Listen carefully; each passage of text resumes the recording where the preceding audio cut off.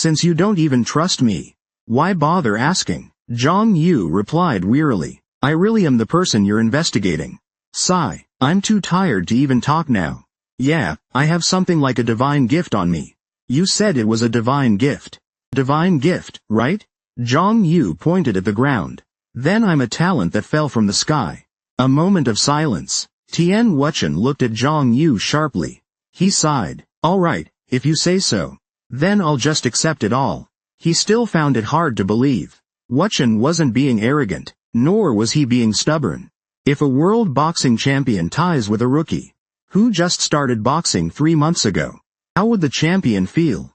There could be many explanations. But the champion definitely wouldn't chalk it up to talent alone. This couldn't be just talent. And it was real. Zhang Yu thought, he didn't become powerful enough to face one of the world's strongest, just by talent. After all, he'd spent many years in hell. But he couldn't exactly say he was a demon lord who lived in hell for 10,000 years. And came back to Earth. No, even if he told the truth, they'd probably just think he was insane. Rather than that, he might as well say it's talent. If they don't believe either explanation, there's no reason to pick the one that makes him sound crazy. Yang Ning. Jin Shixin was speechless. He couldn't believe Zhang Yu was actually a worthy rival to one of the world's top 10, the Sword Emperor, Tian Wuchen. He knew Yang Ning was strong, but he never imagined Zhang Yu could be this strong. Shixin looked at Zhang Yu with eyes full of respect. His heart pounded, realizing that the one he'd chosen to trust and follow, Zhang Yu, was strong enough to challenge the Sword Emperor. He felt much more at ease. I'm heading out. Study well, okay? Zhang Yu said. Yes, brother. Shixin responded loudly. Zhang Yu smiled. He turned around. He noticed Tian Suyan was looking at him. What's with him? That wasn't just a shocked expression. He was trembling all over, with a smile on his face, even stomping his feet non-stop, clenching his fists, as if he couldn't contain his excitement, like someone who just won the lottery. Huff, huff, huff. All right, I really didn't expect that at all. Suyan licked her red lips, blushing, like a huntress spotting her prey. Wu Chen sighed and held his head. Suyan bounced excitedly toward Zhang Yu. She said excitedly, you really surprised me, I think. There must be a reason you're so confident in front of my father. I'm not so dumb as to confuse bravery with arrogance. Hee hee. You're right. Oh. Do you have time? It's my first time in Korea. I hope you can show me around. Sorry. I already have plans. Today, Zhang Yu was scheduled to meet Cha Yenju as usual, to ask about someone knowledgeable in the demon sect. After being rejected, Suyan seemed even happier. Let's talk again sometime then. Oh. Here's my number. If anything happens, well, if you're curious, feel free to call me anytime. She took a card out of her wallet and slipped it into Zhang Yu's chest pocket. Why is she being so forward? When she acted so nice toward her, anyone would notice her intentions. The problem is, they just met recently. Why would she be interested in her? She had a rather odd taste. She couldn't understand why it was her, and not Shixin who received the affection. Zhang Yu pulled out a card from his chest pocket and put it into his wallet. Anyway, she's the daughter of the Sword Emperor. Getting along with her isn't a bad thing.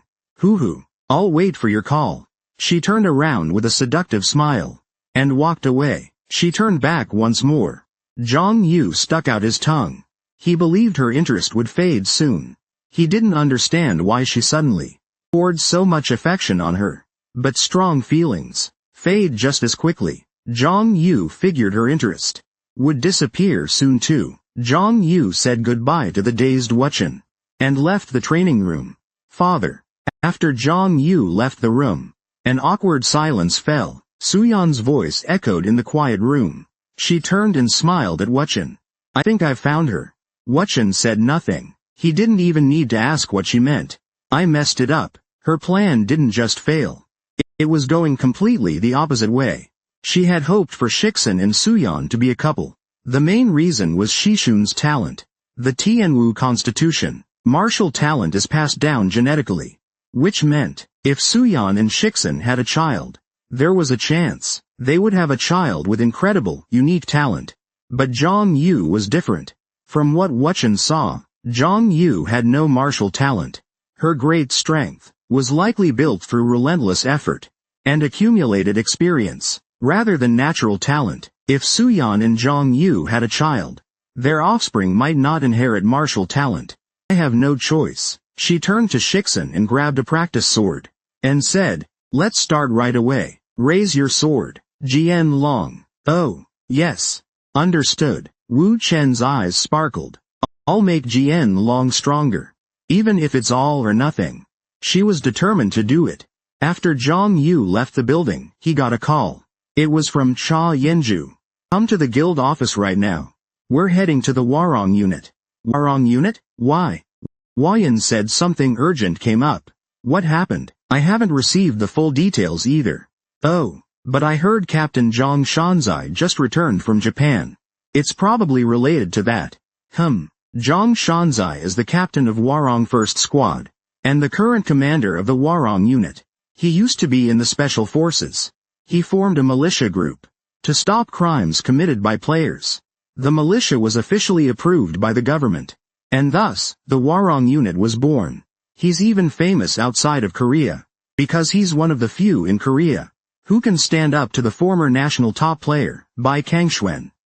"I'll head there right away." Zhang Yu replied briefly, and hung up the phone. After meeting up with Yenju, they immediately drove to Suwon. Upon arriving at Warong headquarters, they saw Bai Huayan waiting outside, and followed him in. Squad 2 Captain Zhu Xianmo and a man Zhang Yu had never seen before were in the captain's office. The man approached and extended his hand. "Nice to meet you. I've heard a lot about you from Huayan." "Hello. My name is Wu Zhangyu. I'm Captain Zhang Haiwenjie of Squad 1. He was a man with a completely expressionless face. He looked to be in his 30s. Although he wasn't tall, he was very muscular. He looked like even if pricked with a needle, he wouldn't bleed. But unlike Zhang Yu's face, his voice was very gentle. "Long time no see." Shanzai, the old man, said, "It's been a while. Seems something big happened in Korea. Sorry I couldn't come to help." "It's okay. Thanks to this guy, the situation is mostly under control. Although we couldn't prevent civilian casualties." Yan Zhu looked sorrowful thinking about the civilians who died in the First World Battle incident. Shanzai sighed heavily. "It wasn't your fault." Who would have thought the demon cult would suddenly become so aggressive? She sounded very upset. Yan Zhu shook her head and asked, "So, what happened?" "I have some intel related to the demon cult," Shanzai replied. Upon hearing demon cult, Yan Zhu's eyes sparkled. Shanzai looked around, then whispered, "There are signs that the Japanese demon cult is preparing for a large-scale demon summoning ritual." "Demon summoning? Like Oria's?" "Yes, but on a much larger scale." "Is Japan's demon cult really that big?" Shanzai nodded. "Japan's demon cult is larger and more powerful than it ever was in Korea. Much stronger." "What?" Niem Chao let out a sigh. There have been countless casualties in Korea alone. She couldn't even imagine how many more would occur if a force larger than Korea took action. How many casualties would that cause? Did the Japanese government request assistance? Hua Nan asked. "Yes. Though the media hasn't announced it. Their situation is very serious." Nyan replied. "But Japan has Vong Ban Long Ma. Do they even need our help?" Vong Ban Long Ma, though ranked lower than Hoang Thien Vo Tran, is still one of the 8 strongest in the world. Moreover, his mythical equipment, Hu Ta Nong Ho, is world-renowned. Besides Vong Ban Long Ma, the overall level of Japanese players isn't that high. This matter is quite serious. We need as many strong fighters as possible to participate. The demon cult incident in Korea has been resolved. This fact likely influenced their decision. The terrorist incident caused by Jiang Hin at Yisu Station has become a starting signal for other branches of the demon cult to take action. Since Korea has completely handled this situation, people's trust in Korea's capabilities has increased. But to think that Japan would ask Korea for help, that's truly unexpected, Niem Chao said with difficulty. Although the world has changed since the day of calamity, The negative historical sentiments between the two countries haven't disappeared. 1. The relationship between Japanese and Korean players isn't good. This only shows how serious the situation is. Nyan said again. I think that's true. Niem Chao nodded with a heavy expression. She sighed. Which demon are they trying to summon this time? The reason they could easily defeat Orias was because Orias suddenly acted strangely. But if they had fought him under normal circumstances, it wouldn't have been an easy battle. But a demon stronger than him? The battle hasn't even started. Tuong Nu fell into deep thought. Demon? Tuong Nu wanted to know. Should he wait for the demons to summon a demon? From Zhang Yu's perspective, it would be better if they succeeded in summoning the demon. Demons were an important source of demonic energy for him. His demonic energy level hadn't increased at all recently. He thought that if he devoured a demon, maybe his demonic energy would go up. Let them summon a demon, then devour it with Corpse Snatcher. That would be best. For now, there was no better way for him to grow than devouring demons. As he kept his mouth shut, Shanzai and Yenju's conversation continued. I already know which demon they're summoning. Shanzai said, Oh, which demon? I heard they're summoning the Succubus Queen. Succubus? Yenju tilted her head in confusion. The kind that drains men's life force? Yes. Her name is Lilith. I heard they're summoning a demon named Lilith. Huh. Typical Japan. So many demons. And they choose such a perverted one? Peeved. A chair was knocked over. The one Zhang Yu had just been sitting on. What's wrong? What happened? Yenju asked. Zhang Yu's face turned pale. She remembered the tentacle forever etched in her memory. Move, she said with a trembling voice. What? We have to stop her. Waiting for the demon to be summoned and then devouring it. Just to increase her stagnant demonic power? Forget it. None of that matters now. We must stop the summoning. Zhang Yu shouted in despair. 1. If you don't know the negative historical sentiment between the two countries, please look it up. Japan's occupation of Korea, just to gain more information. Lilith. When Zhang Yu was in hell, she stood beside the flame demon, one of Zhang Yu's most loyal subordinates. If the flame demon's power rivaled the seventh prince, then Lilith could annihilate the seventh prince's army with illusions and control spells. Illusions and mental manipulation. Lilith surpassed even the all-rounder Zhang Yu in those. She was also brilliant, and the commander of the Demon King's army. And officially, she was Zhang Yu's wife. Damn it. When Zhang Yu appeared in the ninth circle of hell, building power with the flame demon, he was ambushed by the prince Satan. Half his forces were wiped out. The princes were too powerful to kill each other. After losing half his troops, Zhang Yu was pushed to the brink of total defeat. He was saved by Lilith, famed as the most beautiful in hell. The most stunning woman. Just thinking of those tentacles made her curse aloud. Lilith suffered under Prince Asmodeus's twisted proposals. Damn.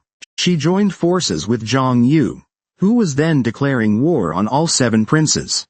To Zhang Yu, Lilith's beauty was beyond belief. She could seduce any demon.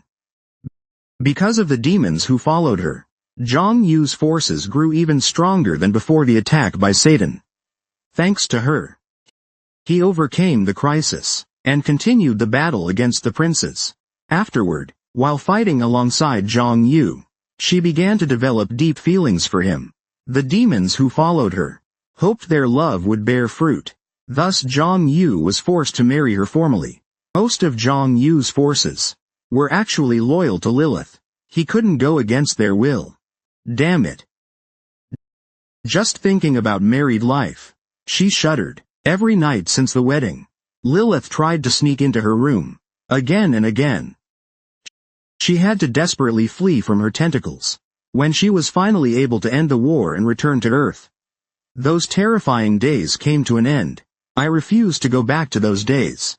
She clenched her fists. No, summoning Lilith now would bring consequences worse than those days. Zhang Yu wasn't strong enough yet to escape from Lilith. Although she was growing faster than anyone else, she still couldn't match demons like Ifrit or Lilith. If Lilith were summoned to Earth, she might end up devoured by her. How could they possibly summon Lilith? Zhang Yu couldn't understand. They had already summoned Aureas from the 7th hell, and Andujas from the 8th. But summoning a demon from the 9th hell wasn't that simple. Lilith was one of the most powerful demons of the 9th hell. She couldn't even be compared to Aureas or Andujas. Had the Gaia system weakened this much? It was a desperate situation. Worse than she had originally imagined. If great demon lords like Lilith started appearing en masse on Earth, humanity's current condition wouldn't be able to handle her. You've got a strong sense of justice. Just like Huayan said, Zhang Haiwenjie smiled with satisfaction. It seemed he misunderstood Zhang Yu's words. Che Yenju looked at Zhang Yu suspiciously, as if asking why he was so desperate. Zhang Yu didn't answer. There were more urgent things than being misunderstood. Please tell us more about Japan's current situation. Zhang Yu asked quietly. Haiwenjie mentioned that Japan's condition was very bad. They had even requested help from Korea. Zhang Yu thought he might glean some clues from her explanation. Phew, please keep this strictly confidential. Haiwenjie sighed. He looked at Yenju, Bai Huayan, the giant scorpion demon, and Zhang Yu. The four nodded. The demon cult has kidnapped Black Flag Lily. Black Flag Lily? It was the first time Zhang Yu had heard that name. But aside from him, the other three, upon hearing the name, turned pale. Black Flag Lily. Old man. Are you serious? Explain yourself. Zhang Yu gently poked Yenju's waist. Yenju looked at her in confusion, biting her lip as if unsure. The Shrine Maiden of Heaven. It's not an exaggeration to call her Japan's current spiritual pillar. Oh, interesting. But why her? Why not Fujimoto Ryoma? There are many reasons. But first, above all, her status is no joke. Her status. Yenju nodded. She's the granddaughter of the emperor. In Japan, the emperor is more of a symbolic figure. He holds almost no real political power. No, actually. In modern times, even his symbolic role is fading. But over the past 5 years, as Japan's situation rapidly deteriorated, the symbolic value of the emperor rose dramatically. On the day of catastrophe 5 years ago, Japan suffered far worse than Korea. One of the main reasons was the sulfur monosulfide rank gate that opened in Hokkaido. The powerful monsters that emerged from that gate nearly destroyed the entire nation. Things only improved after players emerged. Even so, Hokkaido remains a barren danger zone. Amid such a crisis, the Japanese people turned their hopes to the emperor, hoping he could turn things around. And it was the emperor's granddaughter who stepped forward through the Black Flag Lily Society. She prevented the worst from happening. Not only did she seek help from foreign players, she also gave unwavering support to Japanese players. It's no exaggeration to say that without the Black Flag Lily Society, Japan wouldn't be what it is today. Maybe it's because of their identity as the Black Flag Lily Society that things have changed so much. She's a beloved figure among the Japanese. Some even protested for the old emperor to abdicate and have Black Flag Lily take his place. Yenju called her the Pillar of Spirit, which really fits her well. That's why she's called the Maiden of Heaven. Zhang Yu asked. Oh, it's because of her ability. Although she's not a world-class figure, like Fujimoto Ryoma, she's still very powerful. What's her ability? She can summon deities from Japanese mythology into her own body. Zhang Yu narrowed his eyes. Summoning gods into her own body? Yenju continued explaining. I don't know the details, but I think she can only wield a portion of their power. That much is obvious. If she could use their full power, she would be the strongest in the world, not just ranked among the best. I also heard that Fujimoto Ryoma's Eye of Hollow Vision was created using Black Flag Lily's divine channeling power. Zhang Yu murmured, then turned to Haiwenjie. Have they figured out why the Maiden of Heaven was kidnapped? No. Why would they take such a big risk to abduct her? My guess is that it's related to demon summoning. Zhang Yu remained silent. He closed his eyes and thought. There were many possibilities. He had to deduce the demon cult's motives from the information he had. There must be a reason. They wouldn't kidnap her without a cause. Her status is too high. The risk is too great. Maybe they just wanted to use her as a sacrifice? Zhang Yu shook his head. If they only wanted her as a summoning sacrifice, they wouldn't have gone out of their way to abduct her. Someone with divine power. Zhang Yu's focus narrowed in on her ability. If the demon cult had a reason for kidnapping Black Flag Lily, it had to be related to that power. The gods of mythology, Zhang Yu muttered. He felt like he was about to grasp something. At that moment, the names of the 7 princes of hell, Satan, Lucifer, and others, flashed through his mind. Zhang Yu's eyes lit up. So that's it. He finally understood. He recalled a question that had been with him since the moment he arrived in hell. When he first heard about the 7 princes, he was surprised, because their names were almost identical to the demons representing the 7 deadly sins. Lucifer, Satan, Baal, Leviathan, Belphegor, Mammon, Asmodeus. Those were all names he already knew.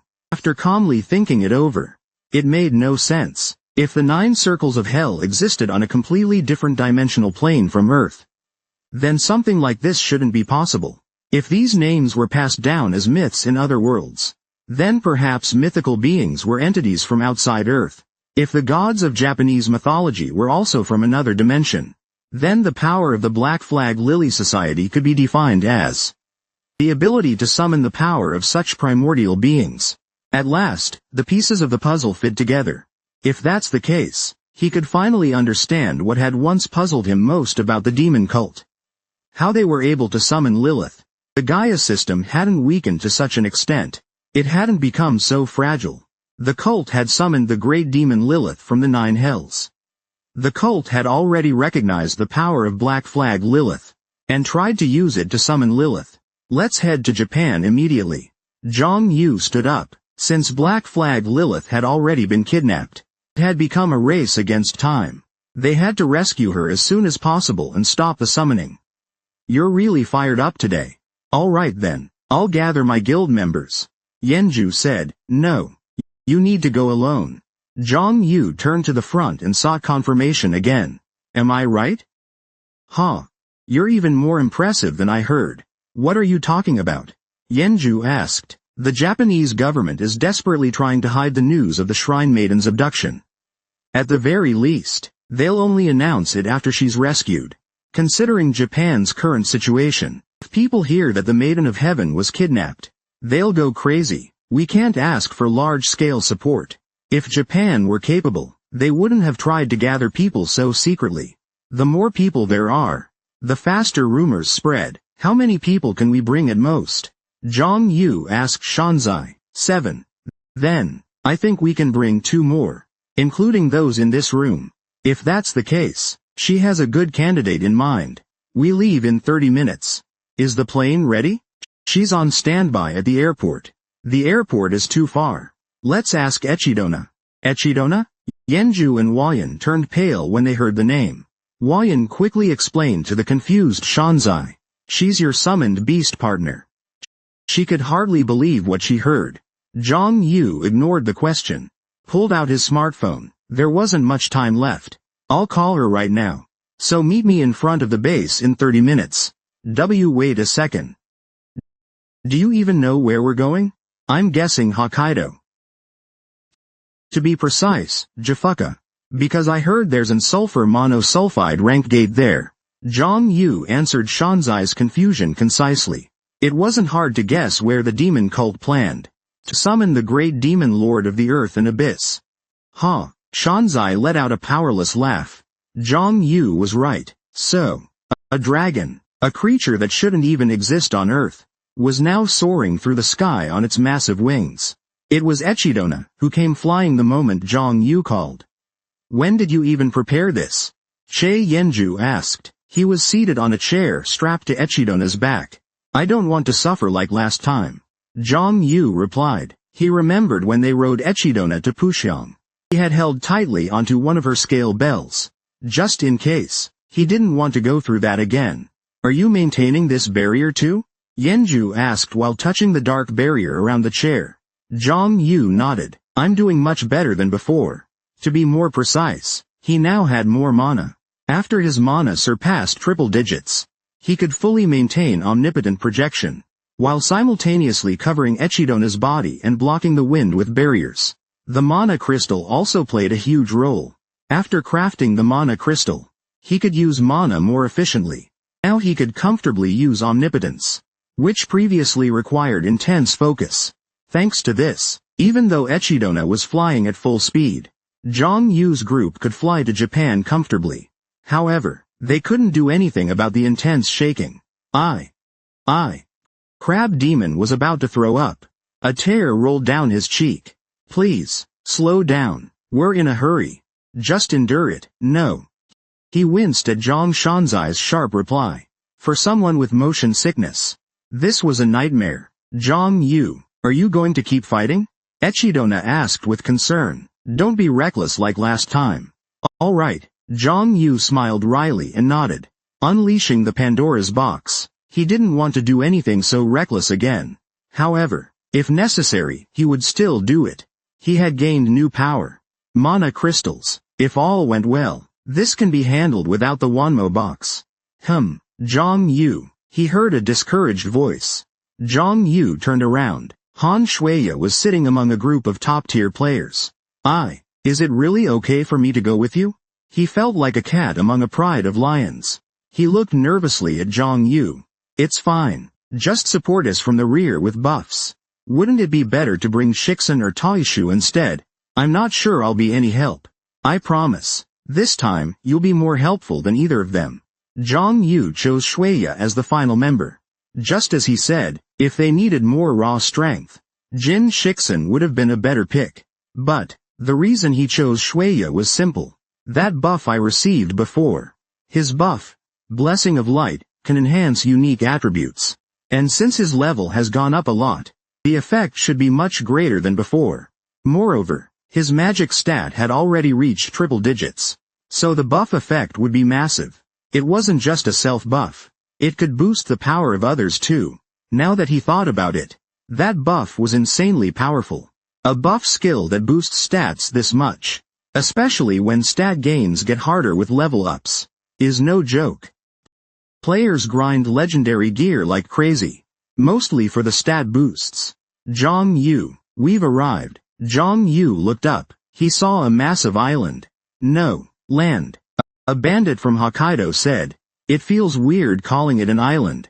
Zhang Yu looked down at the island from high above, saying nothing. Tragic. That was the first word that came to his mind. The appearance of an sulfur monosulfide class gate in Zhuang has been completely destroyed. It's like an urban ruin from an apocalyptic movie. A city that couldn't withstand the monster wave would probably end up like this.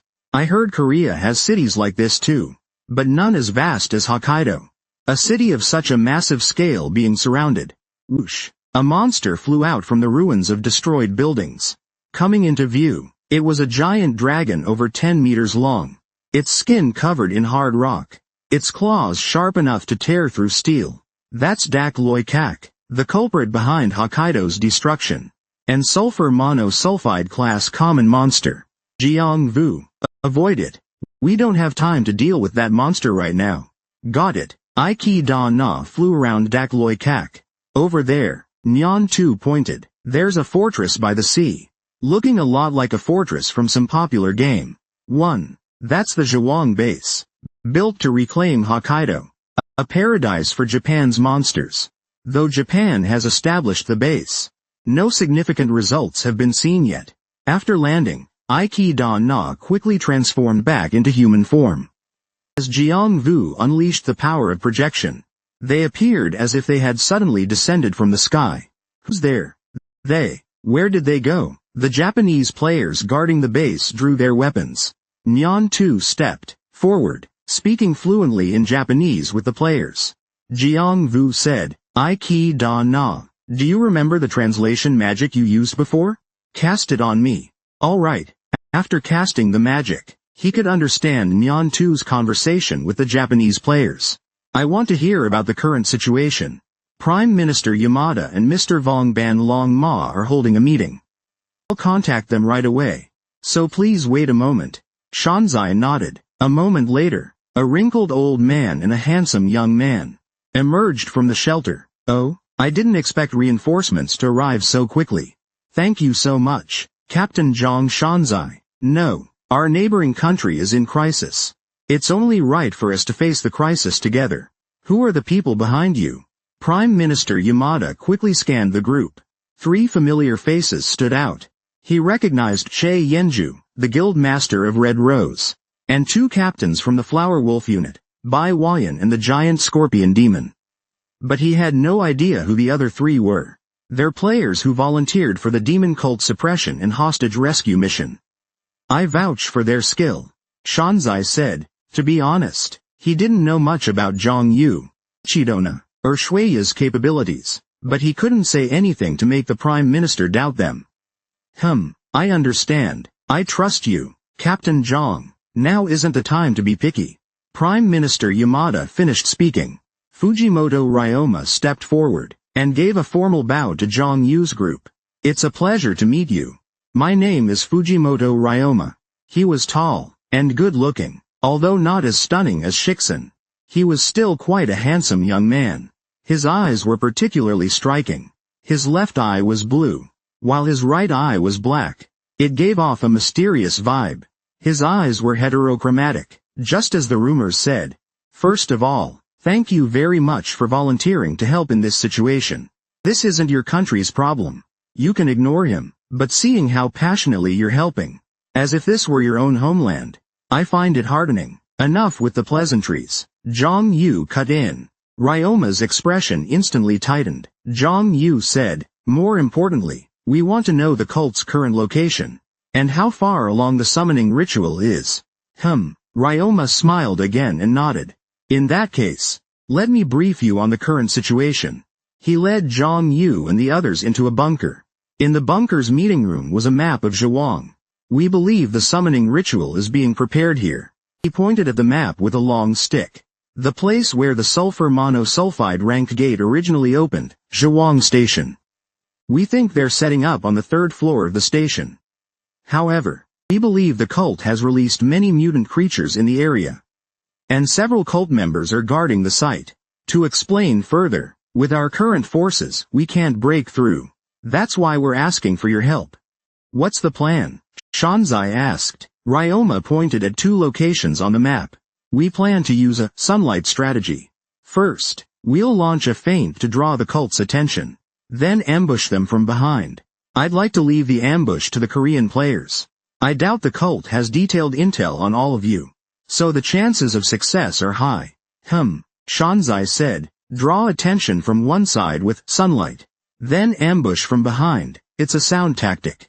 Even throughout history, it has proven effective. That's exactly the problem. The problem is that the plan is too good. It's the kind of thing the enemy would easily anticipate and counter.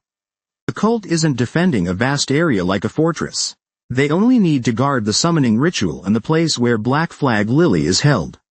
I know what you're thinking, Ryoma said with a smile, and pointed to another part of the map. To be honest, there's another part to the plan. Amid the chaos, someone will sneak into the station and rescue the Maiden of Heaven, the 3rd card of Sunshine. If it works, it's not a bad tactic. No, Sunshine itself is already excellent.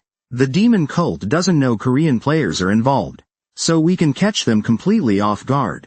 I'll take that role. I think I'm the most suitable for it, because it requires someone to act alone. He carried the presence of a world-class fighter. No, that wasn't true presence. Zhang Yu narrowed his eyes. He could smell Ryoma's ambition. He wanted to be a hero. A world-class figure, one of only 8 in the world. Rescues the kidnapped imperial granddaughter. Zhang Yu could already see the headlines. The media would turn it into a drama. Ryoma probably understood this better than anyone. Well, it doesn't matter. Zhang Yu didn't care whether Ryoma wanted to be a hero. What mattered was, Ryoma's strategy was solid. If it succeeded, Zhang Yu could stop Lilith's summoning. That being the case, let's begin. Zhang Yu stood up. 1. It referred to a bunker in * Starcraft. Sapporo Station North Gate. Zhang Yu's group hid in the ruins. They were so quiet you couldn't even hear breathing. They scanned the surroundings with sharp eyes. Huff, huff. Turns out Ryoma wasn't lying. The area around Sapporo Station was swarming with beasts. Zhang Yu's group still hadn't seen any demon cult members.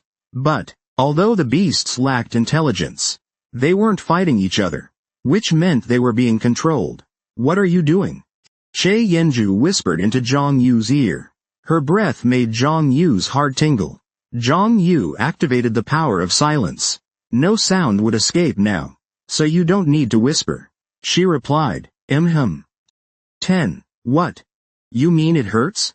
It hurts for me too. Chen Zhu shouted, face blushing. Zhang Yu let out a cold chuckle, then turned to Zhang Shanzai. Once we get the signal, we launch a frontal assault. Are you in? Yeah, our goal is to create chaos. So this seems like the best move. Shanzai thought for a moment, then nodded in agreement. There's risk, but we can't deny it's the most effective approach. Shueya, the signal is here. Everyone, buff up, then follow behind us. Don't worry about overhealing. Just focus on buffing us. Got it. Zhang Yu, Chen Zhu and Echidona, you're in charge of long-range support and protecting Shueya. The rest of us will charge the enemy. Oh, Captain Zhang, what weapon do you use? I use a yellow blade. Then you must be a melee warrior. You can charge with us. Zhang Yu immediately outlined the plan to them. Meanwhile, the dethroned captain, Xian, watched Zhang Yu curiously, and thought, I heard she was impressive. But, the most impressive thing I'd heard about Wu Zhangyu was that she once defeated Yenju in a training match, and that left a deep impression. She had also heard that Zhang Yu was the mastermind behind the hunt for Orkero, and the one who resolved the Isu War incident.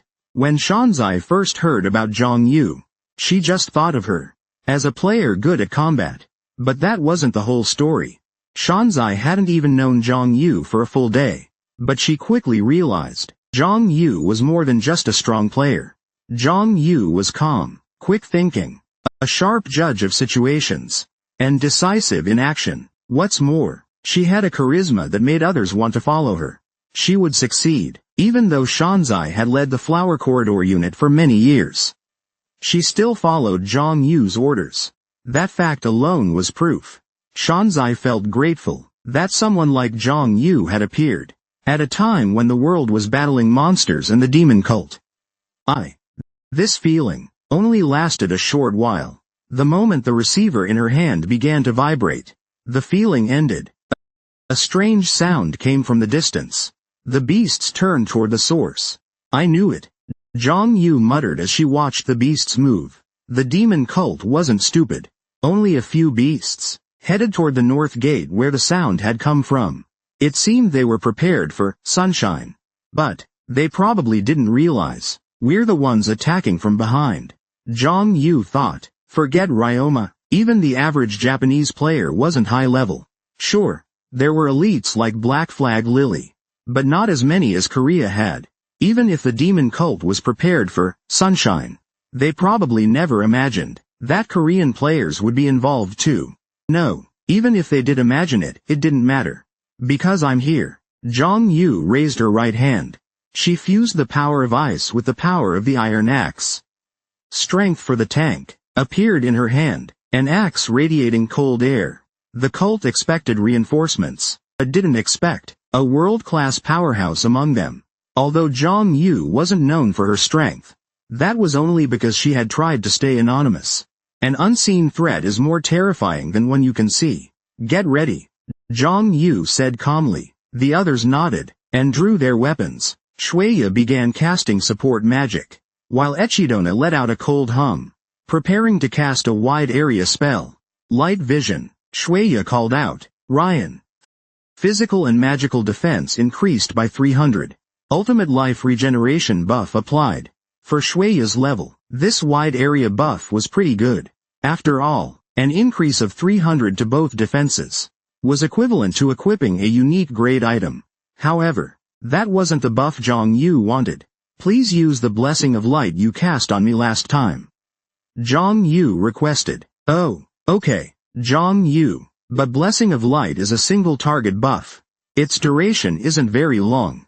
Shueya replied. That's fine, Zhang Yu thought. Buffs that increase absolute attribute values don't usually last long. Shueya began casting the new spell. Her hands wrapped in radiant light. Blessing of light. Ryan. You have received Blessing of Light. Physical and magical defense increased by 300. Magic weapon level +3. I knew it. The buff is way better than before. Zhang Yu thought to herself. Her magic weapon stat had increased to 106.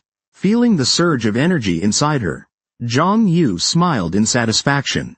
Her stats were low. A 3-point increase wouldn't mean much, but with her world-class attributes, even a small absolute boost brought tremendous advantages. Begin. Zhang Yu ordered. Dark Swarm. Echidona's crisp voice rang out. Black smoke spread everywhere, melting the beast's skin on contact. A horrible stench filled the air. Crack.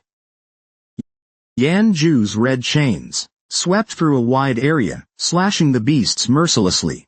Zhang Yu stood up and stomped forward. She leapt into the air and swung Leviathan, unleashing a terrifying blast of freezing energy, frozen by the power.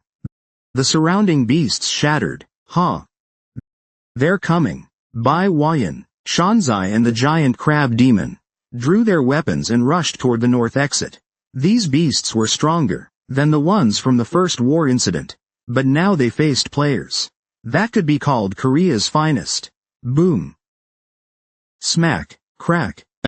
A nearly 3-meter-tall beast let out a painful roar. It was a golem. One of the beasts that dwelled in the second circle of hell with Bros. From the first to the third circle of hell, various beast guardians guarded the exits. Zhang Yu didn't understand how the cult had summoned and controlled them, but ever since she saw Baek Kanghyun fuse with a demon, she knew the cult was summoning and taking control of them. And that was clear as day. In terms of controlling hellish creatures, she knew even more than her. And this scene, regardless of whether these beasts were summoned from hell, or created by implanting demon essence into monsters, or even formed through contact with demonic energy, it didn't matter. Zhang Yu had only one thing to do. He had no energy to deal with anything else. Kick. A beast resembling a zombie or mummy, infected by bone spirits, came charging at him. Zhang Yu hurled Leviathan. The spinning axe emitted a freezing aura, crashing into the beast's skull. Zhang Yu raised both hands and cast Hellfire Omnipotence. He lowered his hands. Hellfire spread out in a fan shape. Zhang Yu concentrated Fission Omnipotence into his fist. Demonic energy shaped like a scorpion covered his fist. A demon elephant charged at him. He punched forward. One punch blasted a huge hole in the elephant's chest. The demon elephant collapsed with a crash. Flash. Ah. Wah. What the? Xuanwu screamed. Hot air brushed across his cheek. He turned his head to see a 3-headed dog glaring at him. It was a hellhound, a demon dwelling in the third hell. However, this hellhound was inside hell. Inside hell, a demon that dwelled in the third hell. However, its strength rivaled even demons of the fifth hell. Or perhaps greater. They even controlled a hellhound. Zhang Yu thought, this was the demon he originally wanted to summon. Of course, since he summoned Ekadna instead, the hellhound now just looked like a 3-headed mongrel. Harp was now holding off the hellhound, not even needing Huayan or Shanmu to step in. The hellhound was a powerful demon, but it wasn't this powerful before, and now, it's one of the strongest rankers. So, who? The problem is, there isn't just one Cerberus. There are 3. Huayan and Yenju each had to deal with one. This slightly slowed their momentum. Maintain formation. Zhang Yu shouted. Zhang Yu, Shueya exclaimed. After giving the command, Zhang Yu charged alone toward the exit. Clearing slowly would be safer if he played with the beasts before heading out. But time was running out. Why is that guy Fujimoto taking so long to return? Zhang Yu looked around suspiciously. His team had already created enough chaos and confusion. They had killed most of the beasts guarding the north exit. The interfering units were retreating to regroup. Boom. At that moment, a strong gust of wind blew past him. The wind was so powerful. It felt like a typhoon. Fujimoto. Zhang Yu had heard that Ryoma, when using the left void eye, mainly used wind magic. Ryoma was likely the one who caused this sudden typhoon. If that were the case, Zhang Yu would move to join Ryoma. but a horde of annoying beasts charged at him. After defeating them, Zhang Yu saw the stairs going up. It should be on the top floor. The building he was in wasn't very tall. The top was maybe 3 or 4 stories up. If it was only that high, he could just jump up. No need to use the heaven's omnipotence. Zhang Yu began charging up his legs. Huh? At that moment, he felt something was off. A sense of foreboding, like seeing a cog in a machine.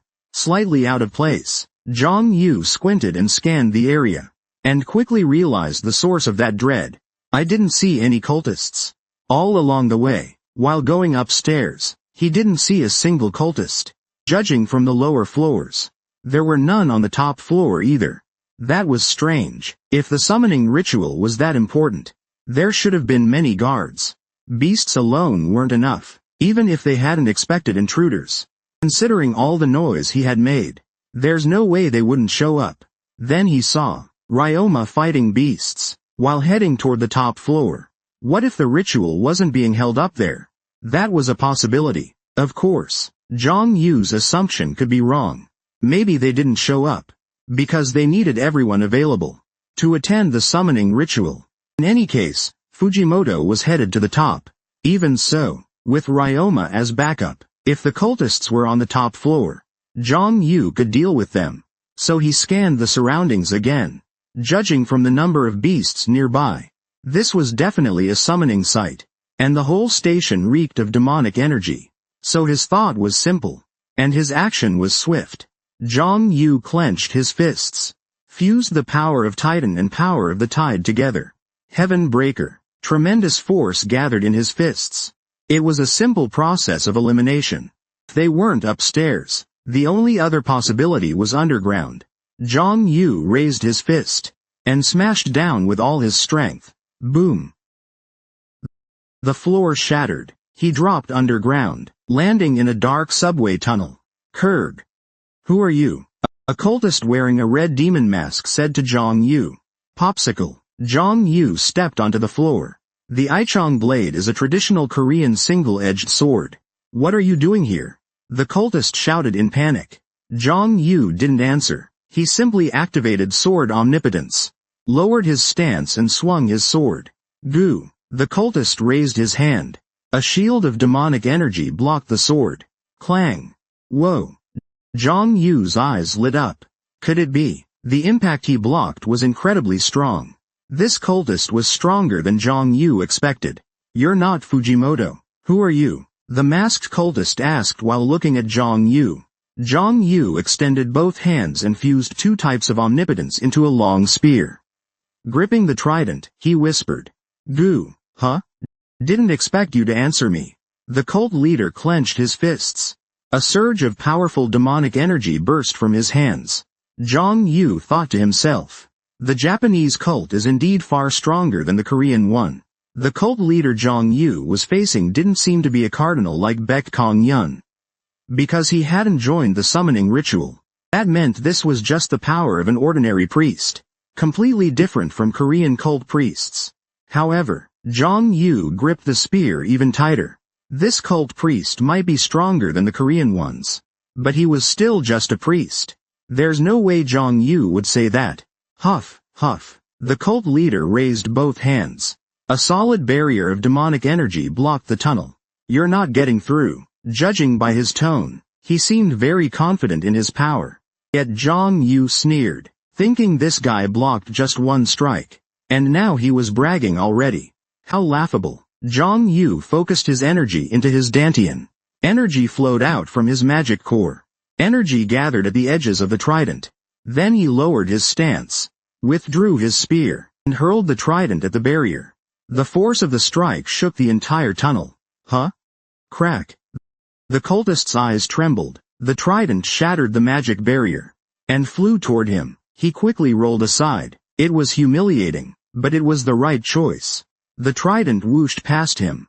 With a thunderous crash. Huh? The cultist's face turned pale, and he stumbled back. Zhang Yu walked up to him, and tore off the cultist's mask, revealing the face of a chubby young man, in his 20s. Where is the ritual being held? Zhang Yu asked. Hey, what are you? Crack. Ah, I won't ask you again. Zhang Yu said. The young man's eyes filled with fear. He bit his lip, clutching his fingers bent at strange angles. I will never tell you. It was a declaration of firm belief. He showed unwavering conviction, willing to give his life for his lord. What the hell is going on? Zhang Yu wondered. He was shocked. He had never seen a demon cultist so loyal to their faith.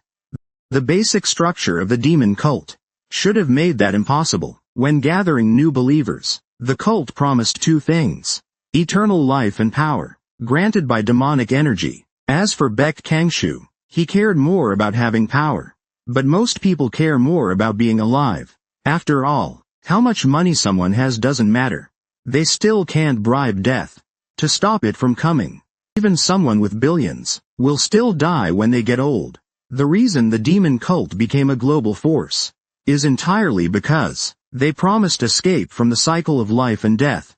Regardless of country, race or beliefs, most people yearn for life, ideals, faith. None of that matters compared to the immortality the demon cult offers. All those things become meaningless. Of course, the demon cult's plan has its flaws. Cultists aren't satisfied with going to heaven after death. That's the bait of other false religions, to attract followers. Therefore, the demon cult's follower loyalty is relatively low in comparison.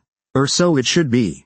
I choose death, declared the demon cultist. He bit his tongue and severed an artery inside. Blood sprayed out violently. To Zhang Yu's surprise, he committed suicide by biting his tongue. This wasn't something a person with ordinary conviction could do. What kind of insane loyalty was this? Zhang Yu chuckled in disbelief. He started to doubt whether this guy was really part of the same cult. Damn it. Zhang Yu tossed the body aside and used observer authority to search for the ritual site. However, the tunnel was filled with demonic energy. It was hard to find anything underground. It was like searching for a tree in a forest. Since he had no choice but to run around, that's what he did. Who's there? Stop him. Zhang Yu kept crashing into the cultists. A fierce battle broke out. Though their power wasn't enough to threaten him, they were still able to slow him down. He began to grow irritated by the meaningless fight. Aiya, ah. Zhang Yu let out a cry. As he passed through the underground tunnel, he heard some yelling. Then Zhang Yu walked toward the source of the sound. Found them. He saw a small altar. A beautiful woman with long black hair was lying on the altar. A stream of blue light flowed from his body into the rift. That woman was the celestial priestess. Black Flag Lily. Zhang Yu recreated a boundary altar. He stepped into the altar. There, he saw a group of demon cultists and the leader of the summoning ritual. He had seen this kind of summoning ritual countless times before. What? Zhang Yu said, eyes wide. It was a summoning ritual. But something was different. These people were not like the cultists he had seen before. Let's go, guys, just a bit farther. He's almost summoned. Yeah. No wonder he's the cardinal we trust and follow. Archbishop Akiyama, stay strong. We'll give it everything we've got. They were crazed with excitement. It was hard to imagine these were beings empowered by magic. Evil creatures who worship demons. Rather than a summoning ritual. It felt more like a sports club's team dinner. The man known as Archbishop Akiyama clenched his fists, and magic power flowed out from his body, causing the rift to grow wider. Let's move. Our target is the succubus queen, Lilith. At Akiyama's call, the cultists roared with excitement. Aiya, finally. Our long-cherished wish. Now that I die, I'll have no regrets. My lord. Chaos is the best word to describe this situation. Zhang Yu looked at them with a puzzled expression. What's wrong with these people? It felt like he was back in hell. He didn't understand what was happening. Zhang Yu was completely shaken by the unexpected turn of events. No, the real surprise was that he hadn't expected this. Everything was far too unexpected. He was disappointed by what he had hoped for. The rift writhed, growing larger and larger. The blue light flowing from Black Flag Hyakuriki merged with the rift. Akiyama raised his hand and shouted, "The time has finally come to welcome our true god. Oh, we no longer need Tomomi or any life beyond the screen." From this moment on, our faith shall transcend dimensional limits. Ah, my lord, we will follow you to the very end," followed by a passionate speech. At that moment, "Ah, what? My lord, there's an intruder." They had finally noticed Zhang Yu's presence. The cultists stood up, and drew their weapons. Zhang Yu raised a hand to stop them. "No. Finish what you were doing first. Give me a moment to think," Zhang Yu said urgently. He needed time to sort out his thoughts. He wondered if he was dreaming. Zhang Yu rubbed his eyes. But the scene in front of him hadn't changed. These guys were cultists. They were just as evil as the ones he'd encountered before. Greed. These cultists are different from the crazed ones. Well, I suppose you could say. They are also evil in their own way. Greedy and mad. However, this is different. There's a key distinction. Huh? I thought the intruder was Tengbin. What a surprise. Archbishop Akiyama said, taking a step forward. He raised his red leather whip. I prepared this for him. But, I guess I have no choice now. What do you mean, you prepared it for him? Zhang Yu asked. Of course. Wait, no. I don't want to hear it.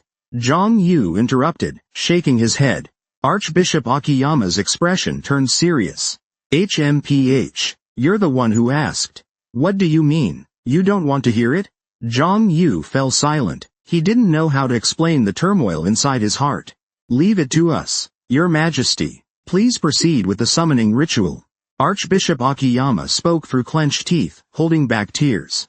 He shook his head and stepped forward. No, in a situation like this, I can't just sit back and wait to die. Love always flourishes under pressure and in crisis. It will only make him burn brighter. Oh no, Your Majesty, there's a strange camaraderie between men. Zhang Yu held his forehead. He felt like he was going insane. Don't tell me. Don't tell me the reason. You summoned the succubus queen was. Seriously, don't tell me. He couldn't even say it properly. He didn't want to believe his own guess was true. To the point that he, don't tell me, repeated it 3 times. The reason we tried to summon him. Isn't it obvious? Secretary Bishop Akiyama shouted from the depths of his soul. You think Why do you think we joined the cult? I don't know. I really don't know. What the hell are you people even doing? Obviously, to summon us. To present the queen to the modern world. What's so obvious about that? You idiot. Zeze. This is why you can't reason with someone who doesn't understand hope and dreams. Akiyama swung his whip. Snap. The whip cracked against the ground. His eyes were burning as he continued. Every man dreams of having a succubus. Isn't that the ideal every man longs for? Zhang Yu didn't want to believe it. But it came straight from Akiyama's mouth. He couldn't believe Japan had so many cultists. Just because they were trying to summon Lilith. One of the many demons from hell. What they wanted was Lilith. Zhang Yu would have preferred to hear they were chasing immortality or Lily. If that were the case, he wouldn't feel so uneasy. Every man dreams of having a succubus. Zhang Yu trembled as he spoke. He was shocked, furious, outraged. A succubus. Zhang Yu used to have high hopes for succubi too. He was tired of a life surrounded by terrifying demons in hell. He often wanted to meet a succubus. Yes. That is our faith, you bastards. Do you only think with what's between your legs? Zhang Yu asked with a trembling voice. Memories and all the past traumas flooded back into his mind. The first time he saw Lilith, he was in utter despair. She was nothing like he had imagined. Even Yama was prettier than her. Tentacles. Zhang Yu recalled those terrifying writhing tentacles. And the 18 eyes staring at him. Don't underestimate hell, Zhang Yu said. The tip of his trident twisted and transformed into Gai Bulb. It was the result of merging 3 different authorities. It radiated an ominous aura. Zhang Yu said, there is no hope or dreams there. 1. He told me, it's a cultural content site primarily used in Asian countries. Not sure if Western countries do the same. Chapter 106. There is no hope or dreams in hell. 1. Why are you here? The cultist cried out in panic. Zhang Yu didn't respond. He simply activated the authority of the sword. Lowered his stance and swung the blade. As he did, the cultist raised his hand. A magical banner barrier blocked the sword. Whoa. Zhang Yu's eyes sparkled. He murmured. The impact it absorbed was quite strong. These cultists were stronger than he had expected. You're not Tengbin. Who are you? The masked cultist stared at Zhang Yu and asked. Zhang Yu raised both hands, merging two types of authority. They transformed into a long spear as he gripped the trident. He whispered, "Move, wait, didn't expect you to answer me." The cult leader clenched his fist. A surge of powerful demonic energy burst from it. Zhang Yu thought to himself, the Japanese cult is far stronger than the Korean one. The cult leader Zhang Yu faced now didn't seem to be a bishop like Baek Kanghyun, because he didn't take part in the summoning ritual, which meant this was just the power of an ordinary priest, completely different from the priests of Korean cults. But Zhang Yu gripped the spear tighter. This cult priest might be stronger than the Korean ones, but he was still just a priest. Zhang Yu couldn't say. Huff huff. The cult leader raised both hands. A barrier of demonic energy blocked off the tunnel. You can't get through. From his voice, he seemed very confident in his power. Yet Zhang Yu let out a cold laugh, thinking this guy blocked one strike, and got that full of himself. How laughable. Zhang Yu focused his core. Energy flowed from the magic crystal, gathering at the edge of the trident. He lowered his stance and retracted the spear, then charged forward and hurled the trident at the barrier. The impact shook the entire tunnel. Huh? Crack. The cultist's eyes twitched. The trident pierced through the demonic barrier, flying right at him. He quickly rolled to the side. It was embarrassing, but the right choice. The trident flew past him. With a thunderous crash, Ji-ga, the cultist's face turned pale. He took a few steps back. Zhang Yu stepped up to him and tore off the cultist's mask, revealing a pudgy young face, barely in his 20s. Where is the ritual being held?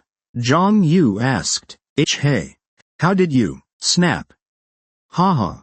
I won't ask you again. Zhang Yu said. The young man looked terrified. He bit his lip, clutching his fingers twisted at odd angles. I'll never tell you. It was a resolute vow. He showed unwavering determination. He was willing to give his life for his master. What's going on here? Zhang Yu wondered. He was surprised. He had never seen a demon cultist so loyal to their cult. The fundamental structure of demon cults should make that impossible. When recruiting new believers, they promise two things: eternal life and power through demonic energy. In Baek Kanghyun's case, he cared more about power, but most people cared more about life itself. After all, no matter how much money someone has, they still can't bribe death to leave them alone. Even a billionaire would die of old age one day. The demon cult became a global power because they promised freedom from the cycle of life and death, regardless of nation, race, or values. Most people long for more life, ideals, faith. None of that matters, not in the face of the immortality offered by the demon cult. All of it becomes meaningless. Of course, the demon cult's doctrine had flaws too. Cultists weren't content with merely going to heaven after death. That was the bait used by other false religions. As a result, loyalty to the demon cult was generally very low in comparison. Or at least, it should be. I choose death, the cultist declared. He bit down on his tongue and severed an artery. Blood gushed out, shockingly. He had committed suicide by biting his tongue. This wasn't something a person with average faith could have done. What kind of insane loyalty was this? Zhang Yu chuckled in disbelief.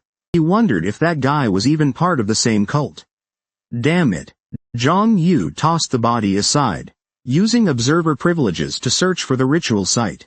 However, the tunnel was filled with demonic energy, making it hard to pinpoint the location, like searching for a tree in a forest. Since running around was his only option, he did just that. Who's there? Stop him. Zhang Yu kept running into cultists. Fierce battles broke out. Though they weren't strong enough to threaten him, they still slowed him down. He began to grow annoyed at the pointless fights. Zhang Yu let out a shout. He heard shouting echo through the underground tunnels, and followed the direction of the voices. Found them. He spotted a small altar. A beautiful woman with long black hair lay upon it.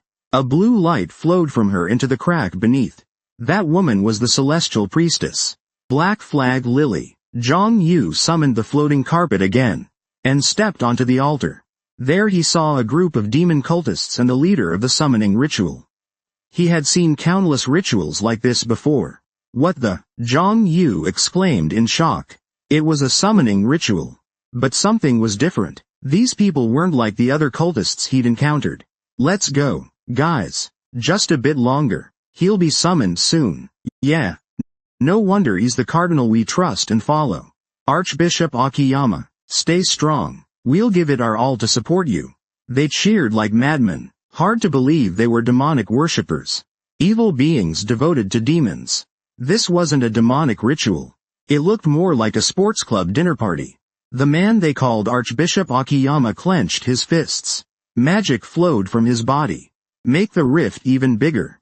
Let's move out. Our target is the succubus queen, Lilith. At Akiyama's shout, the cultists cheered in excitement. Ah, finally, our long-held wish. Even if I die now, I won't regret it, my lord. Chaos was the only word that could describe the situation. Zhang Yu looked at them with a confused gaze. What the hell is wrong with these people? It was like being back in hell. He didn't understand what was happening. Zhang Yu was thrown into chaos by this unexpected turn of events. No, what's strange is that he didn't expect this. Things had taken a completely wild turn. He was disappointed in what he had expected. The rift wriggled and grew larger and larger. The blue light flowing from Black Flag Lily merged with the rift. Akiyama raised his hand, and shouted, "The time has finally come to welcome our true god. Oh, we no longer need beauty. We no longer need lives outside of the screen. From this moment on, our faith shall transcend the dimensional barrier. Oh, my lord, we will follow you to the very end." What followed was an impassioned speech. But right then, what is it, my lord? We have an intruder. They had finally noticed Zhang Yu's presence. The cultists stood up, drawing their weapons. Zhang Yu raised a hand to stop them. No, finish what you were doing first. Give me a moment to think. Zhang Yu said urgently. He needed time to collect his thoughts. He wondered if he was dreaming. Jiang Vu rubbed his eyes. The scene before him didn't change. These guys are demon cultists. These people are different from the evil, greedy, and insane demon cultists he had encountered before. Well, you could say, they're also evil, greedy, and insane in some way. However, there's a key difference. This is different, with a crucial distinction. I thought the intruder was Vong Ban. This is too unexpected. Tu Sun Tu Ki Chu Gao said. He stepped forward, raising a red whip. This was prepared for him. But I suppose I have no choice. What do you mean, prepared for him? Jiang Vu asked. Of course. Wait, no. I don't want to hear it. Jiang Vu shook his head, interrupting. Tu Sun Tu Ki Chu Gao's expression turned serious. HMPH. You asked. What do you mean? You don't want to hear it? Jiang Vu fell silent. He didn't know how to explain the complex emotions in his heart. Leave it to us, Your Holiness. Please continue the summoning ritual. Tu Sun Tu Ki Chu Gao, holding back tears, said with difficulty. He shook his head and stepped forward. No. In this situation, I can't just sit idly by. Love always thrives in oppression and crisis. Will this make it burn even brighter? Oh no, Your Holiness. There's a strange camaraderie among men. Jiang Vu covered his forehead. He felt like he was going insane. You, don't tell me. The reason you summoned the succubus queen is... Don't tell me. Seriously, don't tell me. He couldn't bring himself to say it. He really didn't want to believe his suspicion was true. To the point where he... Don't tell me. Said it 3 times. The reason we tried to summon her? Isn't it obvious? Archbishop Akiyama shouted from the depths of his soul. What do you think What do you think we joined the cult for? I don't know. I really don't know. What the hell are you people doing? Obviously, to summon the queen we should offer to this modern world. What part of this is obvious? You idiot. TCH. This is why it's impossible to reason with someone who doesn't understand hope and dreams. Akiyama swung his whip. Crack. The whip struck the ground. With a fiery gaze, he continued.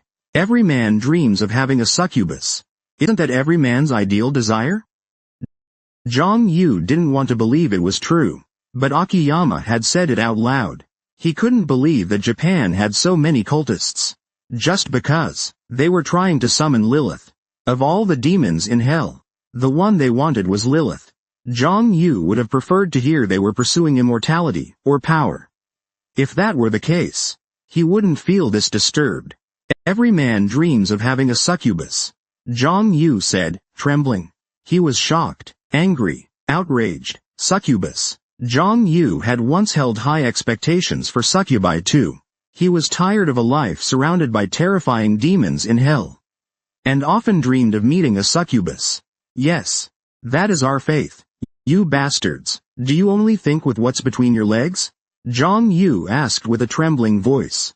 Memories and trauma from the past surged back into his mind. He had fallen into despair the first time he saw Lilith.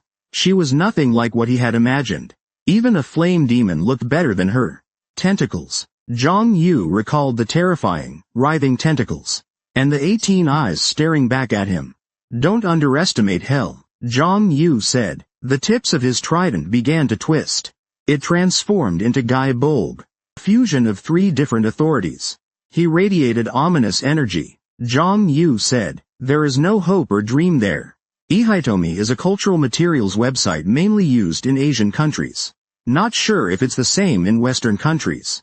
TCH. I knew you wouldn't be able to convince me, said Archbishop Akiyama. That's the last thing I wanted to hear. Zhang Yu responded. He spread the energy of the magic crystal throughout his body. Demonic energy gathered at the tip of Gai Bulb. Wrath of the Sea Witch.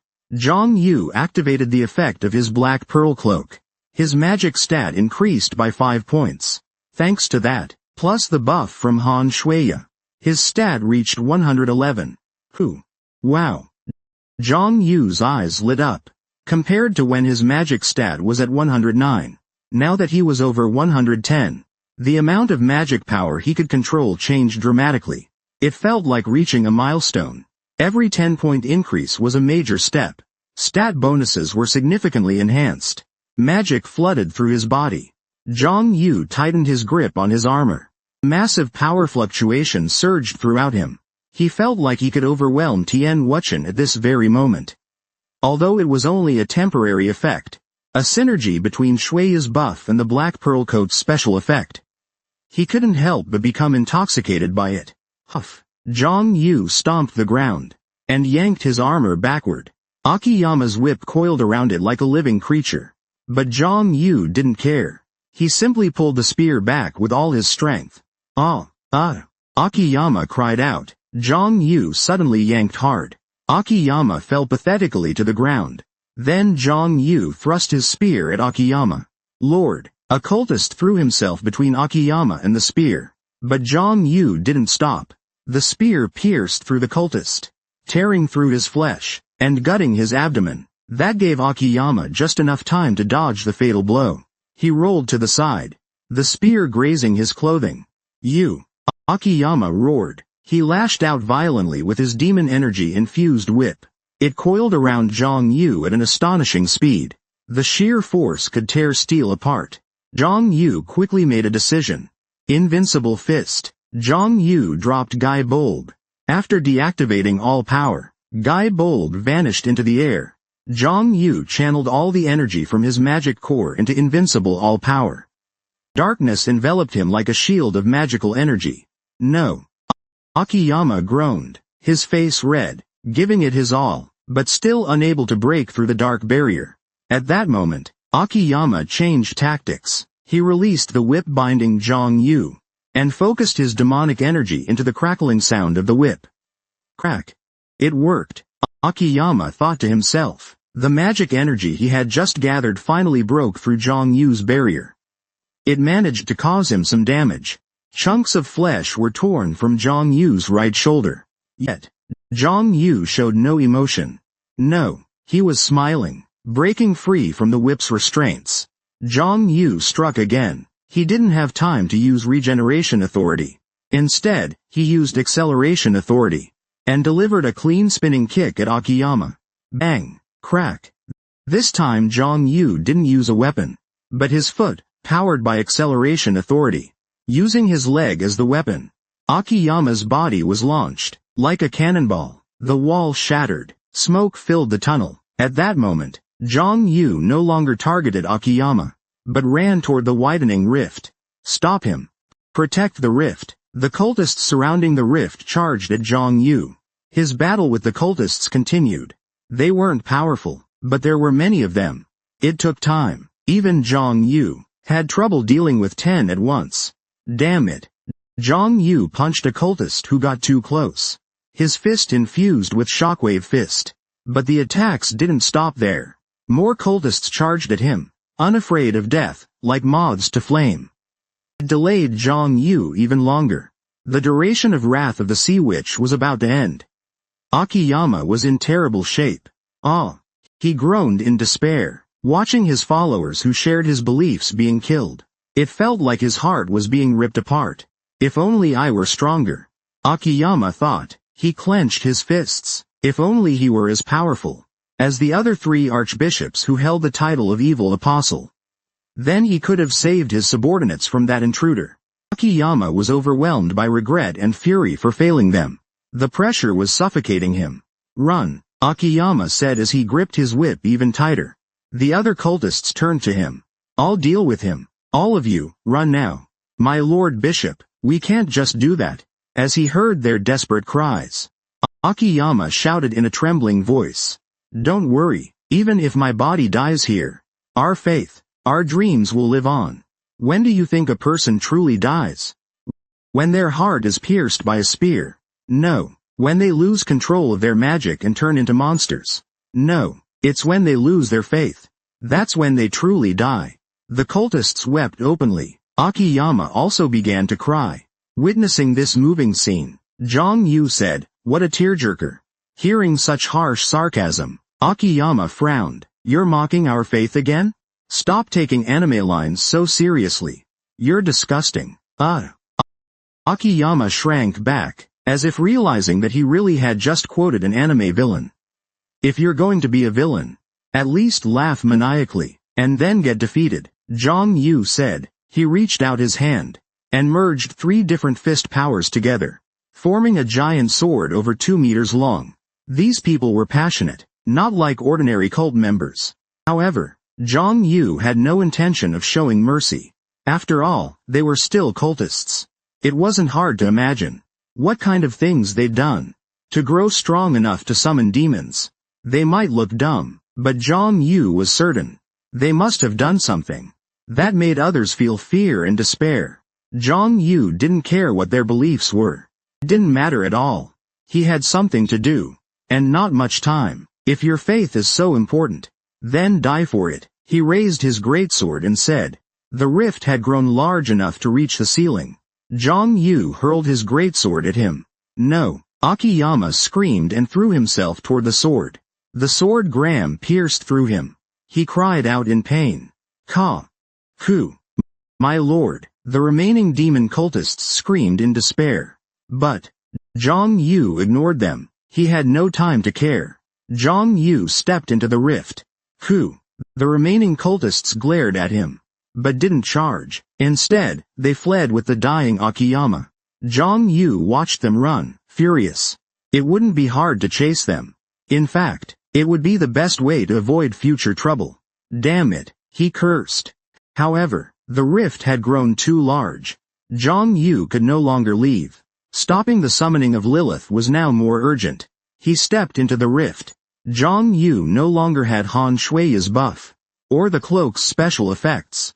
Wrath of the Sea Witch.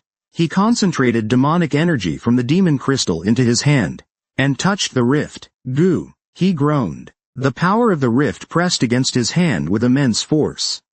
If only he knew more about demon summoning, he could have closed the rift more effectively. Even so, he had no other choice now. The only option was to forcibly shut it. It was a foolish method, but effective. The rift began to shrink. Good. He started to hope he could close it completely. And then, SSSZZ. SSSZZ. Tentacles slithered out from the rift. They were tentacles Zhang Yu recognized. His face turned pale. No, the tentacles wrapped around Zhang Yu. Their suction cups clinging to his skin. As if tasting it. Damn. The tentacles trembled in delight. Seeing them quiver after tasting his skin. Zhang Yu didn't need to guess whose they were.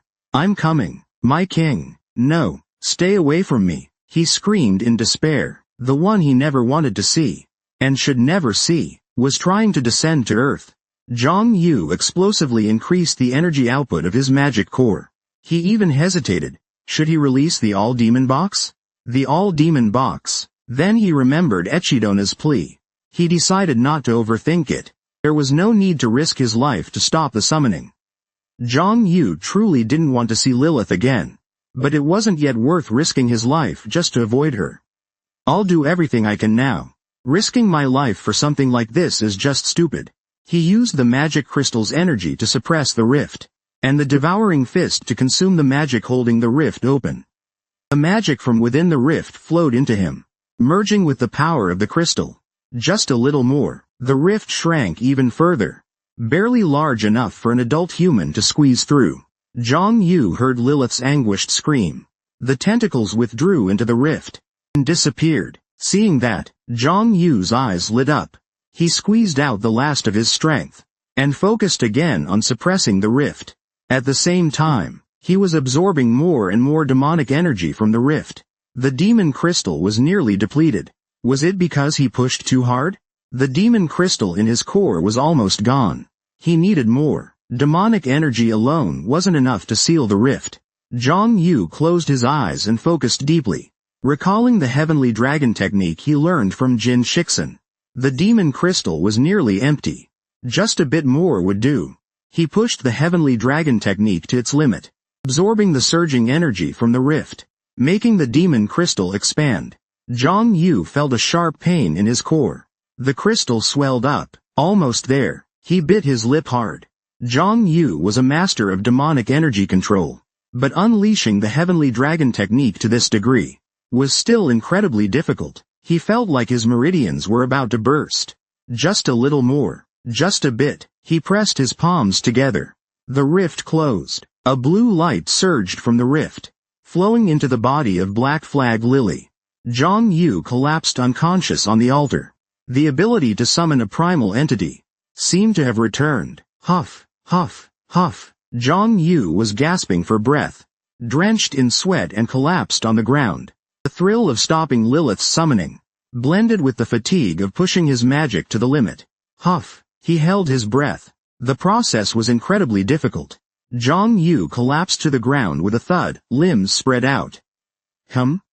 At that moment, he heard a familiar chime. He slowly opened his eyes. An information window popped up before him. The mana crystal has reached the required size to realize the ultimate form. You have fulfilled all 3 conditions to realize the ultimate form. Commencing body modification. Chapter 107. There is no hope or dreams in hell. Part 2. I knew I wouldn't be able to convince you, said Archbishop Akiyama. That's exactly what I didn't want to hear, Zhang Yu replied. He spread the energy of the magic mirror throughout his body. Magical energy concentrated at the head of Gai Bulg, Wrath of the Sea Witch. Zhang Yu activated the effect of the Black Pearl Coat. His magic stat increased by 5 points. Thanks to that, and with the buff from Han Shuya, his stats reached 111. Phew. Whoa. Zhang Yu's eyes lit up. Compared to when his magic stat was at 109. Now that it surpassed 110, the amount of magic he could wield drastically changed. It felt like hitting a milestone. Every 10-point increase in stats was a new milestone. Stat effects significantly improved each time. Magic surged through his entire body. Zhang Yu gripped his armor even tighter. Massive energy fluctuations coursed through him. At that moment, he felt he could overpower Tian Wuchen, even though it was just a temporary boost. Stacked from Shui's buff and the Black Pearl Coat's special effect, he couldn't help but revel in it. Who? Zhang Yu stomped the ground and forcefully yanked out the armor. Akiyama's whip coiled around it like it was alive. But Zhang Yu didn't care. He simply pulled the spear back with all his might. Ah! Akiyama screamed. Zhang Yu gave a sudden pull, and Akiyama pitifully fell to the ground. Then Zhang Yu thrust his spear toward Chushan. Da ran. A cultist stepped between Chushan and the spear, but Zhang Yu didn't back down. The spear pierced straight through the cultist. It tore through his skin, and pierced his bones. Gave Chushan just enough time to avoid a fatal blow. He rolled to the side. The spear grazed his clothes. You! Chushan roared. He lashed out fiercely with a whip enveloped in demonic energy. It wrapped around Zhang Yu at incredible speed. The power was enough to tear steel apart. Zhang Yu quickly made a decision. Invincible fist. Zhang Yu dropped Gai Bulb. Zhang Yu dropped Gai Bulb. After releasing Omni Power, Gai Bulb vanished into the air. Zhang Yu infused all his magic energy into the invincible Omni Power. Darkness surrounded him like a magical energy barrier. Chushan groaned. His face flushed as he gave it his all. But he still couldn't break through the dark barrier. Then Chushan changed tactics. He released the whip that bound Zhang Yu. He focused his magic into the crackling of the whip. Crack. It worked. Chushan exclaimed internally. The magic he had just focused finally broke through Zhang Yu's magic barrier. Chushan couldn't help but strike. Chunks of flesh were torn from Zhang Yu's right shoulder. However, Zhang Yu showed no expression. No.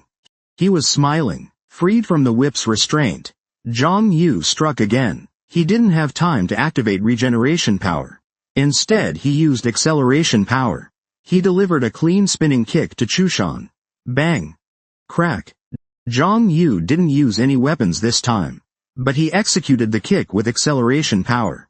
His leg carried fierce force. Akiyama's body was blasted backwards.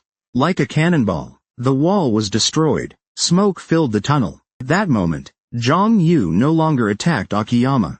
Zhang Yu kept moving toward the rift. Stop him. Protect the rift line. The cultists surrounding the rift all rushed toward Zhang Yu. The battle with the cultists continued. The cultists weren't strong, but they were many. It was draining and time-consuming. Even Zhang Yu couldn't handle 10 enemies at once. Damn it. Zhang Yu punched a cultist that had gotten close to him. His fist was charged with fluctuation energy. However, his attacks didn't stop. More cultists rushed in like moths to a flame. Zhang Yu's actions were delayed even longer. The duration of Wrath of the Sea Witch was almost over. Akiyama was in terrible shape. Ah! He groaned in despair when he saw his subordinates who shared his beliefs being slaughtered. It felt like his heart was being ripped apart. If only I were stronger, Akiyama thought. He clenched his fists. If only he were as strong as the 3 cardinals, who had been granted the title of evil apostles. Then he could have saved his subordinates from the invaders' hands. Akiyama couldn't save them. The anger and regret were suffocating him. Run! Akiyama said, gripping his whip even tighter. The other cultists turned toward him. I'll take care of him. All of you, run. Bishop, sir, we can't do that, they shouted in desperation. Chushan cried out with a trembling voice. Don't worry, even if my body dies. Here and now, our faith, our dreams, will live on. Ah! Do you know when a person truly dies? Is it when their heart is pierced by a spear? No. Is it when magic energy runs wild, and they turn into a monster? No. It's when they lose faith. That's when they die. Tears streamed down the cultists' faces. Chushan also began to cry. Witnessing this emotional moment, Zhang Yu said, You're crying a whole river. Hearing this harsh remark, Chushan frowned and said, Don't mock our faith. Stop quoting anime lines like they mean something. You're making me sick. Chushan flinched, as if realizing, those really were lines straight out of an anime. If you want to play the villain, do the maniacal laugh thing. Then get defeated, Zhang Yu said. He reached out his hand. He fused 3 different Omni powers into one. It formed a greatsword over 2 meters long. These people were burning with passion, not like your average cultist. However, Zhang Yu had no intention of show them mercy. They're still members of the cult. It's not hard to imagine. what they must have done, to grow powerful enough, to summon demons. They may look foolish, but Zhang Yu was certain. They had committed acts that spread fear and despair to others. Zhang Yu didn't care about their beliefs. That wasn't the point. He had a task to complete, and not much time left. If your beliefs matter that much, then die for them. He raised his greatsword and said. The rift had expanded, almost to the ceiling. Zhang Yu threw his greatsword. No. Akiyama screamed and lunged toward the sword. The greatsword, Graham, pierced through him. His blood sprayed out. Ka. Kurg. Master.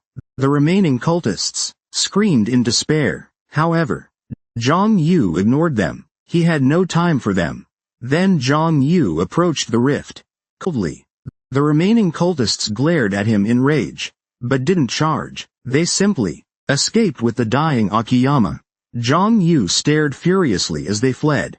Hunting them down wouldn't be hard. In fact, it would be the best way to prevent future trouble. Shit. He cursed. However, the rift had grown too large. Zhang Yu couldn't leave now. Stopping Lilith's summoning was more urgent. He stepped toward the rift. Zhang Yu no longer had the buffs from Shuya, or the special effects of the coat. Wrath of the Sea Witch.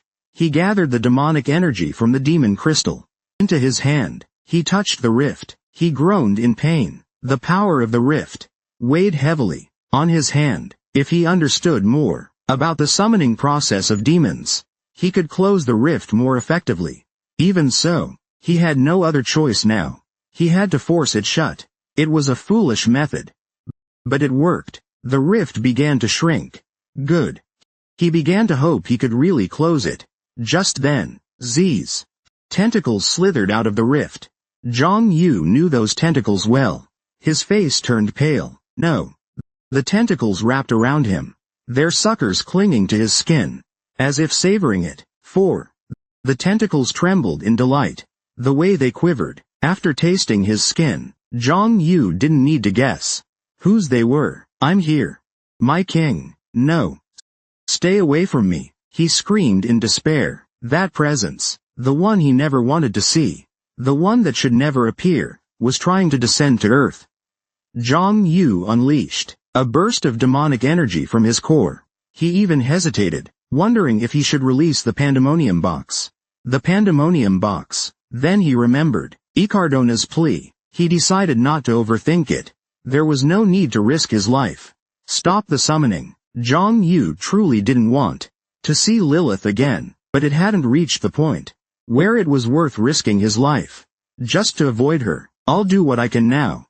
Risking my life over this would be too foolish. While using energy from the magic crystal to suppress the rift, he also used the rite of devouring to absorb the magic sustaining the rift. Mana from the rift surged into his body and mixed with his own magic crystal. Just a little more. The rift kept shrinking until only a full-grown adult could barely pass through it. Tch. Zhang Yu heard Lilith's painful scream. Her tentacles shrank back into the rift and disappeared. Seeing this, Zhang Yu's eyes lit up. He used the last of his strength and focused again on suppressing the rift. Meanwhile, the mana he was absorbing from the rift kept increasing. His magic crystal was nearly depleted. Was he pushing himself too hard? The crystal in his dantian was nearly exhausted. He needed more. Mana alone wouldn't be enough to suppress the rift. Zhang Yu closed his eyes and focused his mind. He recalled the heavenly dragon technique he had learned from Jin Shixin. The magic crystal was nearly gone. Just a little more would be enough. He pushed the heavenly dragon technique to its absolute limit, absorbing the surging demonic energy from the rift. He made the demon core expand continuously. Zhang Yu felt a sharp pain in his dantian. The demon core expanded. It's almost ready. He bit his lip tightly. Zhang Yu was an expert at controlling demon cores, but pushing the heavenly dragon technique to its peak was difficult even for him. He felt his meridians were about to burst. Just a bit more. He tapped lightly. His palms met. The rift closed. Blue light gushed out from the rift, flowing into Black Flag Lily's body.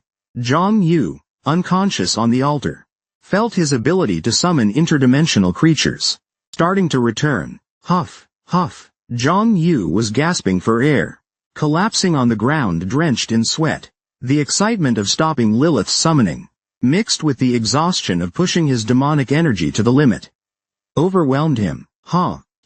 He held his breath. The process was grueling, but he managed to stop the summoning. Zhang Yu fell with a thud, sprawled on the ground, arms and legs stretched out. At that moment, he heard a familiar chime. He slowly opened his eyes. An information window popped up in front of him. The demon crystal has reached the size required for the ultimate demon form. Beginning body transformation. Crack. Zhang Yu heard the sound of his bones twisting, his muscles tearing and regenerating. Unimaginable pain surged through his entire body, as if his body was being torn apart and forcefully stitched back together. He remained silent, focusing on the changes within his body. He had to understand what exactly the ultimate demon body was. The pain made it hard to concentrate, but it didn't mean he couldn't endure it. Zhang Yu had long grown used to pain. So this is what the ultimate demon body is? He still didn't know for sure, but he could tell that changes were happening. These changes, there was no visible transformation on the outside. His muscles had strengthened, his bones had hardened, all positive changes, but he still didn't understand what made them worthy of such a grand title as Ultimate Demon Body, that glorified name. Just as Zhang Yu was puzzled, a new change occurred. The energy in his dantian began to merge with his blood. Just now his muscles and bones were changing. Now even his blood was transforming. Demon-filled blood flowed into every corner of his body. Whoa! The pain vanished. Replacing it was a hard-to-describe sense of fulfillment. Zhang Yu moved his fingers slightly. His body, which had been numb since the transformation began, now responded to his will. He slowly stood up. An information window appeared. Ultimate Demon Body Transformation complete. All attributes +5. Demon God Phase 2 unlocked. Whoa! Zhang Yu's eyes lit up. A +5 to all stats was a satisfying number. He was thrilled. The demonic energy that had shown no sign of increase suddenly surged by 5 points, reaching a total of 108 points. Without buffs like Wrath of the Sea Witch, attributes would normally stay below 110. But a 5-point boost made a huge difference. The demonic energy in his body had also increased. His physical attributes had risen as well. But the biggest change was, Zhang Yu looked down at his right arm. His shoulder, injured by Chushan, was bleeding black blood. The demonic energy had fused into his blood. Zhang Yu's muscles thickened. His bones became harder. These were all positive changes. But the greatest change was that demonic energy had completely merged with his blood. And it wasn't ordinary demonic energy. It was highly concentrated, almost the same as the energy in demon crystals. In other words, the demon crystal energy that once resided only in his dantian now flowed throughout his body. It was as if his entire body had become one giant dantian. Not bad at all. Zhang Yu was very satisfied. This was the greatest power he had ever achieved since ruling the 9 hells. This feeling of becoming stronger excited him beyond words. He wondered what the demon god's second stage would be. After attaining the ultimate demon body, the transformation in Zhang Yu's body was greater than he imagined. He had even gained unimaginable power, naturally piquing his interest in what lay ahead. Zhang Yu opened the status window to check the information on the second stage. Demon Soul. The demon god's second stage. Condition 1. Condition 2. Other than the name Demon Soul, and the fact that 2 conditions must be met, the first being the body, and the second the soul. Aside from that, nothing else was revealed. The second is the body. The second is the soul. Aside from that, there was no other information. What kind of power will the demon soul bring? Zhang Yu looked away from the status window. Since he didn't know how to meet the conditions, there was no need to dwell on it.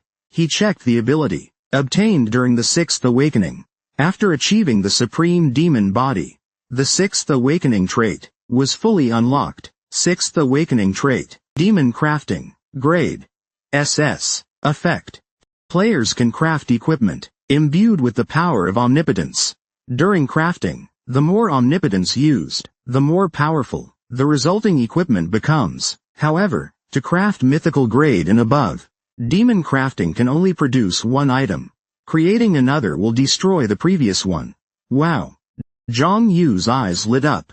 Not bad. Being able to craft equipment imbued with omnipotence is a huge advantage. To craft mythical grade and above, you need equally rare materials. For anything below legendary, you don't. That's already an excellent trait. Especially considering the Black Pearl coat gave such a boost to his combat power. But he's not sure how this trait relates to the Supreme Demon Body. This trait was unlocked after he achieved the Supreme Demon Body. But the two don't seem related. Maybe there's another reason? Zhang Yu didn't know either. He didn't even know if Demon Genesis and the Supreme Demon Body are related. So it's meaningless to make assumptions. Besides, it's not that important. What matters is, he has already achieved the Supreme Demon Body and ascended to a higher level. Also, the fully unlocked 6th Awakening trait is really useful. Zhang Yu stopped questioning it. He placed his hand on his right shoulder and cast Regenerative Omnipotence. The wound quickly healed. I should get going. Zhang Yu turned and said.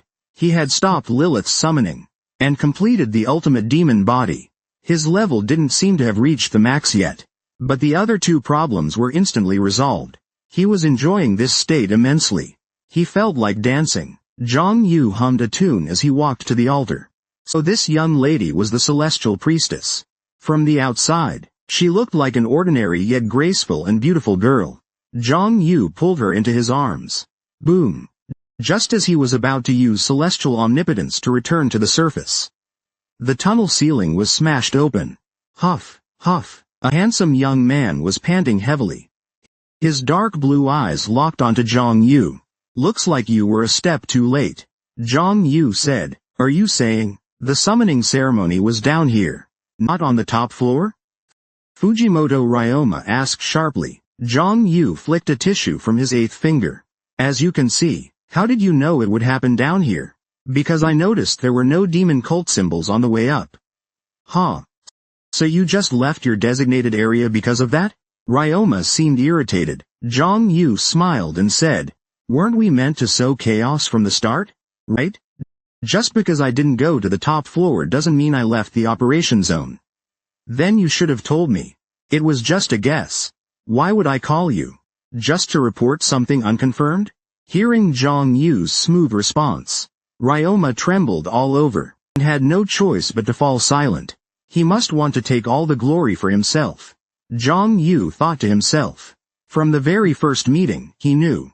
Whatever the case, Zhang Yu walked past the glaring Ryoma. He had no reason to care about Ryoma's ambitions. Grr.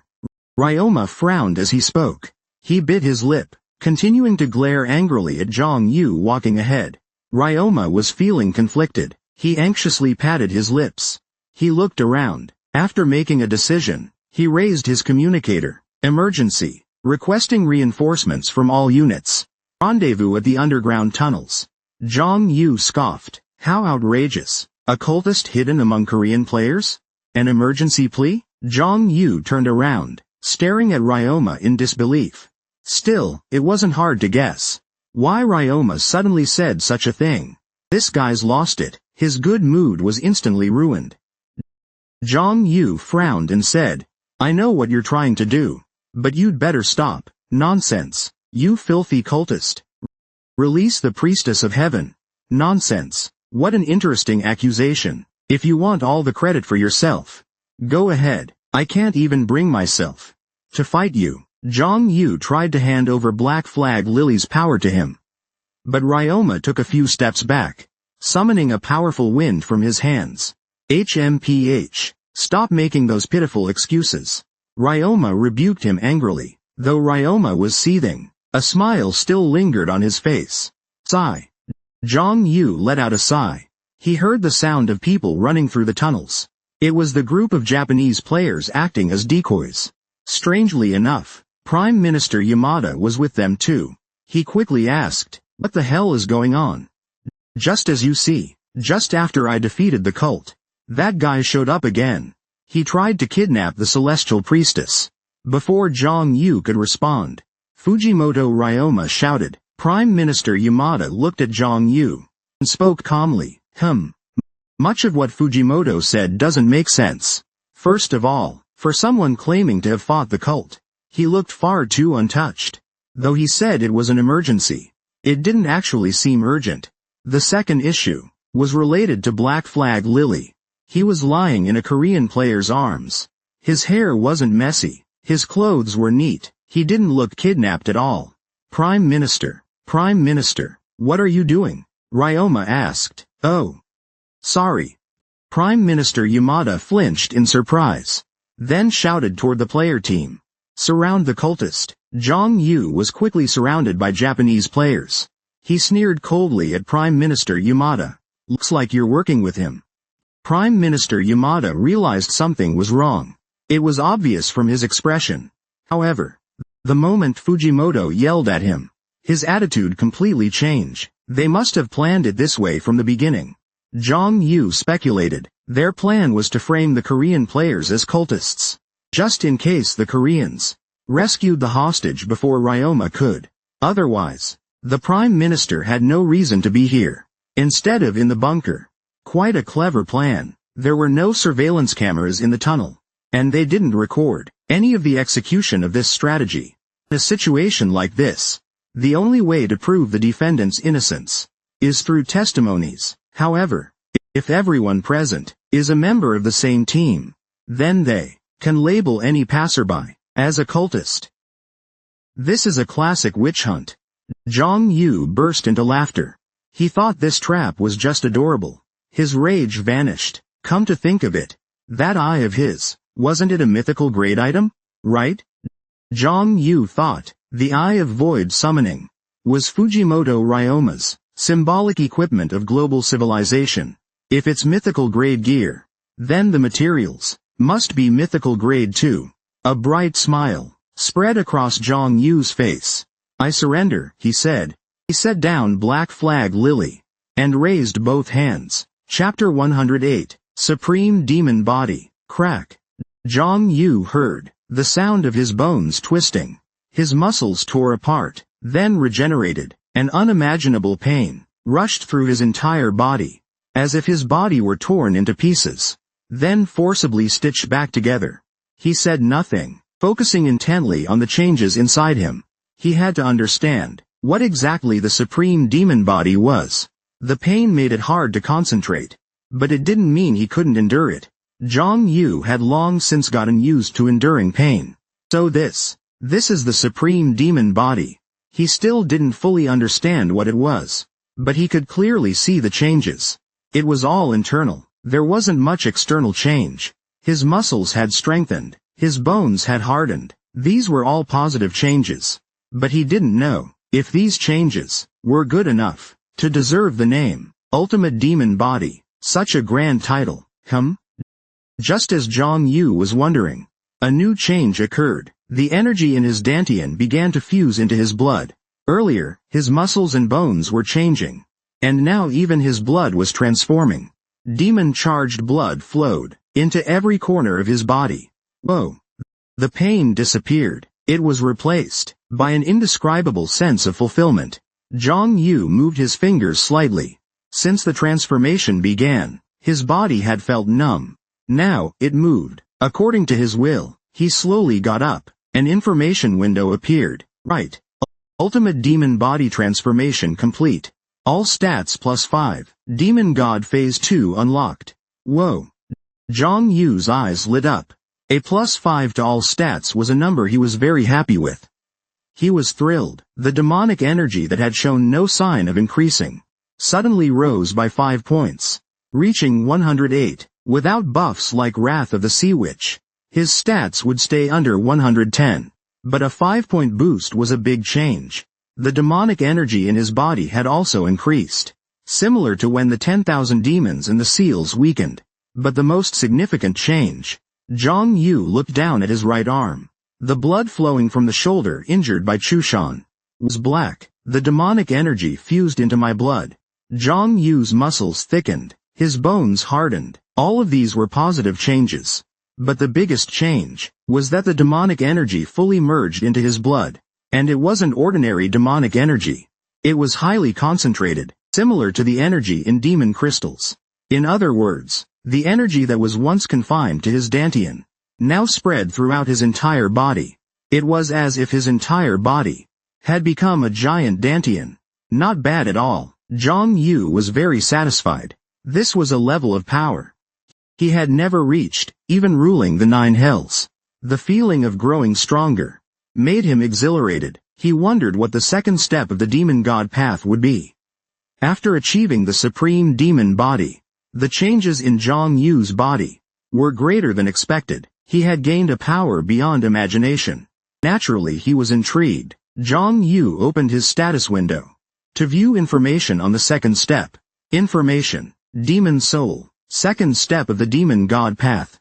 Condition 1. Condition 2. Aside from the name demon soul, and the fact that it required 2 conditions, the body and the soul, there was no other information.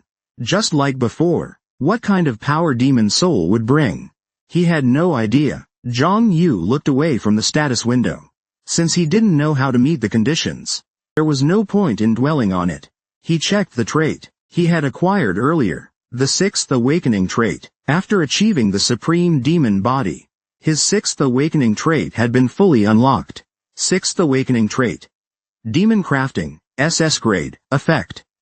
Players can craft equipment infused with the power of omnipotence. During the crafting process, the more omnipotence used, the more powerful the resulting equipment.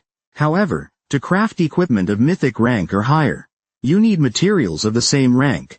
Demonic forging allows crafting of one item only. Creating a new one will destroy the previously made item. Wow. Zhang Yu's eyes lit up. Not bad at all. Being able to craft equipment with omnipotent power is a huge advantage. Equipment of mythic rank and above requires rare materials of the same rank, but anything under legendary rank doesn't.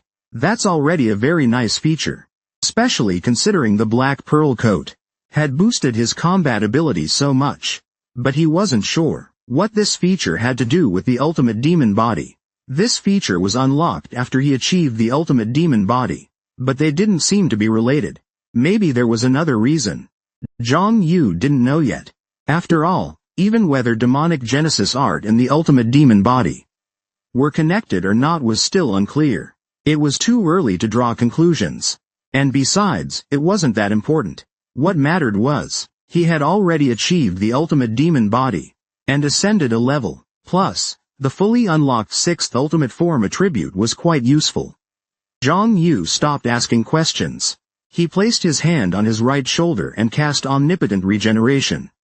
The wound quickly healed. I should get going. Zhang Yu turned and said. He had stopped Lilith's summoning, and completed the ultimate demon body. His level didn't seem maxed out yet, but 2 major problems were solved at once. He was truly enjoying this state. He felt like dancing. Zhang Yu hummed a tune as he walked to the altar. So this girl was the celestial priestess. From appearance alone, she looked like a normal, yet elegant and beautiful girl.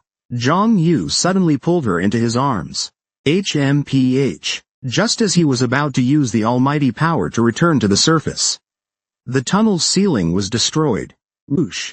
A handsome young man was panting heavily. His blue-black strange eyes stared at Zhang Yu.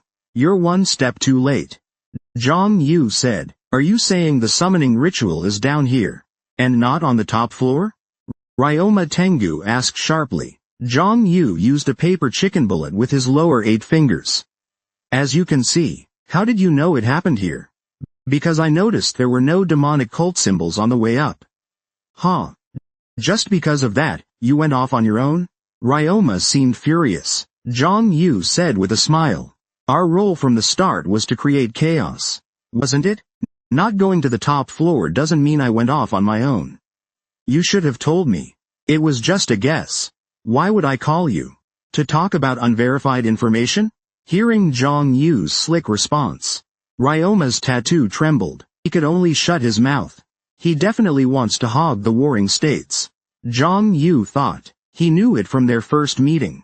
Anyway, Zhang Yu walked past Ryoma, who was glaring at him. He had no reason to care about Ryoma's intentions. So, Ryoma said, frowning. He bit his lip, continuing to glare at Zhang Yu walking ahead. Ryoma felt conflicted inside. He anxiously tapped his lips. He looked around. After making a decision, he raised the walkie-talkie. Emergency. Requesting all units for support. Converge at the underground tunnel. Zhang Yu scoffed. Too much. There's a demonic spy among the Korean players. Requesting immediate assistance. Zhang Yu turned around. Zhang Yu turned around again. He looked at Ryoma in disbelief. Although it wasn't hard to imagine why Ryoma would suddenly say something like that. This guy was insane. His cheerful mood was instantly ruined. Zhang Yu frowned and said, I know what you're trying to do. But you'd better stop. Nonsense. You filthy demonic cultist. Release the celestial priestess. Nonsense. That's rich. Coming from you. If you want to hog all the glory, go ahead and do it. My conscience won't allow me to fight you. Zhang Yu tried to hand Black Flag Lily over to him. But Ryoma stepped back, and summoned a powerful gust of wind from his hand. HMPH. I'm tired of your pathetic excuses. Ryoma shouted angrily. Although there was anger in his voice, Ryoma was still smiling. Ha! Zhang Yu sighed. He could hear people running back and forth in the tunnel. It was a group of Japanese players, playing the role of naive pawns in their plan. Strangely, Prime Minister Yamada was among them. He quickly asked, what is going on here? Just as you saw, the moment I defeated the cult, that man appeared, and once again tried to kidnap the celestial priestess. Fujimoto Ryoma shouted before Zhang Yu could even say anything. Prime Minister Yamada looked at Zhang Yu, and calmly said, a lot of what Ryoma said doesn't make any sense. First of all, for someone claiming to be fighting against the cult, Fujimoto looked completely unharmed. Even though he called this an emergency, it didn't seem all that urgent. The second issue was about the Black Flag Lily held by the Korean player. His hair wasn't messy. His clothes were tidy. He didn't look like someone who had been kidnapped at all. Prime Minister, what are you doing? Ryoma asked. I'm very sorry. Prime Minister Yamada replied, shrinking back in surprise. Zhang Yu shouted to the player squad. Surround the demonic cultist. Zhang Yu was quickly surrounded by Japanese players. He grinned foolishly at Prime Minister Yamada, and said, looks like you and he have quite the scheme going. Prime Minister Yamada sensed something was wrong. You could see it clearly from his expression. However, the moment Fujimoto shouted at him, his attitude changed. They must have been prepared from the start. Zhang Yu suspected they planned to frame a Korean player as a demonic cultist, in case a Korean player rescued the hostage before Ryoma could. Otherwise, the Prime Minister had no reason to be here, instead of in the bunker. What a clever setup. There were no cameras installed in the tunnel. No record of what was really happening. In such a situation, the only way to prove a defendant's innocence is through testimony. But if everyone present belongs to the same team, they can label any passerby as a member of the demon cult. This is a classic setup for a witch hunt. Zhang Yu burst into laughter. He found the trap so amusing that his anger completely disappeared. Think about it. That eye of his is a mythic tier item, isn't it? Zhang Yu thought. The Eye of the Hollow Left Man was Fujimoto Ryoma's world-renowned trademark gear. Since it's mythic tier gear, I'm sure the materials used are mythic tier too. A bright smile appeared on Zhang Yu's face. I surrender. He gently set down Black Flag Lily, and raised both hands. What's the meaning of this? Zhang Shanzai saw Japanese players dragging Wuzhong Yushi with handcuffs. Fujimoto Ryoma stepped forward. That's what we wanted to ask you. This man is a spy for the demonic cult. He dared to kidnap the celestial daughter. What? Judging by your expression, it seems you were deceived as well.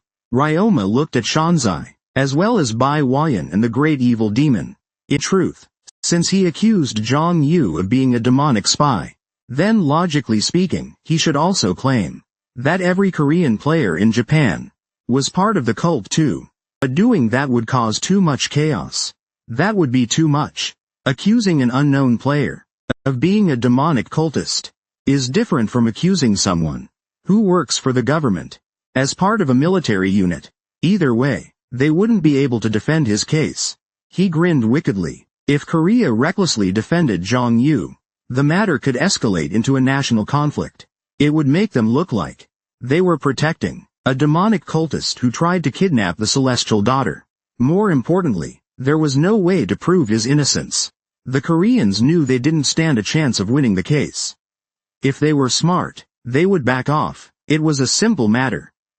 Will Korea take an emotional risk, one that could escalate into a national-level conflict? Or will they resolve the issue by sacrificing one person? They might not even need to consider him. Korea might just slither away like shedding a tail. Do you have any proof? Haiwon-jae asked.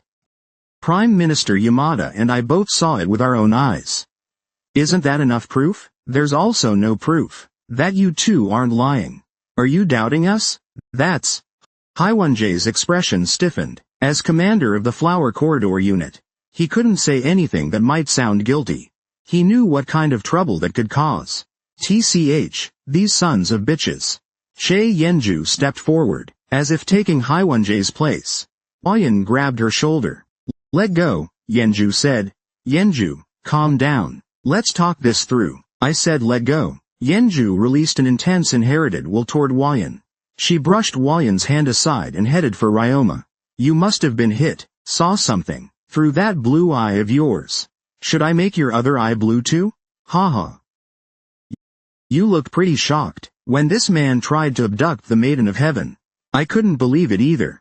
We never imagined that the Japanese demon cult had extended their influence into other nations. You bastard, how dare you keep spouting this nonsense? Red chains unraveled from his wrist. Zhang Yu opened his mouth and watched him. Stop. Yenju, you want me to stop in a situation like this? Zhang Yu replied smugly. It's fine. What's the matter? These damned monkeys are. Calm down. After I said it's okay. Has anything ever gone wrong? Yenju fiddled with something. Zhang Yu. Han Shuya stared at him, as if she was about to cry. I'll be back soon. Stay with Junyan. You really will come back, right? Yes. Zhang Yu, where are you going? Junyan asked. This is a misunderstanding. I'll be right back to clear it up. So you'll wait for me, right? Yes. I'll wait. Junyan nodded. Zhang Yu, unlike the others, he wasn't worried about Zhang Yu. Their souls were connected. So he could instinctively tell. He really didn't think it was a big deal. Are you done saying goodbye? Seeing so many people worried about you, it seems you've hidden the fact that you're a filthy demon very thoroughly. Your crimes will be fully exposed in court. Ryoma dragged him away. Zhang Yu followed behind him nonchalantly. They were heading to a ship that would take them to the continent. Zhang Yu boarded the ship and closed his eyes after sitting down. Ryoma said, You look pretty calm. Do you really think, after coming this far, you still have a chance to escape? Zhang Yu remained silent. Ryoma smirked smugly. I'm sure you know, in the end, you'll be discarded. The effort needed to prove his innocence. It's such an astronomical figure that abandoning him is the better choice. Ryoma said, The truth doesn't matter. You might think this situation is unfair, but accept it. I'll pull some strings, so you won't be executed. The truth doesn't matter. An irrefutable lie is no different from the truth. It makes no difference. Zhang Yu was transported to Tokyo, to a prison designed for players. Fearing Zhang Yu might escape, Ryoma bound his entire body with mana restraints, making it hard for Zhang Yu to move even a finger. After being bound, Zhang Yu sat against the wall. This solitary cell was so small, he couldn't even lie down. Ryoma smiled, looking down at him through the iron bars. The trial is coming soon, so I'll see you there. This is a formal trial. With no evidence, the trial will rely entirely on witness testimonies. All witnesses, including Prime Minister Yamada, are his pawns. Ryoma will personally select the judge. The only person I'm worried about is Yuri Black. But he doesn't know what happened. Because he was already unconscious at the time. If everything goes smoothly, Ryoma clenched his fist. He worked so hard to monopolize this achievement. For a reason, I can finally have the daughter of heaven. He had long planned to marry Yuri. Despite her repeated rejections, their marriage has not been finalized until now. But this time, it's hard to go against public opinion. People are sensitive to sensational topics. Him saving her is sensational enough. I can already see the headlines. The kidnapped princess marries her hero. People can already imagine from that phrase. She is someone who cannot defy the public's expectations of her. So she could no longer refuse her proposal. Of course, it wasn't because she had fallen in love with her. She was obviously beautiful, but she wasn't interested in someone so boring. Once married, all of Japan would be in her hands. She represented the power of Japan. And she was beloved by the people of the country. If they joined forces, she could replace the emperor. The Japanese empire would once again be known to the world. Since the day of the catastrophe, Japan as a nation had suffered greatly. Its reputation as an economic giant had fallen below even that of Korea. After becoming a world-ranked fighter, Ryoma decided to make Japan the strongest country in East Asia. The first step toward that goal was to become emperor. You can hire any lawyer you want, though I doubt anyone would want to defend you. Ryoma turned around, smirking wickedly. As Ryoma turned to leave, Zhang Yu opened his mouth. Zhang Yu said coldly, "Do you think you're clever? What? You think everything is going exactly as you planned?" Ryoma laughed at the absurdity. Of course, not that it's obvious from the prison cell you're in. Due to the magic restraints, Zhang Yu couldn't even move a finger. It made him look like a bug. Zhang Yu chuckled softly. Five? What? How many mistakes have you made? You've made 5 already. That's hilarious. Ryoma also knew his plan wasn't flawless. It was highly improvised, full of holes, but even so, he hadn't made 5 mistakes. You're saying a lot of crap for a rat in a cage. Are you sure? Zhang Yu. Close your eyes against the wall. You'll soon realize it. You actually don't want to. Ha, what a joke. Ryoma clicked his tongue and shook his head. We'll see. During your probation, can you keep that carefree attitude? After saying his final words, Ryoma left the prison. Click. The door locked behind him. Silence fell. CCTV monitored Zhang Yu's cell 24/7. The iron bars were made from ironstone. A material even Rancor couldn't easily break.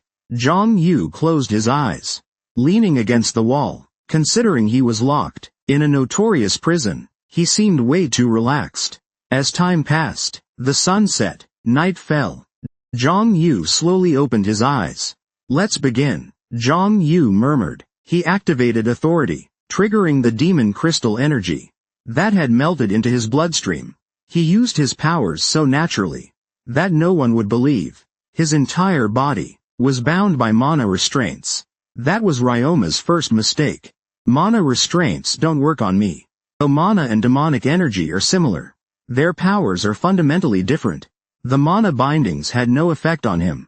Zhang Yu activated the authority of projection and the authority of puppetry. Then, he slipped free from the restraints. As if his soul had escaped his body, he looked down and saw a fake body, created by his puppetry authority. He had escaped the cell. A fake corpse was left behind. Although this prison is famous for its tight security and near impossible escapes, Zhang Yu had no trouble escaping, because he could make full use of his authority. Feel the cool night breeze brushing his cheek. Although he'd only been locked up for half a day, he felt so free when he used the Sky Fist. The bustling city of Tokyo spread out beneath his feet. So then, let's prepare for judgment. Of course, if he wanted, he could flee to Korea and assume a brand new identity. But he's not someone who just goes with the flow. He repays evil with greater evil, and deeds with greater deeds. This is what Zhang Yu learned through Survive. They said the trial would take place soon, in just a few days. I need to hurry. Zhang Yu soared through the night sky. Chapter 109. 5 Mistakes. 1. What does this mean? Zhang Shanzi saw Wu Zhongyu being dragged in shackles toward the ocean. Tengbin Ryoma stepped forward. That's exactly what we want to ask you. This man. He's a spy from the demonic cult. He even dared to kidnap the divine child. What? Judging from your expression, you seem to have been fooled too. Ryoma looked at Shanzi, then at Bai Huayan and Great Mother Xian. In truth, since he accused Zhang Yu of being a spy for the cult, the logical next step would be to say, every Korean player who came to Japan is a cult member too. But that would cause too much chaos. That's going too far. Accusing an unknown player of being a demonic cultist. That's different from accusing someone who belongs to a government-run military unit in Korea. Either way, they can't defend his case. He chuckled wickedly. If Korea recklessly protects Zhang Yu, this could escalate into a national conflict. That would make them look like they're defending someone who tried to abduct a model of Amaterasu's child. More importantly, there's no way to prove his innocence. The Koreans know they have no chance of winning in court. If they're smart, they'll back off. It's a simple question. Will Korea, out of sentiment, risk a potential national conflict, or resolve the issue by sacrificing one person? They don't even need to think about it. Korea will run away with their tail between their legs, just like Saito. Do you have proof? Haiwon-jae asked. Prime Minister Yamada and I witnessed it ourselves. Isn't that enough? There's also no proof. You two aren't lying. Are you doubting us? That was when Haiwon-jae's expression stiffened. As commander of the Flower Corridor unit, he couldn't allow himself to any statement of guilt. He knew what kind of trouble it would bring. These sons of bitches, standing where Chen Mo and Shanzi were. Huayan grabbed his shoulder. Let go, Yenju said. Yenju, calm down. Let's talk. I said let go. Yenju released a surge of intense hereditary intent toward Huayan. She pushed Huayan's hand away and walked toward Ryoma. You must have been hit.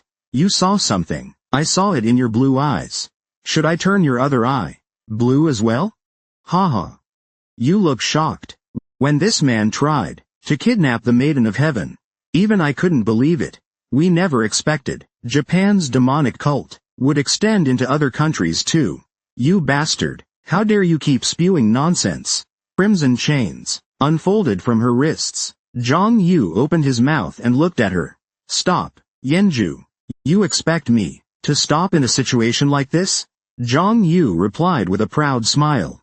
It's fine. What is it? These damn monkeys are. Calm down. Has anything gone wrong since I said it's okay? Yenju murmured. Zhang Yu. Han Shuya stared at her. She looked like she was about to cry. I'll be back soon. Stay by Junyan's side. You really will come back, right? Yes. Zhang Yu. Where are you going? Junyan asked. It's just a misunderstanding. I'll be right back to clear it up. So you'll wait for me, won't you? Yes. I'll wait. Junyan nodded. Unlike everyone else, she wasn't worried about Zhang Yu. Their souls were connected, so she could instinctively sense that she truly didn't think it was a big deal. Done saying your goodbyes? Seeing how many people are worried about you, it seems you've done a great job hiding the fact that you're a filthy demon cultist. Your crimes will be fully revealed in court. Ryoma dragged her away. Zhang Yu followed leisurely behind her. They were headed toward a ship that would take them to the mainland. Zhang Yu boarded the ship, sat down and closed his eyes. Ryoma said, You look pretty calm. Do you really think, after coming this far, you still have a chance to escape? Zhang Yu stayed silent. Ryoma smirked smugly. I'm sure you know. You'll be abandoned in the end. Proving her innocence would take an astronomical effort. Abandoning her is the better choice. Ryoma said. The truth doesn't matter. The truth doesn't matter. You might feel this situation is unfair, but just accept it. I'll pull some strings, so you won't be executed. The truth doesn't matter. An undeniable lie is no different from the truth. Zhang Yu was transported to Tokyo, to a prison designed for players. Afraid he might escape, Ryoma placed magic restraints all over him. This made it so Zhang Yu couldn't even move a finger. With his magic sealed, Zhang Yu sat down against the wall. The solitary cell was too small. She couldn't even lie down. Ryoma smiled and looked down at her through the barred window. Judgment is coming soon, so I'll see you there. It's a formal trial. Since there's no evidence, the trial will rely entirely on witness statements, including Prime Minister Yamada. All the witnesses are her pawns. Ryoma will also choose the judge herself. The only person Ryoma is worried about is Black Pawn Yuri. But she has no idea what happened, because she was already unconscious. If all goes well, Ryoma clenched her fist. There's a reason. She worked so hard to monopolize this achievement. I'll finally have the Maiden of Heaven. She had long planned to marry Yuri, but due to repeated rejections, their marriage has yet to be confirmed. People are sensitive to sensational stories. Rescuing her alone is already sensational enough. Hee, I can already see the headlines. The kidnapped princess marries her hero. People can already picture it from that sentence alone. She's someone who can't go against the people's expectations, so she can't refuse her proposal anymore. Of course, it's not because she's fallen in love with her. She was clearly beautiful, but she wasn't interested in someone as boring as him. Once they married, all of Japan would be in the palm of her hand. She represented Japan's power, and she was loved by the people of the nation. If they joined forces, she could replace the emperor. The Japanese empire would once again become known to the world. Since the day of calamity, Japan had suffered greatly as a nation. Their reputation as an economic giant had fallen below even that of Korea. After becoming a world-ranked player, Ryoma resolved to make Japan the strongest country in East Asia. The first step toward that goal was to become emperor. You can hire any lawyer you want, though I doubt anyone would want to defend you. Ryoma turned around, smiling wickedly. As Ryoma turned to leave, Zhang Yu opened his mouth. You. Zhang Yu said coldly, you're pretty smart, right? What? Do you think everything is going exactly as planned? Huh. Ryoma scoffed at the absurdity. Of course, though it's not so clear from the cell you're in. Due to mana restraints, Zhang Yu couldn't move a single finger, which made him seem like an insect. Zhang Yu chuckled softly. Five? What? How many mistakes have you made? You've already made 5 of them. Huh. That's hilarious. Ryoma also knew his plan wasn't perfect. It was highly improvised, full of holes, but he still hadn't made a single mistake. You've said a lot of crap to a rat in a cage. Are you sure? Zhang Yu leaned against the wall and closed his eyes. You'll find out soon enough. Actually, you don't want to. Huh, what a joke. Ryoma clicked her tongue and shook her head. We'll see if you can stay that carefree during your probation period. After saying that, Ryoma left the prison. Click. The door locked. Silence followed. CCTV watched Zhang Yu's cell 24/7. The iron bars were made from ironstone oil, a material even rankers couldn't break easily. Zhang Yu closed his eyes, leaning against the wall, considering he was locked in a notorious prison. He looked far too relaxed. As time passed, the sun set, and night fell. Zhang Yu slowly opened his eyes. Let's begin, Zhang Yu muttered to himself. At the same time, he activated authority. The energy of the demon crystal, now fused with his blood, surged forth. He used his power so naturally that no one would believe. His body was still bound by magical restraints. That was Ryoma's first mistake. Magic restraints don't work on me. Although magic and demonic energy are similar, their forces are completely different. Magic restraints didn't affect him at all. Zhang Yu used the authority of projection and the authority of puppets. After that, he slipped out of his bindings, as if his soul had left his body. He looked down, and saw the fake body he created with puppet authority. He escaped from the prison, leaving behind a fake corpse. Though this prison was known for its tight security, and had a 0 escape success rate, Zhang Yu escaped with no issue, because he knew how to fully use his authority. The cool night breeze brushed his cheek. Even though he was only locked up for half a day, he felt completely free. When he used the fist of the sky, The bustling city of Tokyo spread out beneath his feet. Then, let's prepare for judgment. Of course, if he wanted to, he could escape to Korea and start a new life. But he wasn't someone who went with the flow. To repay evil with greater evil. To repay bloodshed with even more bloodshed. That was how he learned to survive. Jong Yu stretched. They said the trial would be held quickly, so it could happen in just a few days. I need to move fast. Jong Yu soared through the night sky. News of the Black Flag Lily incident, her abduction by the cult, shocked all of Japan, but the shock didn't last long. Once word spread that Fujimoto Ryoma had rescued her, the mood improved significantly. A player who practically represented all of Japan had saved the priestess of the heavens. All the media praised Ryoma endlessly. Even foreign news reported on the rescue from the Lily Society. In contrast, there was almost no news about Jong Yu. No, he was barely mentioned at all. Ryoma had warned the media in advance. Don't stir things up before the verdict. 3 days passed. Now hailed as a national hero, Ryoma stepped into the courtroom. Today was the trial of the Korean player, Woo Jong-yu. Have you confirmed that Judge Waku is presiding over the case? Yes, sir. Good. Ryoma smiled. Judge Waku was someone who had helped Ryoma out of legal trouble a few times before. He was a bit greedy. And very clever. The trial would proceed as smoothly as always. Prime Minister Yamada would also testify. Excellent. With the Prime Minister's testimony, even if Judge Waku wasn't already in Ryoma's pocket, the case was already a done deal. Ryoma felt like every connection he had built over the years had become a mighty fortress. And soon, I'll become the king of this castle. He was a bit displeased with Jong Yu's carefree attitude, but Jong Yu had no way to overturn the case. So many people became victims of witch hunts, because there was no way to prove they weren't witches. This time was no different. Jong Yu couldn't prove he wasn't a member of the demonic cult. If only he could get some demon crystals. Demon crystals are black gems made from condensed demonic energy. If someone got their hands on one, it would be easy to frame Jong Yu as a cultist. Unfortunately, he wasn't able to obtain one.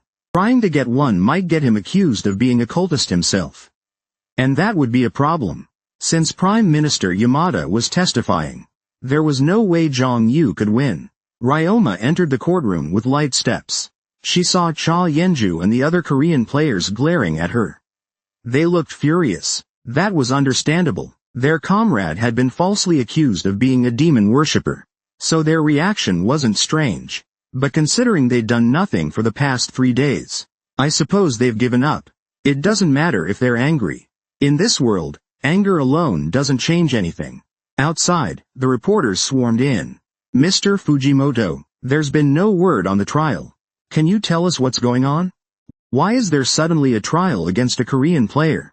Ryoma had blocked all media coverage for 3 days. But there was no need anymore. Today is the day the truth about Jong Yu the cultist will be revealed. Ryoma replied with a smile. I can't reveal any details until the trial ends.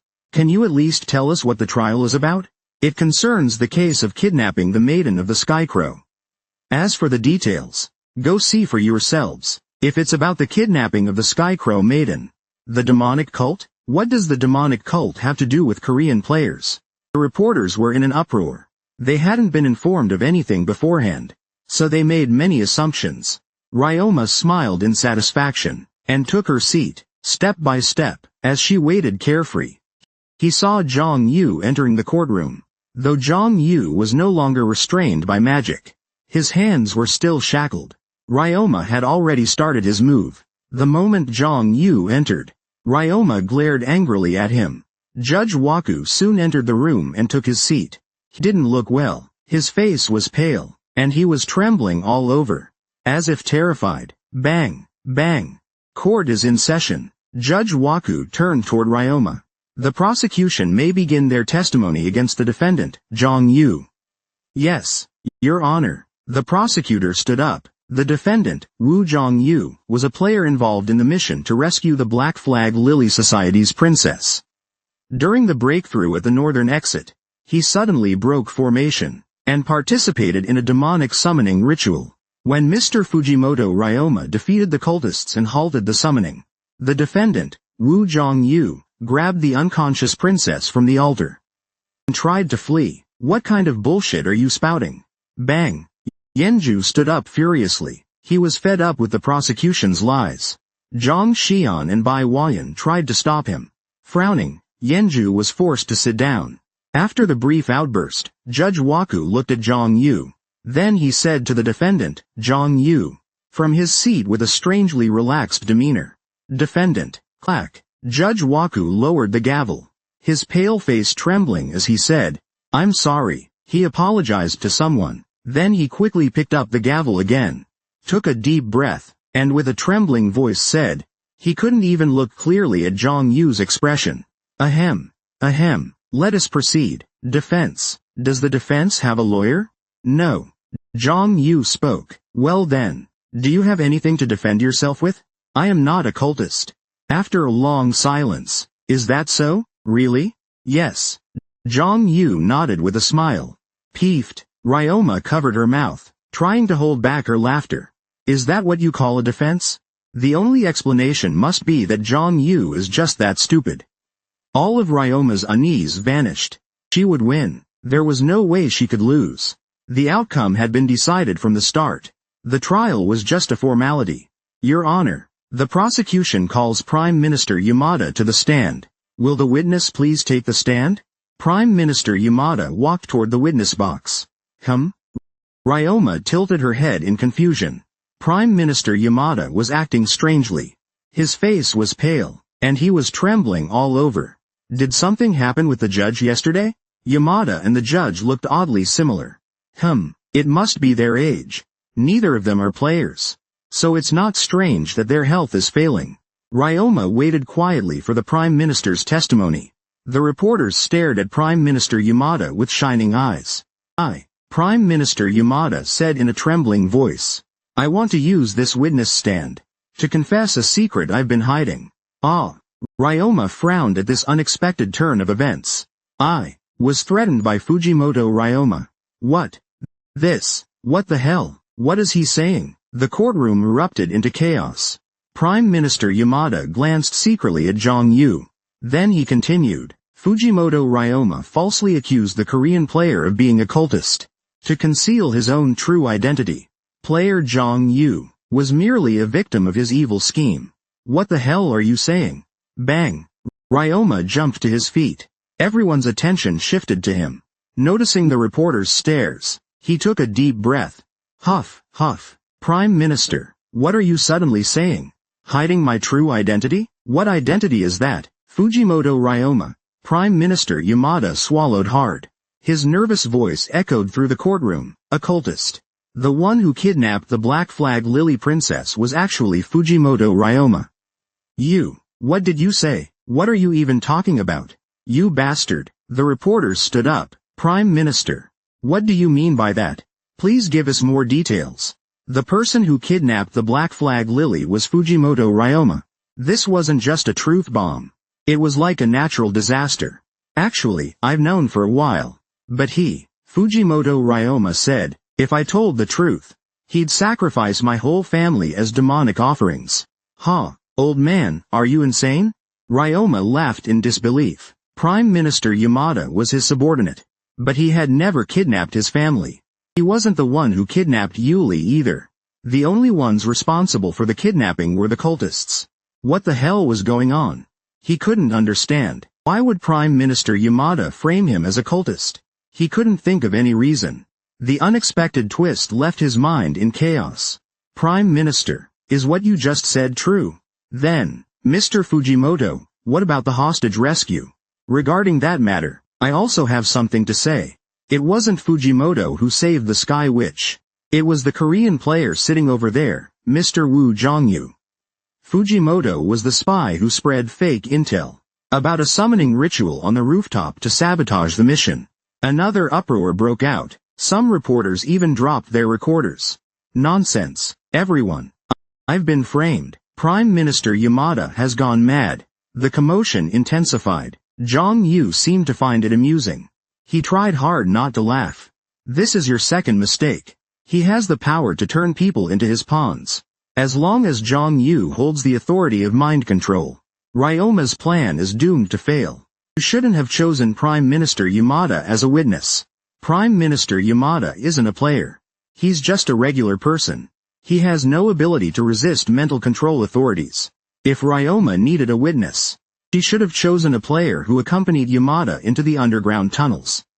You crazy old man, do you have any proof?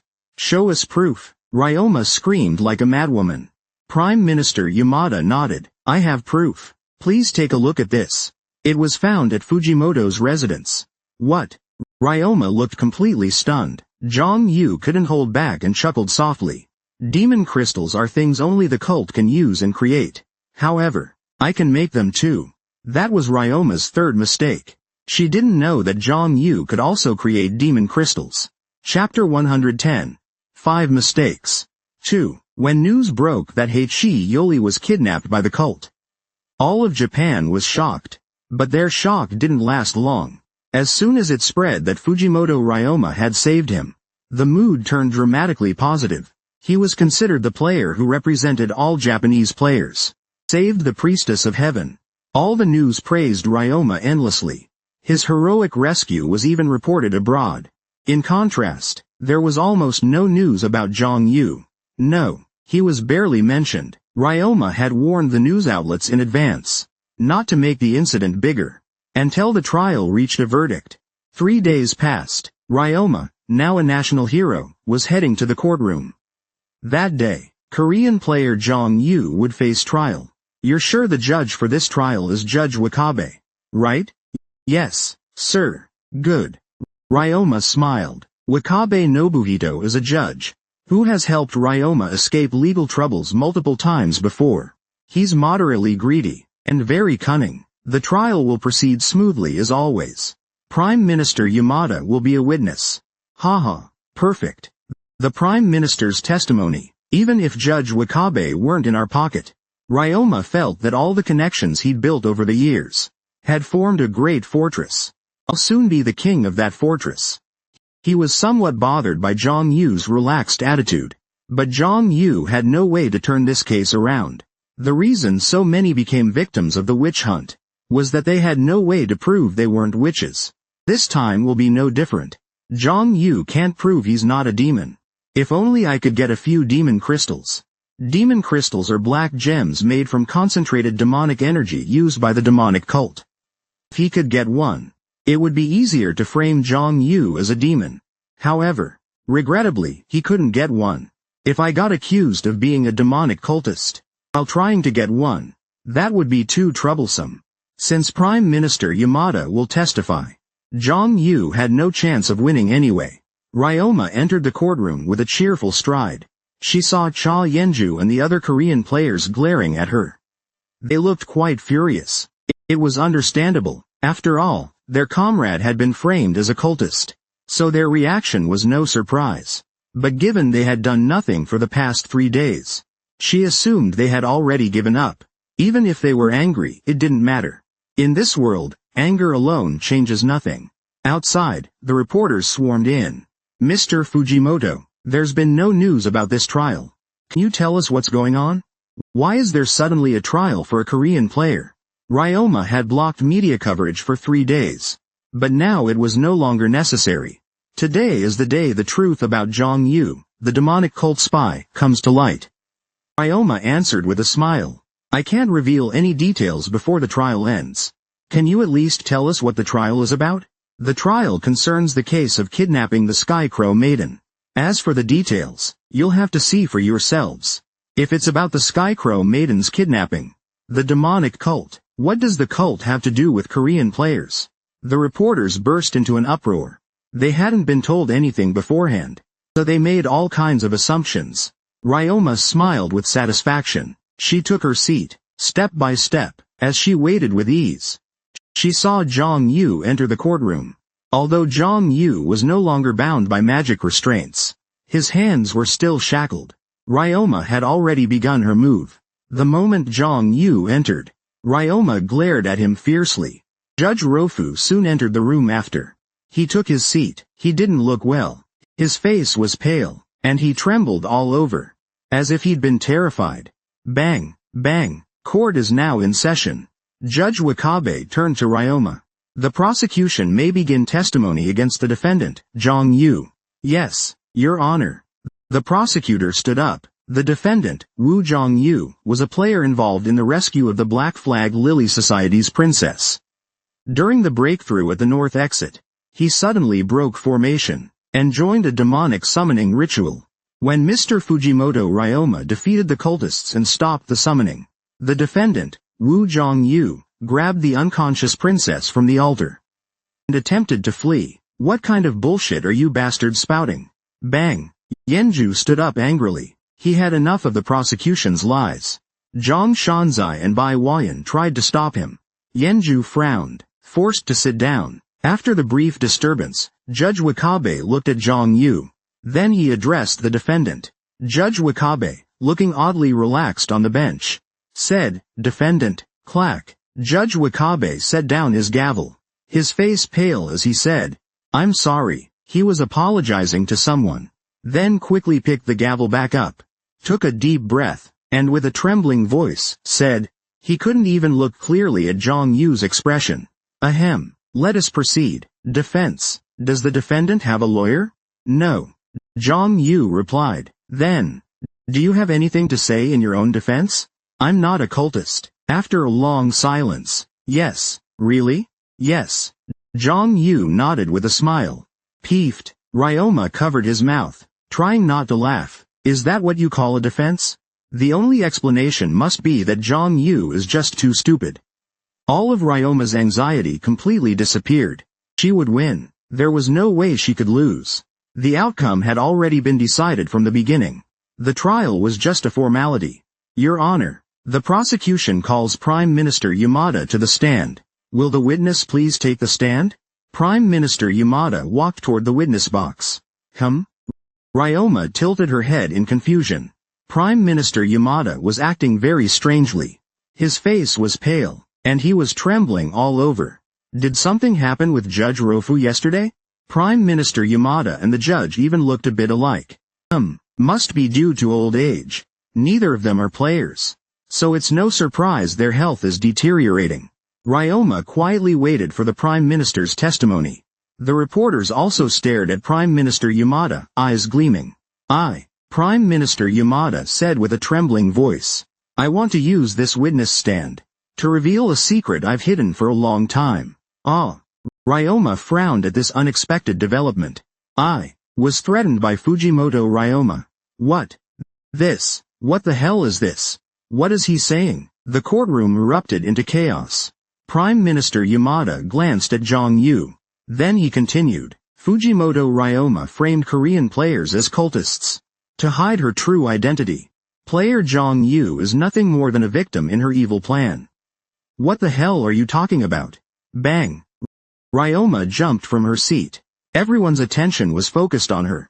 Noticing the reporter's eyes, she took a deep breath. Huff. Prime Minister, what are you suddenly saying? Hiding my true identity? What identity is that? Fujimoto Ryoma is. Prime Minister Yamada swallowed hard. His nervous voice echoed through the courtroom. A cultist. It was Fujimoto who actually kidnapped the Black Flag Lily Princess. You. What did you just say? What the hell are you talking about? You bastard. The reporters jumped to their feet. Prime Minister, what do you mean by that? Please give us more details. The one who kidnapped the Black Flag Lily was Fujimoto Ryoma. This wasn't just a truth bomb. It was like a natural disaster. Actually, I've known for a long time. But Fujimoto Ryoma said, if I revealed the truth, he would sacrifice my entire family as demonic offerings. What? Old man, are you insane? Ryoma laughed in disbelief. Prime Minister Yamada was his subordinate. But he had never kidnapped his family. He hadn't kidnapped Yuri either. The only ones behind Yuri's kidnapping were the cultists. What was going on? He couldn't figure it out. Why would Prime Minister Yamada frame him as a cultist? He couldn't think of a single reason. The unexpected turn of events left his mind in chaos. Prime Minister, is what you said just now true? Then, what about Mr. Fujimoto saving the hostage? Regarding that, I have something to say as well. It wasn't Fujimoto who rescued the priestess of the heavens. It was the Korean player sitting right there, Mr. Woo Jong-yu. Fujimoto was the one who planted false intelligence about a summoning ritual taking place on the rooftop to sabotage the mission. The room erupted in chaos. Some reporters even dropped their recorders. Nonsense. Everyone. I'm being framed. Prime Minister Yamada is insane. The courtroom erupted even more. Jong-yu looked amused. He struggled to hold back his laughter. This is your second mistake. He has the authority to control others. As long as Jong-yu has mind control authority, Ryoma's plan is destined to fail. You shouldn't have used Prime Minister Yamada as a witness. He's not a player. Just an ordinary man. He has no power to resist mental authority. If Ryoma needed a witness, she should have chosen a player who entered the tunnel with the Prime Minister. You crazy old man, do you have any proof? Huh? Show us the evidence. Ryoma screamed like a madwoman. Prime Minister Yamada nodded. I have proof. Everyone, take a look at this. It was found in Tengbin's residence. What? Ryoma looked completely dumbfounded. Jong-yu couldn't hold back and chuckled. Demon crystals are items that only the cult can use and create. However, I can create them too. That was Ryoma's third mistake. She didn't know that Jong-yu could also create demon crystals. What a ridiculous joke. Tengbin Ryoma glared at Prime Minister Yamada and laughed. Though she laughed, her eyes gave off a chilling killing intent. Prime Minister Yamada trembled all over. He looked at Jong-yu and swallowed hard. Ryoma's killing intent was terrifying. But it was nothing compared to his fear of Jong-yu. Jong-yu had used the authority of fear to completely control him. He couldn't disobey. Prime Minister Yamada steadied his trembling. He waited for Ryoma's response. Setting aside the fact that you searched my house without a warrant, how can you prove the demon crystal came from there? She didn't know where the Prime Minister got the crystal, but claiming it came from her house was meaningless. It was no different from someone who wasn't a cop, searching a house and claiming they found drugs. Of course, it's true that Prime Minister Yamada has higher authority than the police. But Ryoma is a national hero, with considerable authority as well. I entrusted a credible guild to conduct an investigation, and they will testify. A credible guild? Ryoma frowned. No guild in Japan has that kind of influence, because the average player level is too low, so they can't be considered credible. But Prime Minister Yamada suddenly said he entrusted a credible guild to investigate. What are you talking about? These are the people tasked with searching Tengu's residence. Click. The courtroom door opened. All eyes turned to the person entering.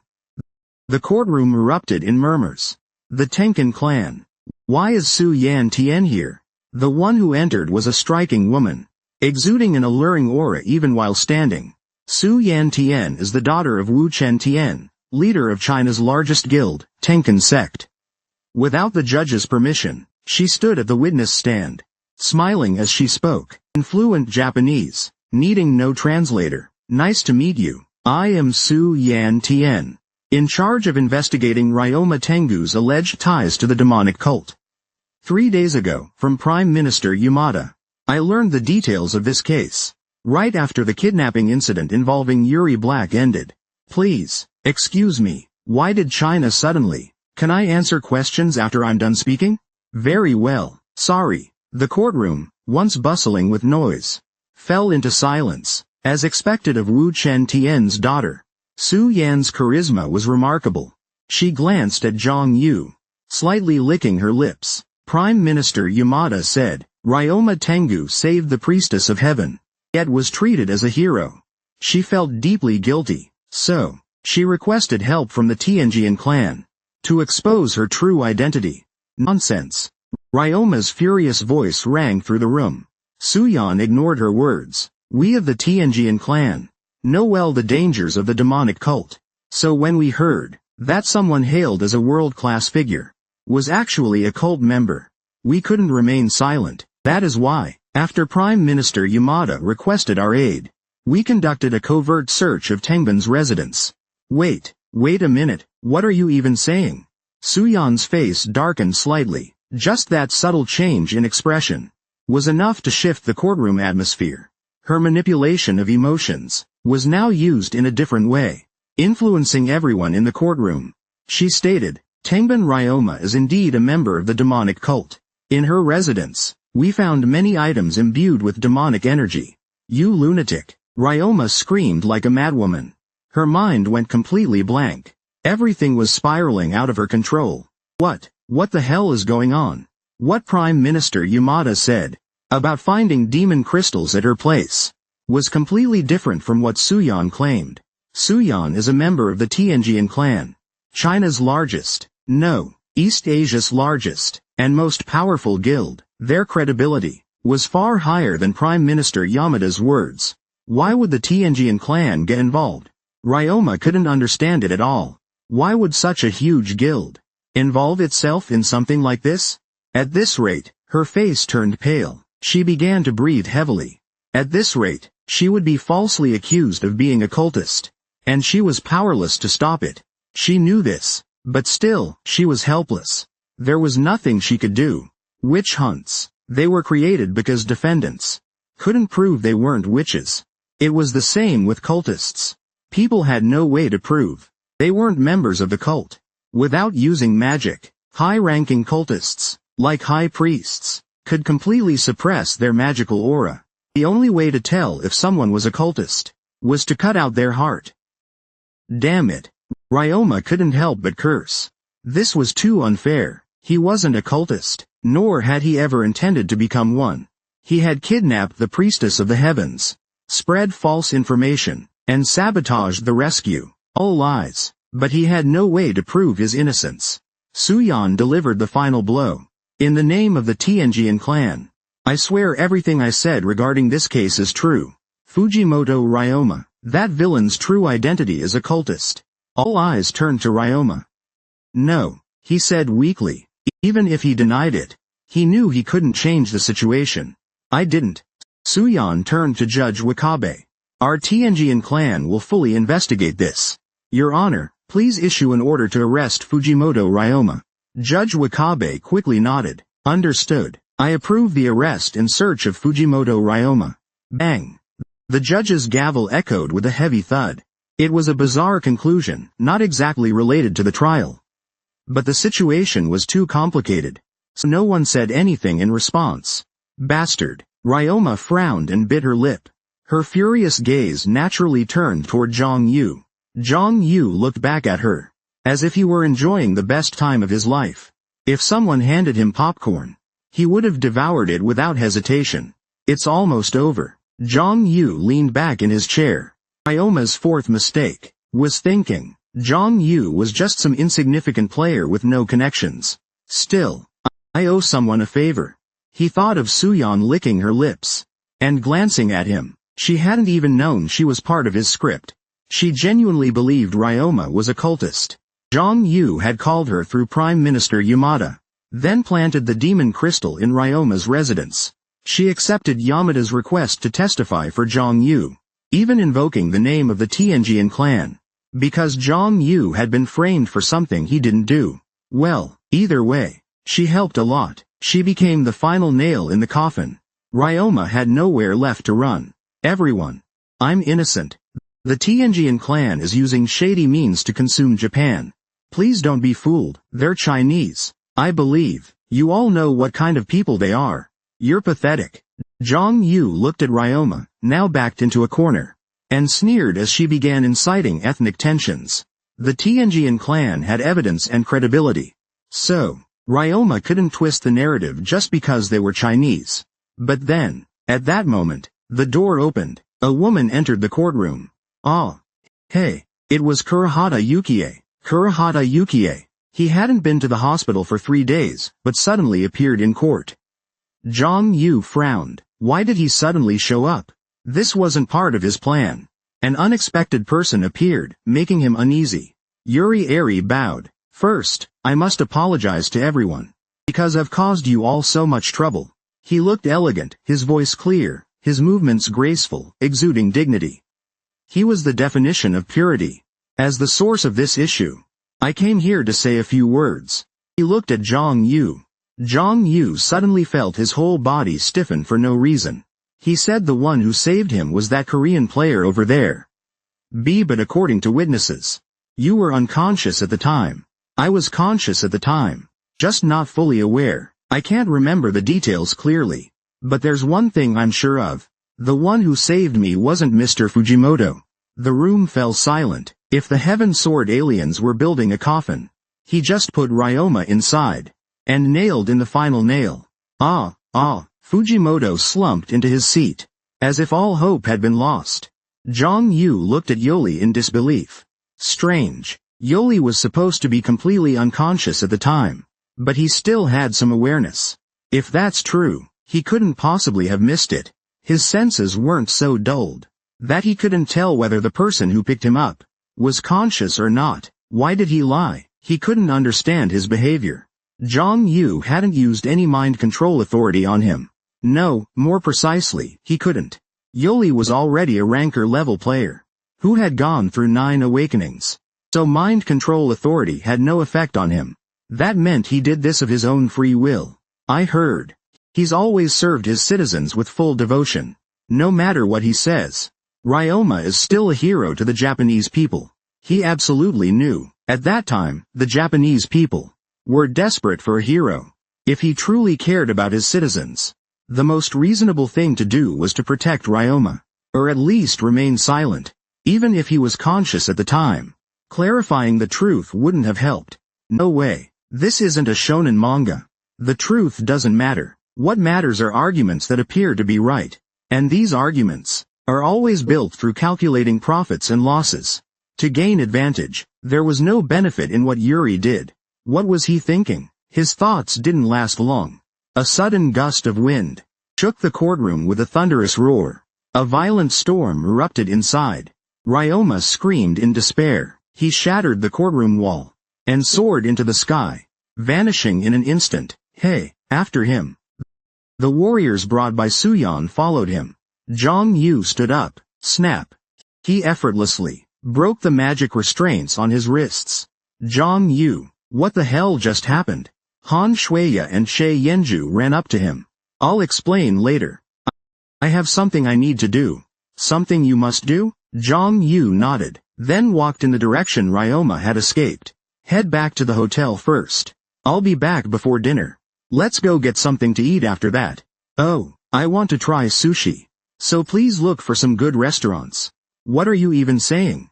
Yan Ji didn't even finish speaking before Zhang Yu blasted off with Fist of the Sky. He quickly disappeared from sight. The others kept staring at the wall Ryoma had broken through. Tap. Zhang Yu landed on the rooftop of a building. That building was a rare high-rise in Japan. He stood on the rooftop, waiting. Then something came flying rapidly toward him from the sky. Boom. A thick cloud of smoke rose. Ryoma emerged from it, his expression twisted, full of rage, frustration, and resentment. You bastard, how dare you? You bastard, how dare you? That's the 5th one. What? Zhang Yu chuckled lightly. That was your 5th mistake. Chapter 111. 5 Mistakes. 3. What a ridiculous joke. Tengen Ryoma glared at Prime Minister Yamada and burst out laughing. Though he was laughing, there was a chilling killing intent in his eyes. Prime Minister Yamada trembled all over. He looked at Zhang Yu and swallowed hard. Ryoma's killing intent was terrifying. But it was nothing compared to his fear of Zhang Yu. Zhang Yu had completely subdued him with the fist of terror. He couldn't disobey. Prime Minister Yamada steadied his trembling and waited for Ryoma's reply. Leaving aside the fact you searched my home without a warrant, how can you prove where the magic crystal came from? He didn't know where the Prime Minister got the magic crystal, but presenting it and claiming it was found in his home was meaningless. It was like someone who wasn't a cop searching a house and saying they found drugs. Of course, Prime Minister Yamada had more authority than the police. But Ryoma, as a national hero, also held considerable power. I commissioned a credible guild to conduct the search. They will testify. A credible guild? Ryoma frowned. There isn't a single guild in Japan with that much influence. Because the average player level is too low. So it couldn't be considered credible. But then Prime Minister Yamada suddenly said he had commissioned a credible guild to investigate. What are you talking about? These are the people who searched Tengen's residence. Click. The courtroom door opened. Everyone's eyes turned to the person entering. The courtroom burst into an uproar. The Heavenly Sword Clan? What is Tien Suyan doing here? The person who entered was a striking woman. Even just standing, she radiated allure. Tien Suyan is the daughter of Tien Wuchen, leader of the Heavenly Sword Sect, the largest guild in Huaxia. Without waiting for the judge's permission, she stood on the witness stand and smiled as she spoke. Her fluent Japanese required no translation. Nice to meet you all. I'm Tien Suyan. I'm in charge of investigating the case against Tengbin Ryoma for suspected ties to the cult. I heard the full details from Prime Minister Yamada 3 days ago. Right when the Black Flag Lily kidnapping incident ended. Excuse me, why did China suddenly stop? Let her finish speaking before asking questions. All right, my apologies. The once boisterous courtroom fell completely silent. As expected of Tien Wuchen's daughter, Suyan's charm was undeniable. She glanced at Zhang Yu, lightly licking her lips. Prime Minister Yamada said, Tengbin Ryoma saved the Heavenly Priestess, and was mistakenly hailed as a hero. She felt deeply guilty, so she sought help from the Heavenly Sword outsiders to reveal her true identity. Nonsense. Ryoma's furious voice echoed through the room. Suyan ignored her words. We of the Heavenly Sword outsiders are well aware of the cult's danger. So when we heard that a world-renowned figure's true identity was actually that of a cult member, we could not stay silent. That's why, after Prime Minister Yamada requested our help, we secretly investigated Tengbin's residence. Wait a second. What on earth are you talking about? As a result, Suyan's expression darkened. With just a subtle shift in expression, the atmosphere in the courtroom grew tense. Her talent for manipulating emotions was being used in a different way to influence everyone in the courtroom. She said, Tengbin Ryoma is indeed a member of the cult. At his residence, we found many items filled with demonic energy. You lunatic! Ryoma screamed like a madman. His mind went completely blank. This development had taken him completely off guard. What the hell is going on? What Prime Minister Yamada said about finding the crystal at Ryoma's home was completely different from this. Suyan was a member of the Heaven Sword Clan, China's largest, no, East Asia's largest, and strongest guild. Their credibility was far higher than that of Prime Minister Yamada. Why would the Heaven Sword Clan get involved? Ryoma couldn't figure it out. Why would such a massive guild get involved in something like this? If this continues, her face turned pale. She began to gasp for breath. If this keeps up, she would be falsely accused of being a cultist, and there would be nothing she could do. She knew it, but she still couldn't do anything about it. She was powerless. The witch hunts were created because the accused couldn't prove they weren't witches. It's the same with cults. People can't prove that they aren't part of the cult. No magical energy? High-ranking cultists, like high priests, can completely suppress their magic deep within. To determine whether someone is a cultist, the only way was to dig out their hearts. Damn it. Ryoma couldn't help but curse. This is so unfair. She wasn't a cultist. Nor had she ever intended to become one. She kidnapped the Heavenly Priestess, leaked false information, and sabotaged the rescue operation. All lies, but she couldn't find any way to prove her innocence. Suyan delivered the final blow, saying, In the name of the Heavenly Sword Clan, I swear that everything I've said about this case is true. Tengbin Ryoma, the true identity of that villain is a cult member. All attention turned to Ryoma. No, she said weakly. Even if she denied it, she knew she couldn't change the outcome. I didn't. Suyan turned to the judge with a firm voice. We of the Heavenly Sword Clan will thoroughly investigate this matter. Your Honor, please issue an order to arrest Tengbin Ryoma. The judge quickly nodded. Understood. I hereby approve the arrest and search of Tengbin Ryoma. Bang bang. The judge's gavel struck the bench. It was a strange conclusion unrelated to the trial, but the situation was too complex, so no one said a word. Bastard. Ryoma frowned and bit her lip.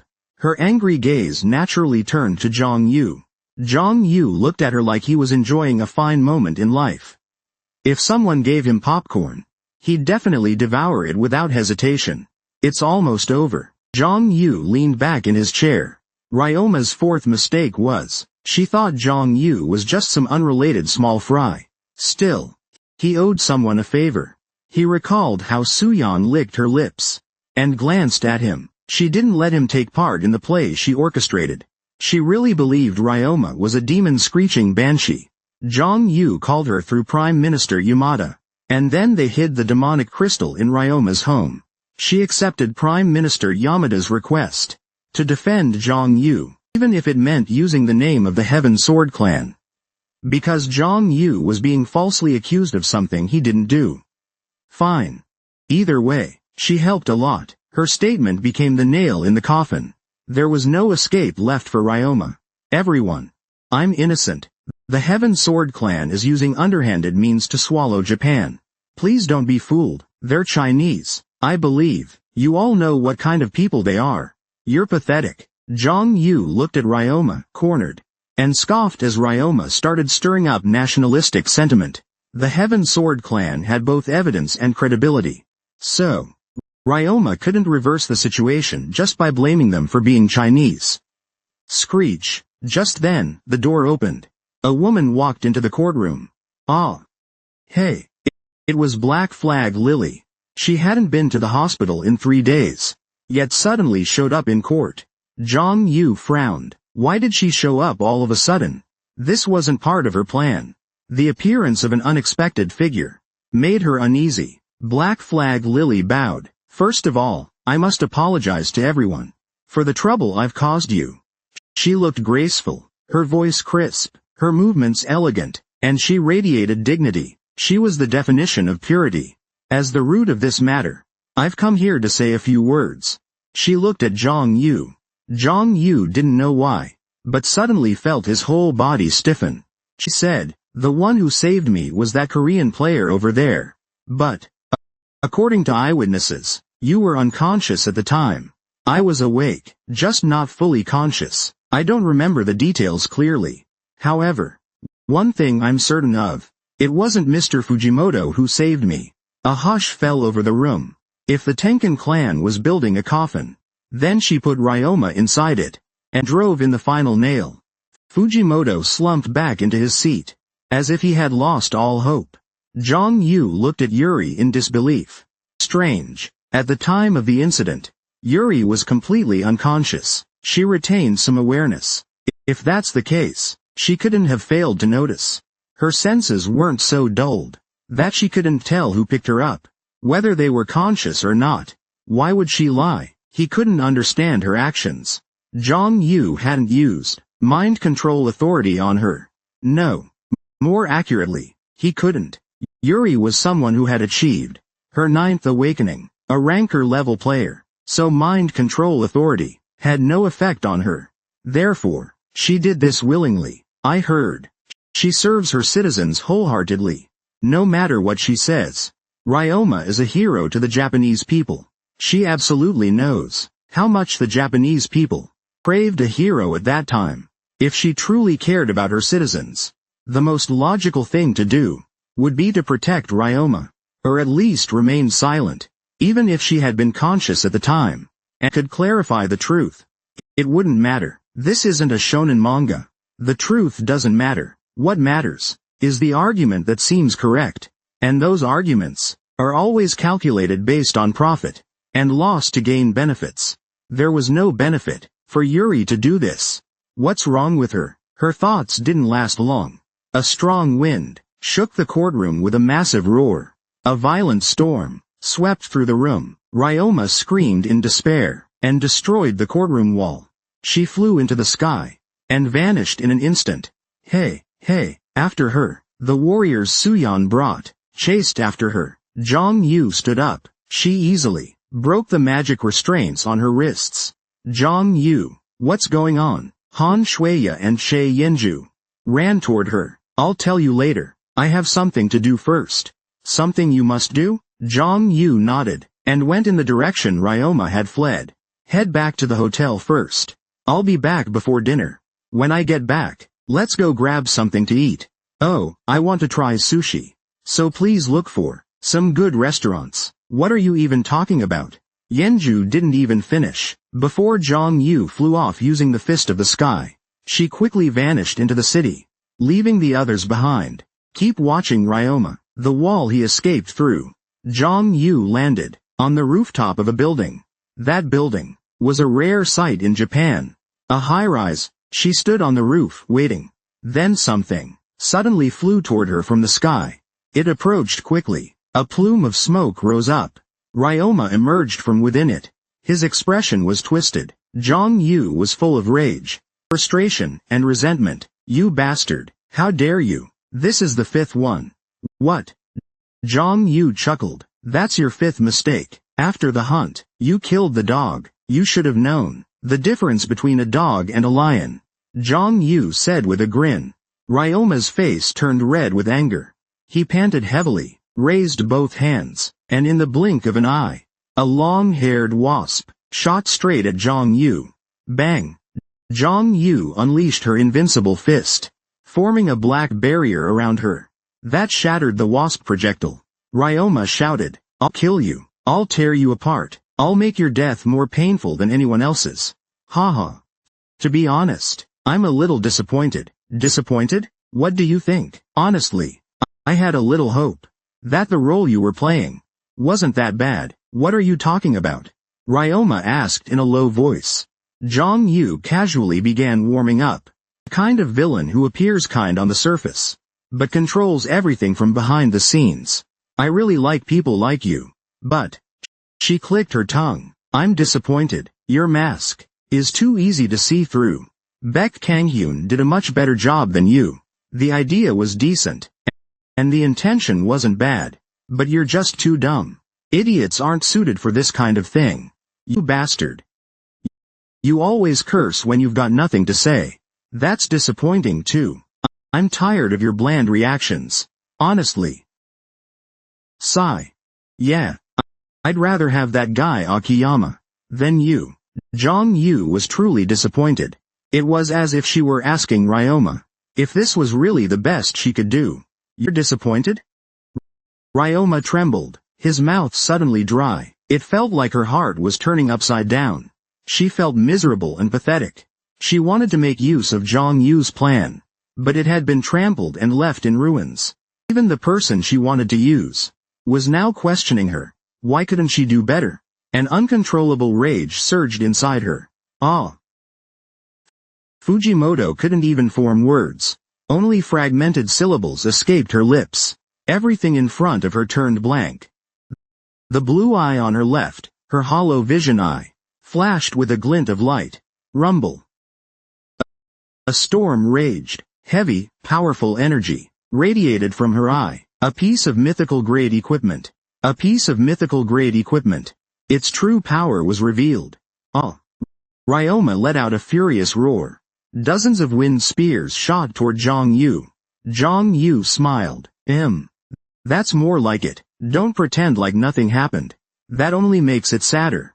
With a wave of her hand, Zhang Yu summoned a black curtain of demonic energy that deflected the incoming wind spears. I've gotta go get dinner. So let's wrap this up. Oh, right. Do you know any good sushi places?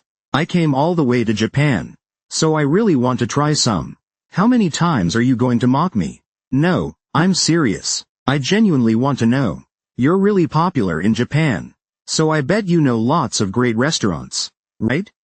Price doesn't matter. I've got money. I'm going to kill you. I'll make sure your death is unbearable. Whoa. This guy's seriously pissed. All right. Fine. I'm sorry. Your plan was terrifyingly perfect. I barely managed to win. I admit it. You're the most perfect opponent I've ever faced. So, about that sushi plan. Oh crap. Ryoma charged at Zhang Yu. Concentrated wind gathered on his fist. He twisted his body and threw a punch. A compressed wind cannonball flew toward Zhang Yu. Even Zhang Yu couldn't take this one lightly. If I hadn't reached my ultimate mode. Zhang Yu leaned back like she was falling. She focused the might of her titan form into her right leg. Like a truck on a ramp, she kicked the wind cannonball upward, sending it flying with a thunderous deflection. Then twisted his body, and regained his balance. He fell to the ground. Zhang Yu raised his hand. Gathering the power of waves into it, he released the wave force. The attack ripped through the air. Boom. Their powers collided, creating a sonic boom-like explosion. Goo. Ryoma was blown back, soaring into the air, thanks to his wind-controlling abilities and the powerful artifact Hollow Vision. He was able to fight in the air where opponents couldn't reach him. But to Zhang Yu, it made no difference. I never thought I'd be fighting in the air on Earth. He used the Sky Fist to launch himself upward. He was used to aerial combat, because many demons could fly. Ryoma began to despair. He hurled multiple wind spears at Zhang Yu, but not a single one landed. Damn it. Ryoma's eyes widened, his mouth gaping in shock. The reason he kept missing wasn't because he was firing randomly, but because Zhang Yu's movements were too erratic. To Zhang Yu, inertia felt non-existent. He could change directions at right angles with ease. In the air, you don't stand a chance against me, Zhang Yu said. As he approached him, Zhang Yu could ignore inertia in midair, so Ryoma couldn't counter him at all. Zhang Yu stomped the air. Charging at Ryoma, he clasped his fists together and swung, striking with the force of the Titan's might. Courage. Ryoma's left eye gleamed. At that moment, a giant hand appeared in the air, and smacked Zhang Yu. Bang! Zhang Yu was thrown back. The impact made his body tremble. He used the power of the sky again, to stop himself from falling. Then he looked up. A giant wind spirit appeared behind Ryoma. Well. He watched with interest. The wind spirit's upper body easily stood over 20 meters tall. It radiated immense magical energy. No, not just magical energy. It felt different from ordinary magic. Mixed within it was a type of power slightly different from magic. Is this what they call divine power from mythology? It was a force he had never felt before. Neither destructive like demonic magic, nor embracing like gentle spells. It was mysterious and powerful. Interesting. A wide grin appeared on Zhang Yu's face. He had to give it a name. Divine power sounded quite fitting. His heart surged with excitement. He clenched his fists. The magic in his blood surged violently.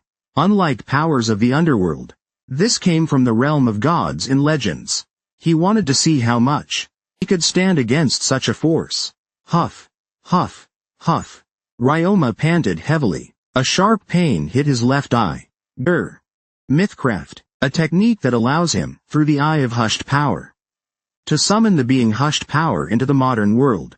Summoning divine force through mythcraft, this was the real deal. But maintaining that power required an astronomical amount of magic. I have to end this quickly. He wanted to slowly kill Zhang Yu, but he no longer had the time for that. All he could do was use his remaining magic to maintain hushed power for one more minute. If he couldn't kill Zhang Yu within that time, his life force would be drained, and he would die. Kill that bastard. He commanded Hollow Vision. Hollow Vision, summoned into the modern world, stared at his opponent. You. His voice trembled. Hollow Vision realized that Zhang Yu wasn't an ordinary human. He was a multidimensional being who had escaped the Wheel of Death. Hollow Vision focused his gaze on Zhang Yu's chest. A tremor, a wave-like trembling, made Hollow Vision's entire body shudder. He saw the deep energy within Zhang Yu's chest. I see. You're the one my lord spoke of. Hollow Vision raised his hand. A massive spear of wind appeared in his grip. With a trembling voice, he said, "Right here. Let's test the power of the Lord of the Demon Sea." A fierce fighting spirit radiated from Hollow Vision. Ryoma, struggling to maintain Hollow Vision's form, coughed up blood. What is he saying? Zhang Yu frowned. The wind giant seemed to be saying something, but it was a language he didn't understand. Zhang Yu considered using language omniscience, but he shook his head. Now wasn't the time for small talk. Judging from the aura Hollow Vision was emitting, peace wasn't an option. And that was exactly what Zhang Yu wanted. I never imagined I'd one day fight a god. His sense of anticipation surged. Of course, Ryoma probably hadn't summoned the god's full form. He could only summon the upper half, and most of it was made of magic energy. But even so, just the thought of fighting a god made Zhang Yu's heart race. Hollow Vision raised his spear, as if he too wanted to avoid a long, drawn-out battle. He poured a massive amount of magic power into drawing the surrounding wind toward the spear. A spear. Zhang Yu smiled. The spear was one of his main weapons. He extended his right hand. Hellfire Fist could be merged with Shadow Spear Fist. Twin Fork Strike. A double-pronged spear was formed. But that wasn't enough. Fission Fist Technique. He merged it with Fission Fist. After combining 3 fist techniques, a dark red spear manifested. Still not enough. He wanted more. His mouth was dry with thirst. The demonic energy in his blood surged wildly. Zhang Yu added a 4th fist technique to the fusion. Storm Fist. He came up with the idea after seeing Hushed Power. A strong vortex of wind formed at the tip of the fission spear. A spear fused with 4 fist techniques. This was a combination he had never attempted before. What should I call it? He gripped the spear tightly, thinking through the names of mythical weapons. Then a great name came to him. Gingnir. Rumble. Rumble. Rumble. You have learned the skill Gingnir. Registered skills can now be used more easily and more accurately. The spear, now bearing a name, began to tremble. Even though it didn't resemble the Gingnir from mythology. That didn't matter. After all, naming it was just a way to make its image more vivid during creation. Come. Hushed Power roared out, though he couldn't understand the words. Zhang Yu felt he understood what Hushed Power wanted. All right. Zhang Yu had no intention of dodging. He gripped Gingnir even tighter and charged forward with overwhelming momentum. Hushed Power's spear and Gingnir collided, and as their terrifying forces clashed, a deafening explosion echoed out, and then, boom! Gingnir pierced through the heart of the mythical giant. Chapter 112. 5 Mistakes. 4. You killed a dog after the hunt. You should have known the difference between a dog and a lion. Zhang Yu chuckled as he spoke. Fujimoto Ryoma's face turned red with anger. He panted heavily, and raised both hands. In a blink, a spear of wind shot toward Zhang Yu. Bang! Zhang Yu's invincible fist formed a black barrier around him, which tore the wind spear apart. Ryoma shouted, I'm going to kill you. I'll tear you apart. I'll make your death more painful than anyone else's. To be honest, I'm a little disappointed. Disappointed? What are you talking about? To be honest, I had a bit of hope. I thought the role you were playing wasn't that bad. What are you saying? Ryoma asked in a low voice. Zhang Yu casually began warming up. That kind of villain. Kind on the surface. But pulling all the strings behind the scenes. I really like people like you. But. He clicked his tongue. I'm very disappointed. Your mask is far too easy to see through. Baek Kanghyun did a much better job than you. The idea was decent. The intent wasn't bad either. But you seriously lack brains. Idiots aren't cut out for this kind of thing. You bastard. You always start cursing when you have nothing to say. That's disappointing too. I'm tired of your bland reactions. To be honest. Sigh. Yeah. I'd rather have that guy Akiyama than you. Not you. Zhang Yu was genuinely disappointed. It was as if he was asking Ryoma, is this really the best you can do? You're disappointed? Ryoma trembled, his mouth suddenly dry, as if something deep inside him was collapsing. He felt pathetic and miserable. He had tried to exploit Zhang Yu's plan, but was left trampled and disfigured. Even the one he tried to use was now questioning him. Why didn't you do better? An uncontrollable rage surged within him. Arg. Fujimoto couldn't even speak. Only fragmented words came from his mouth. His mind went blank. His left eye, Hushed Power, the blue one, flashed. Rumble. The storm rampaged. Heavy and powerful energy spread out from his eye. A myth-tier piece of equipment unleashed its true power. Arg. Ryoma roared. Dozens of wind spears shot toward Zhang Yu. Zhang Yu smiled. That's more like it. Don't act like nothing happened. It just makes you look even sadder. With a wave of his hand, Zhang Yu summoned a black curtain of demonic energy. That deflected the incoming wind spears. I've got to go have dinner. So let's wrap this up quickly. Oh right. Do you know any good sushi places? I came all the way to Japan. So I really want to try some. How many more times are you going to mock me? No. I'm being serious. I really want to know. You're really popular in Japan. So you must know. There are so many good restaurants. Right? Price doesn't matter. I've got money. I'm going to kill you. I'll make your death agonizing. Dude. He's super pissed. Alright. Fine. I'm sorry. Your plan was terrifyingly flawless. I barely scraped out a win. I admit it. You're more perfect than any opponent I've faced so far. So, about that sushi plan? Ryoma charged at Zhang Yu. A powerful gust of wind gathered around his fist. He twisted his body and threw a punch. A wind cannonball formed and flew toward Zhang Yu. This strike, even Zhang Yu couldn't take it lightly. If I hadn't reached ultimate form. Zhang Yu bent back as if falling. He focused the power of the giant king into his right foot. And like climbing a ladder, he kicked the wind cannonball upward. It bounced away with a boom. Then he twisted his body, regained balance, and landed on the ground. Zhang Yu raised his hand, gathering the power of vibration into it. He fired the vibration forward. The attack tore through the air. Boom. Their powers collided, creating an explosive sonic boom. Goo. Ryoma was blown back, sent flying into the air, thanks to his wind-controlling traits, and the powerful artifact Hollow Vision. He could effectively fight mid-air. His opponent couldn't touch him. But for Zhang Yu, it made no difference. I never thought I'd be fighting in the air on Earth. He used the fist of the sky to soar upward. He was accustomed to aerial combat, because many demons could fly. Ryoma began to grow desperate. He hurled numerous wind spears at Zhang Yu, but not a single one hit him. Damn it. Ryoma's eyes widened. His mouth gaped in shock. The reason he didn't hit wasn't because he was shooting wildly, but because Zhang Yu's movements were too unpredictable. For Zhang Yu, inertia was as if it didn't exist. He could easily change direction at right angles.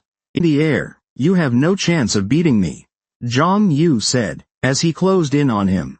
Zhang Yu could ignore inertia in the air, so Ryoma had no way to counter him. Zhang Yu kicked off the air, charging toward Ryoma. He clasped his hands and swung a fist, with the might of a titan. Ryoma's left eye gleamed. At that moment, a giant hand appeared in the air, slamming down on Zhang Yu. Boom. Zhang Yu was flung backward. The impact made his body shudder. He used the sky smite again, to stop himself from falling, then looked up. Behind Ryoma, a wind giant emerged. Now, he looked on with interest. The wind giant's upper body easily towered over 20 meters, exuding immense magical power. No, not just magical power. It felt different from the magic he sensed before. There was something mixed in, an energy slightly different from magic. Is this the divine power from myth? It was a force he had never felt before. Unlike destructive magic, unlike embracing magic, it was mysterious and powerful. Interesting. A wide grin appeared on Zhang Yu's face. If he had to name it, divine power seemed like a fitting name. Zhang Yu's heart boiled with excitement. He clenched his fists. The magic in his blood surged wildly. Unlike the hellish world, this power came from the realm where gods from myth dwelled. He wanted to see how far he could go against such power. Huff. Ryoma panted heavily. Pain flared in his left eye. Gulp. The myth book, a technique that allowed him, through Hollow Vision's eye, to summon Hollow Vision into the modern world. Summoning a god's power through the myth book was no exaggeration. But maintaining that power required a ridiculous amount of magic. I have to end this quickly. He had wanted to slowly kill Zhang Yu, but now he didn't have time. He could only sustain Hollow Vision for one more minute with his remaining magic. If he couldn't kill Zhang Yu within that time, his life force would be drained, and he would die. Kill that bastard, he ordered. Hollow Vision, summoned into the modern world, stared at his opponent. You. His voice trembled. Hollow Vision realized Zhang Yu wasn't just a simple human. He was a multidimensional being who had escaped the Wheel of Death. Hollow Vision focused his gaze on Zhang Yu's chest. A tremor, a wave-like trembling, shook Hollow Vision's entire body. He saw the profound energy within Zhang Yu's chest. So that's it. You're the one. The master spoke of. Hushed Power raised his hand, and a massive spear made of swarm-like bees formed in it. He spoke with a trembling voice. Let's test the strength of the Lord of the Demon Sea here. An intense fighting spirit surged from Hushed Power. Ryoma, struggling to maintain Hushed Power's form, coughed up blood. What is he saying? Zhang Yu frowned. The mad giant seemed to be speaking, but it was in a language he couldn't understand. Zhang Yu thought of using language omniscience, but shook his head. Now wasn't the time for conversation. From the fighting spirit radiating from Hushed Power, peace didn't seem to be an option. And that was exactly what Zhang Yu wanted. I never thought I'd one day have to fight a god. His excitement soared. Of course, Ryoma probably hadn't summoned the god's true body. He could only summon the upper half. And even that was mostly magic. But even so, just the thought of fighting a god made Zhang Yu's heart race. Hushed Power raised his spear. It seemed he didn't want a drawn-out battle either.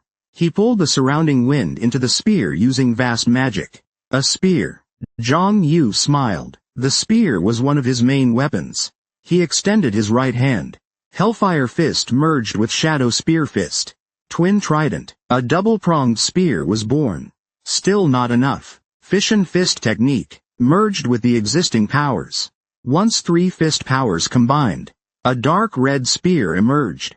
Still not enough. He wanted more. His mouth felt parched with thirst. The demonic energy in his blood surged madly. Zhang Yu added a 4th fist technique to the Fission Spear. Storm Fist. This was the idea he came up with after watching Hollow Vision. A powerful spiral wind appeared on the tip of the Fission Fist Spear. A spear combining 4 types of fist energy into one. It was a combination he had never tried before. What should I call it? He gripped the spear tightly, thinking of names from mythical weapons. He found a good one. Gingner. Rumble. Rumble. You have learned the skill. Gingner. Registering a technique as a skill makes it easier and more accurate to use. The spear, now with a name, began to tremble, even if it didn't look like the Gingner of myth. That didn't matter. After all, naming it was just a way to make the image clearer when creating it. Come. Hollow Vision shouted, though he couldn't understand the words. Zhang Yu felt like he knew. He knew what Hollow Vision wanted. All right. Zhang Yu had no intention of dodging. He gripped Gingner even tighter and boldly stepped forward. Hollow Vision's spear clashed with Gingner. As 2 terrifying forces collided, a deafening roar erupted. Then, boom! Gingner pierced through the heart of the mythical giant. Ku. Ah! Fujimoto Ryoma reached out with his hand. He was trembling. From his outstretched fingertips, his entire body began to dry up. It was due to magic depletion. He had used up all his magic to summon and maintain Hollow Vision. He collapsed to the ground. But Zhang Yu caught him. He laid Ryoma down on the rooftop. Ryoma was on the verge of death. And Zhang Yu hadn't even done anything. But, ah! Help me! Help me! Ryoma pleaded in despair. Tears streamed down his wrinkled cheeks. He was paying the price for Hushed Power's death. Ryoma convulsed like he was having a seizure. His skin began to loosen and dry out. He died miserably, like a vampire drained of blood. This wasn't the result of normal magic depletion. The cost of summoning a god must be immense. Zhang Yu said. He looked down at Ryoma indifferently. Then he thought about Hushed Power. A god from another dimension, beyond earth or hell. He was powerful. The fight itself was brief. Hushed Power hadn't shown a level Zhang Yu couldn't handle yet. But considering Hushed Power hadn't gone all out, he definitely possessed god-like power. Zhang Yu wasn't sure that if Hushed Power had used his full strength, he could have won. If the Gaia system keeps weakening, will beings like that appear on Earth too? Zhang Yu frowned. If a god were to appear on Earth with full power, the resulting natural disasters would be unimaginable. Perhaps the demonic cult isn't the only threat. Something even more troublesome could emerge on Earth. The best solution would be to repair the Gaia system he had damaged. But he still hadn't found any clue how to do that. For now, the only thing he could do was open his status window. Demon God. He read the phrase, second step to becoming a demon god. He didn't know how many steps remained, but it seemed that once all steps were complete, he would become a god-like existence. So far, the system had never lied to him. Zhang Yu didn't know how it worked, nor how it was even possible, but he was sure he could trust the player system. Still, needing to become a god to stop a god, it sent a chill down his spine. Even so, he couldn't deny that he needed god-level power to face the unknown. And so, Zhang Yu let out a low growl. But the problem is, just like he doesn't know how to repair the Gaia system, he also doesn't know how to take the second step to become a demon god, the demon soul. As for what I can do now, Zhang Yu walked over to Ryoma's dehydrated corpse. Although Ryoma had shriveled up like a mummy, his left eye remained intact. Zhang Yu grabbed the left eye. This mythical grade item was called Hollow Vision. But how did this guy even equip it? Did he really gouge out his own eye to put it in? If that's the case, I have to admit Ryoma's willpower. Gouging out your own eye. For a person, that's no easy thing. The eye seemed to answer his question, disintegrating into dust and leaving behind a blue orb the size of a ping-pong ball. Oh, should have known. Looks like Ryoma didn't gouge out his own eye. Zhang Yu picked up the blue orb and held it next to his eye. This item was already engraved. It seemed unusable. He had already anticipated this. Zhang Yu put Hollow Vision away. Regardless, what he needed was the mythical grade material inside. He could use his creation magic and traits to craft new equipment. Still, I'll save it for later. Zhang Yu turned around. With a light leap, he soared into the sky. Let's head back now. He hadn't seen Ijidana or Han Shuya for 3 days, because he'd been preparing to bring down Ryoma. Being apart from the two people he usually saw every day felt lonely. It reminded him of the lonely days he'd spent in hell. They were staying at a 3-star business hotel in Tokyo, which felt too plain given the wealth of Che Yenju, Zhang Haiwenjie, and Bai Huayan. That hotel was too ordinary for them. Maybe they chose a cheaper place because they thought staying in a luxury hotel while Zhang Yu was imprisoned would be inappropriate. But I'm not that self-centered. Zhang Yu walked into the hotel with a bitter smile, as team members waiting in the lobby rushed toward him. Hey, where have you been? Yenju asked. I went to end it all, Zhang Yu replied. End it? Yes, I had to give everything I had. Zhang Yu gave a simple explanation while sitting in the lobby, but he wasn't entirely honest with them. Just like with his thoughts about Tien Suyan, he explained everything using the excuse that Ryoma was a ghost cultist. So you knew from the beginning that Fujimoto Ryoma was a ghost cultist? No, I only realized it after entering the underground. After I saw him and Prime Minister Yamada trying to frame me as a cultist, I struck back. Why didn't you tell us? Because there wasn't enough time. But... Bang! Yenju slammed the table, furious. Zhang Yu smiled. Calm down. How could I possibly calm down? You could have been framed as a cultist, but in the end, everything worked out. Didn't it? That's not the point. Shuya placed her hand on Yenju's shoulder and urged, please calm down, Yenju. Like Zhang Yu said, everything worked out in the end. Still, Zhang Yu must have willingly gone along with them, because he had a plan. Hearing Shuya's calm explanation, Yenju relaxed. Then he boldly put his feet up on the table, one leg crossed over the other. Zhang Yu, Shuya said, sitting beside him and placing a hand on his thigh, her face full of sorrow. I'm sorry I couldn't help you more. I don't need help, Zhang Yu replied, but Shuya gave a bitter smile. Will I ever be able to help you one day? From the faintness in her voice, she seemed truly hurt. If Zhang Yu treated her wrongly, she might break. Zhang Yu looked into Shuya's eyes. Didn't help, huh? That was something he couldn't deny. Shuya indeed wasn't as helpful in terms of power compared to Jin Shixin, Yenju, Suyan, or Echidna. But, was being helpful necessary? Zhang Yu asked. What? At the very least, I won't weigh the pros and cons of living with you. Zhang Yu was naturally calculating. He never did anything that didn't benefit him. But it was different with Shueya. He didn't see him as just a cook who made delicious meals, or a tool to satisfy desires. If that's what he thought, then when he rented an apartment near Seoul Station, he wouldn't have let him move in with him. To him, Shueya felt like family. He didn't spend time with him to get anything in return. The time they spent together was precious enough. But I can't say that to him. This was the first time in his life he had someone he wanted to call family. In the past 10,000 years, he had never felt that. No, even before falling into hell, he had never experienced anything like this. It was an awkward and unfamiliar situation for him, which made it hard to express. If people found out, they might erupt out of sheer frustration. But Jong Yu couldn't help it. He wasn't a god, he wasn't perfect, and he wasn't good at everything. Me too, Shueya shouted loudly. His face turned red as he lowered his head, lips curling upward. Could you guys save the romance drama for when you're alone? Yenju snapped, shaking his leg irritably like he couldn't stand what he was seeing. Hey, didn't you say you wanted sushi earlier? Yenju said. Yeah. Jong Yu replied. Follow me. I know a good place. Yenju stood up, noticing everyone staring blankly at him. What are you all waiting for? He asked. This is the first time I've seen you like this, Wayan replied. Shut up. Yenju shouted back and turned to walk away. Jong Yu stood up with a wry smile. Oh, by the way, what happened to Black Lily afterwards?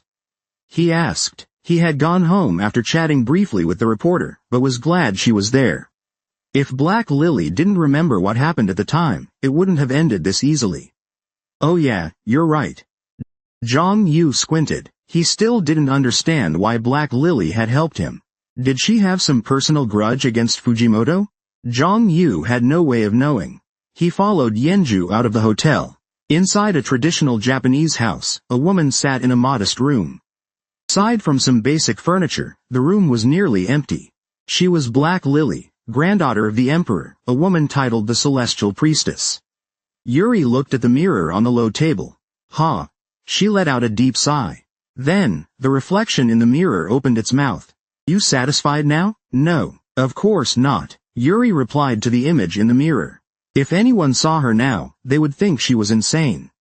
Sigh, I finally got to see him, but I could only watch from afar. It breaks my heart. Yuri caressed her cheek, lamenting her situation. What will you do next? HMPH, of course, I'll prepare myself to be able to support that person. She looked at the mirror, smiling softly. At that moment, the normally pure Yulili exuded an unbelievable sensuality. Far more than Tien Suyan. Any man who tasted that sensuality would instantly become Yulili's slave. Yulili's black hair defied gravity, twisting like tentacles. If you're so loyal to her, why not go to her? Yulili in the mirror asked. My God. Yulili frowned, as if questioning what her reflection was saying. She placed her hand on her cheek and shook her head, not even wanting to imagine acting on that suggestion. How could I go see someone with such an ugly expression? Mirror Yulili fell silent. Chapter 113 Black Flag Lily's Condition Cough. Fujimoto Ryoma reached out her hand, trembling. From her fingertips outward, her entire body dried up. It was due to magic depletion. She had used up all her mana summoning and maintaining hollow vision. She collapsed, but Jong Yu caught her. Jong Yu muttered, laying Ryoma down on the rooftop.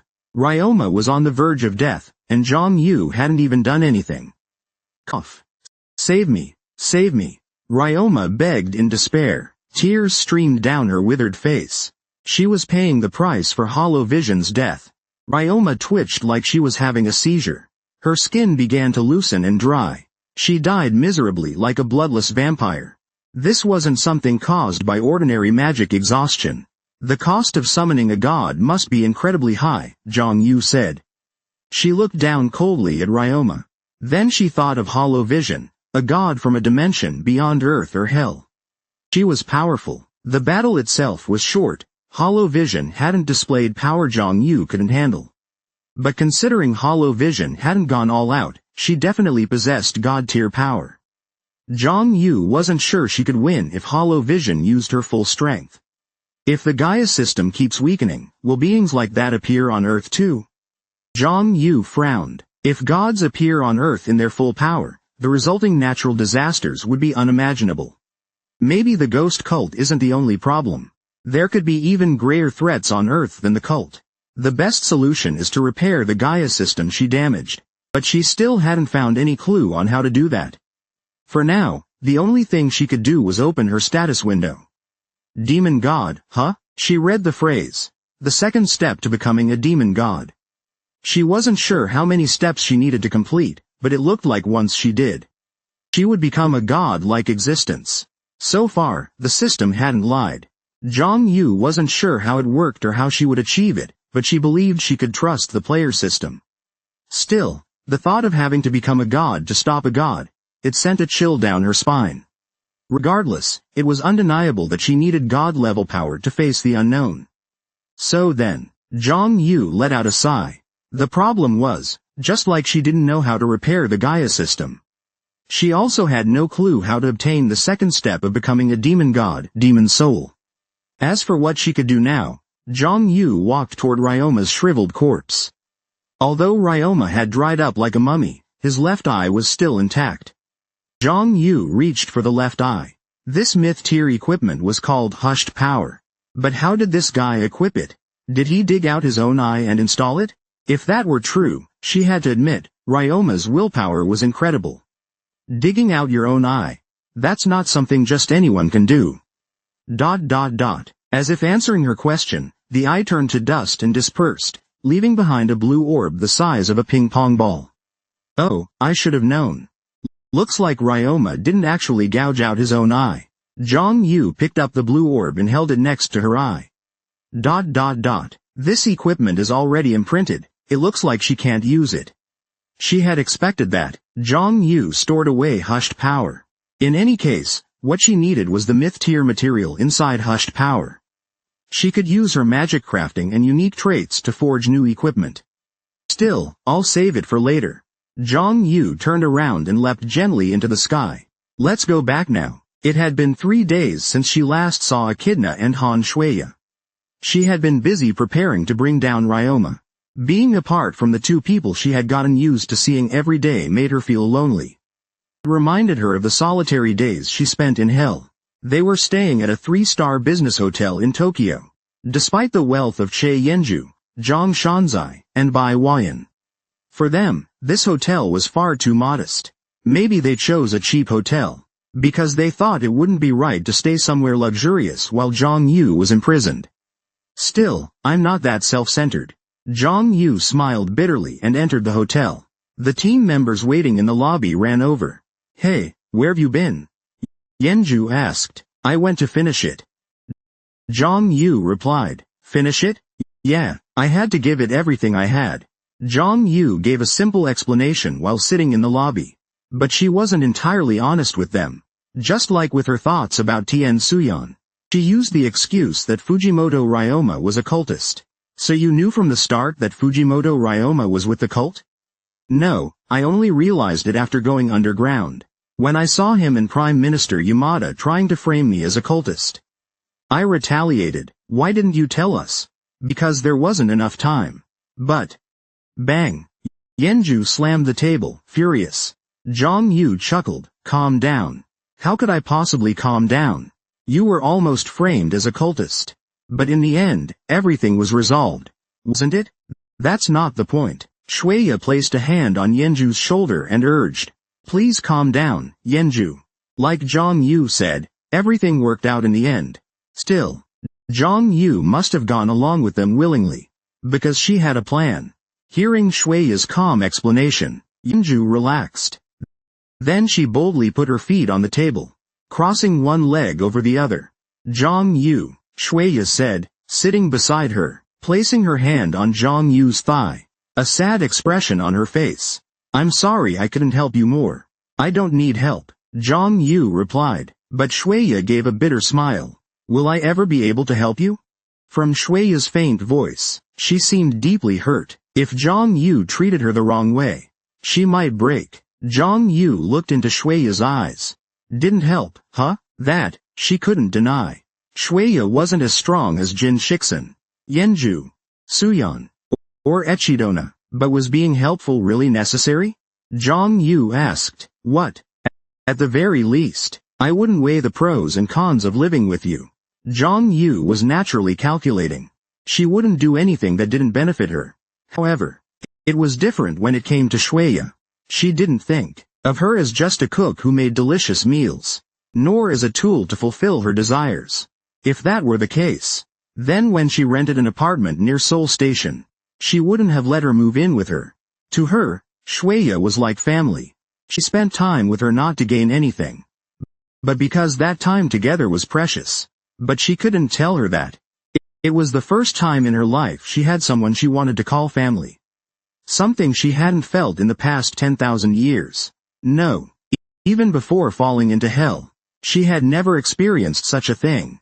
To her, it was an awkward and unfamiliar situation, so it was hard for her to express.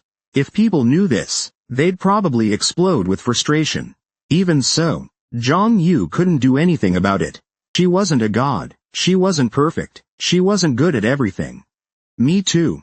Shueya shouted loudly. Her face turned red. She lowered her head, and her lips curled into a shy smile. Can you two save the romance drama for when you're alone? Yenju snapped. She shook her leg irritably, as if she really didn't like what she was seeing.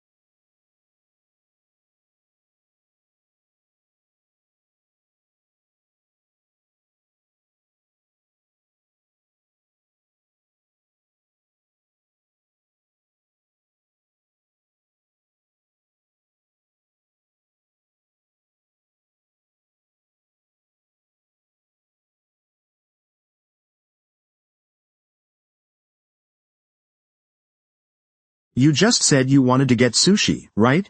Yenju said. Yes. Zhang Yu replied. Come with me. I know a good place. Yenju stood up, looking at everyone staring at him in confusion. What are you all waiting for? He asked. Haha. This is the first time I've seen you like this.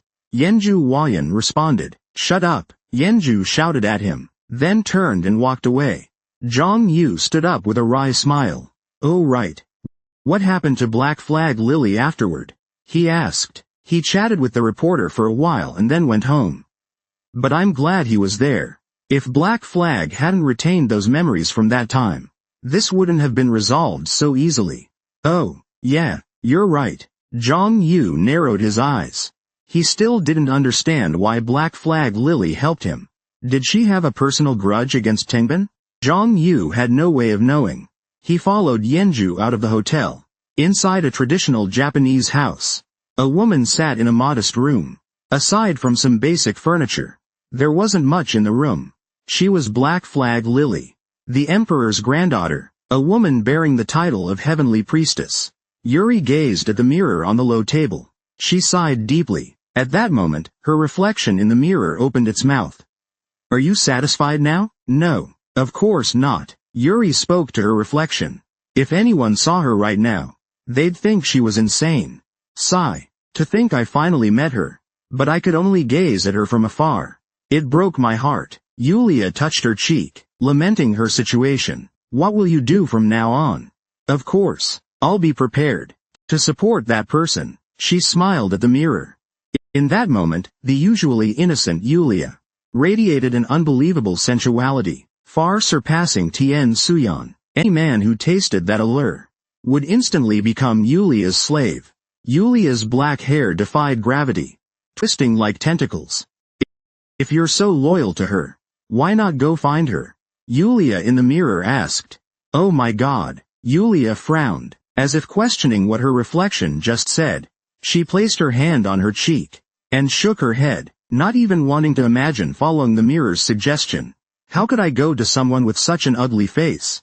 Yulia in the mirror remained silent. Chomp, chomp. Oh. Zhang Yu's hand moved quickly. The sushi in front of her quickly disappeared. Che Yenju looked at her in disbelief. She asked, is it really that good? Yes. Zhang Yu nodded in response. Yenju smiled and said, if someone else saw you, they'd think it's your first time eating sushi. It is my first time. Oh, right. She's from an orphanage. Yenju thought. She had forgotten about that, because she was nothing like the profile compiled from the investigation. However, the only matching detail was, Zhang Yu grew up in an orphanage, so she might never have had expensive food before.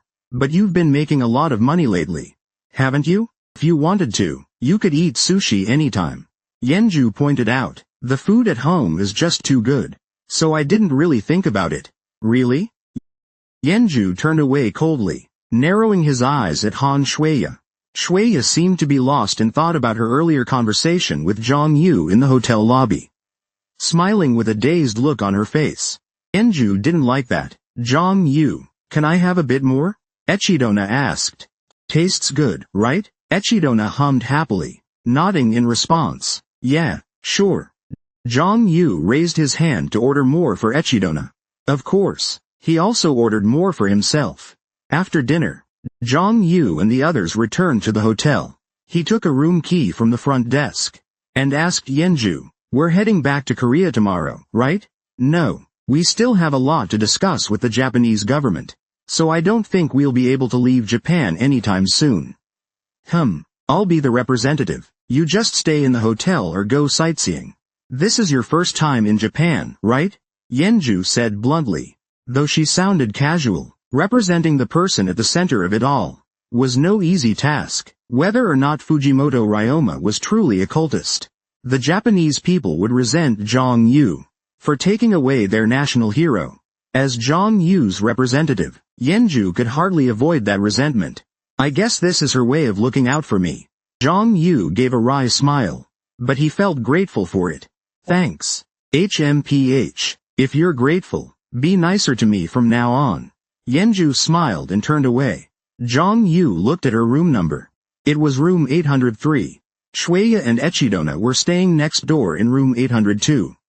See you tomorrow, Shueya said, blushing, still seemingly shocked by their earlier conversation. After Shueya entered the room, Echidona tugged Zhang Yu's sleeve.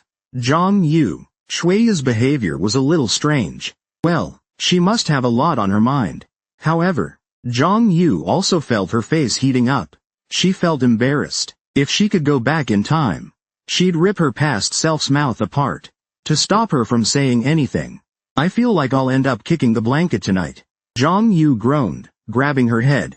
Zhang Yu, Shueya and I are going out tomorrow. Want to come with us? Echidona asked. Where to? I'm not exactly sure. Shueya said there's a place in Japan she's always wanted to visit. Then if there's time, let's go together. So many things have happened. She'd forgotten this was her first time abroad.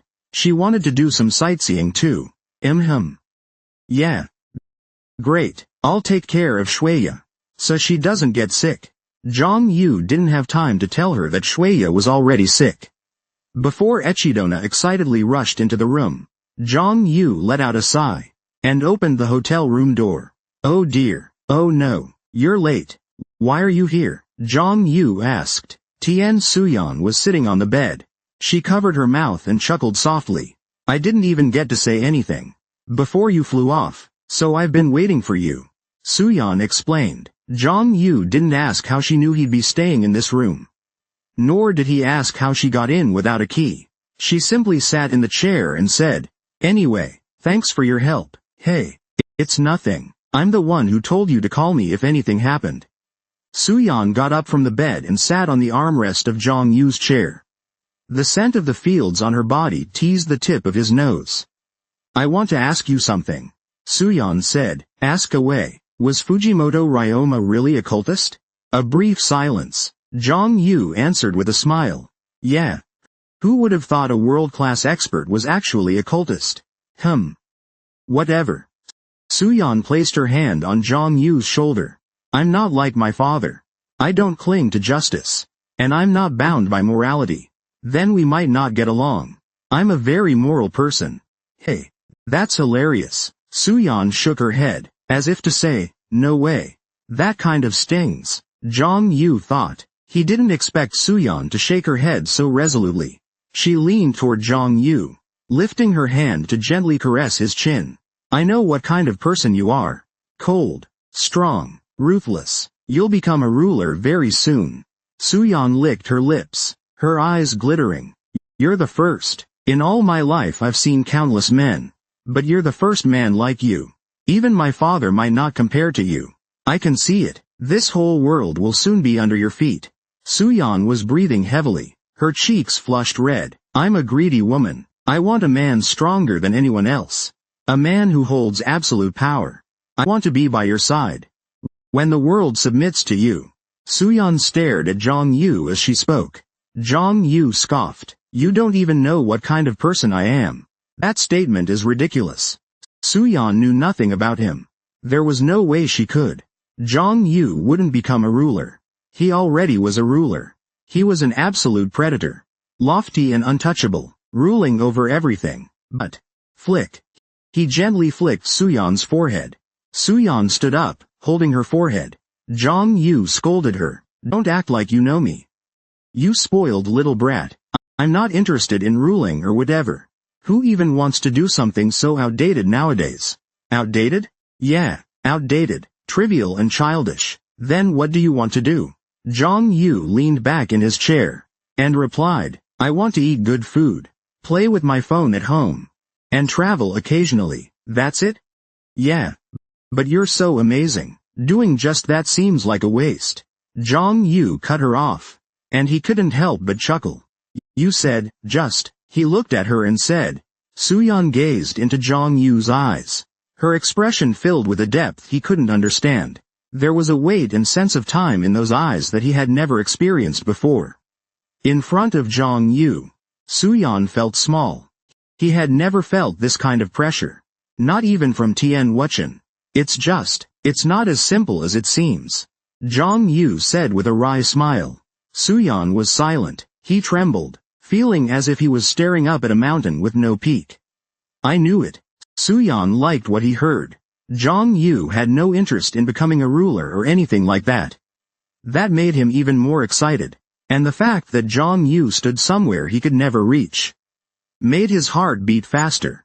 He licked his lips. Suyan couldn't suppress his impulses. Not yet. He told himself, trying to calm his surging emotions. It's not the right time yet. He had to slowly, calmly get closer to her. Oh right. Didn't you say I was helpful to you?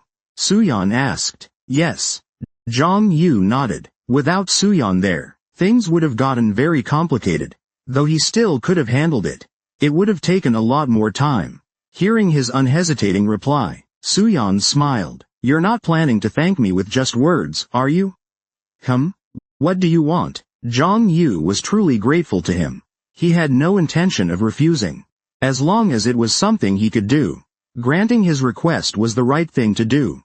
Heh. How about just the two of us go out tomorrow? Zhang Yu said in a low voice. He recalled what Echidona had said. How about the day after tomorrow instead?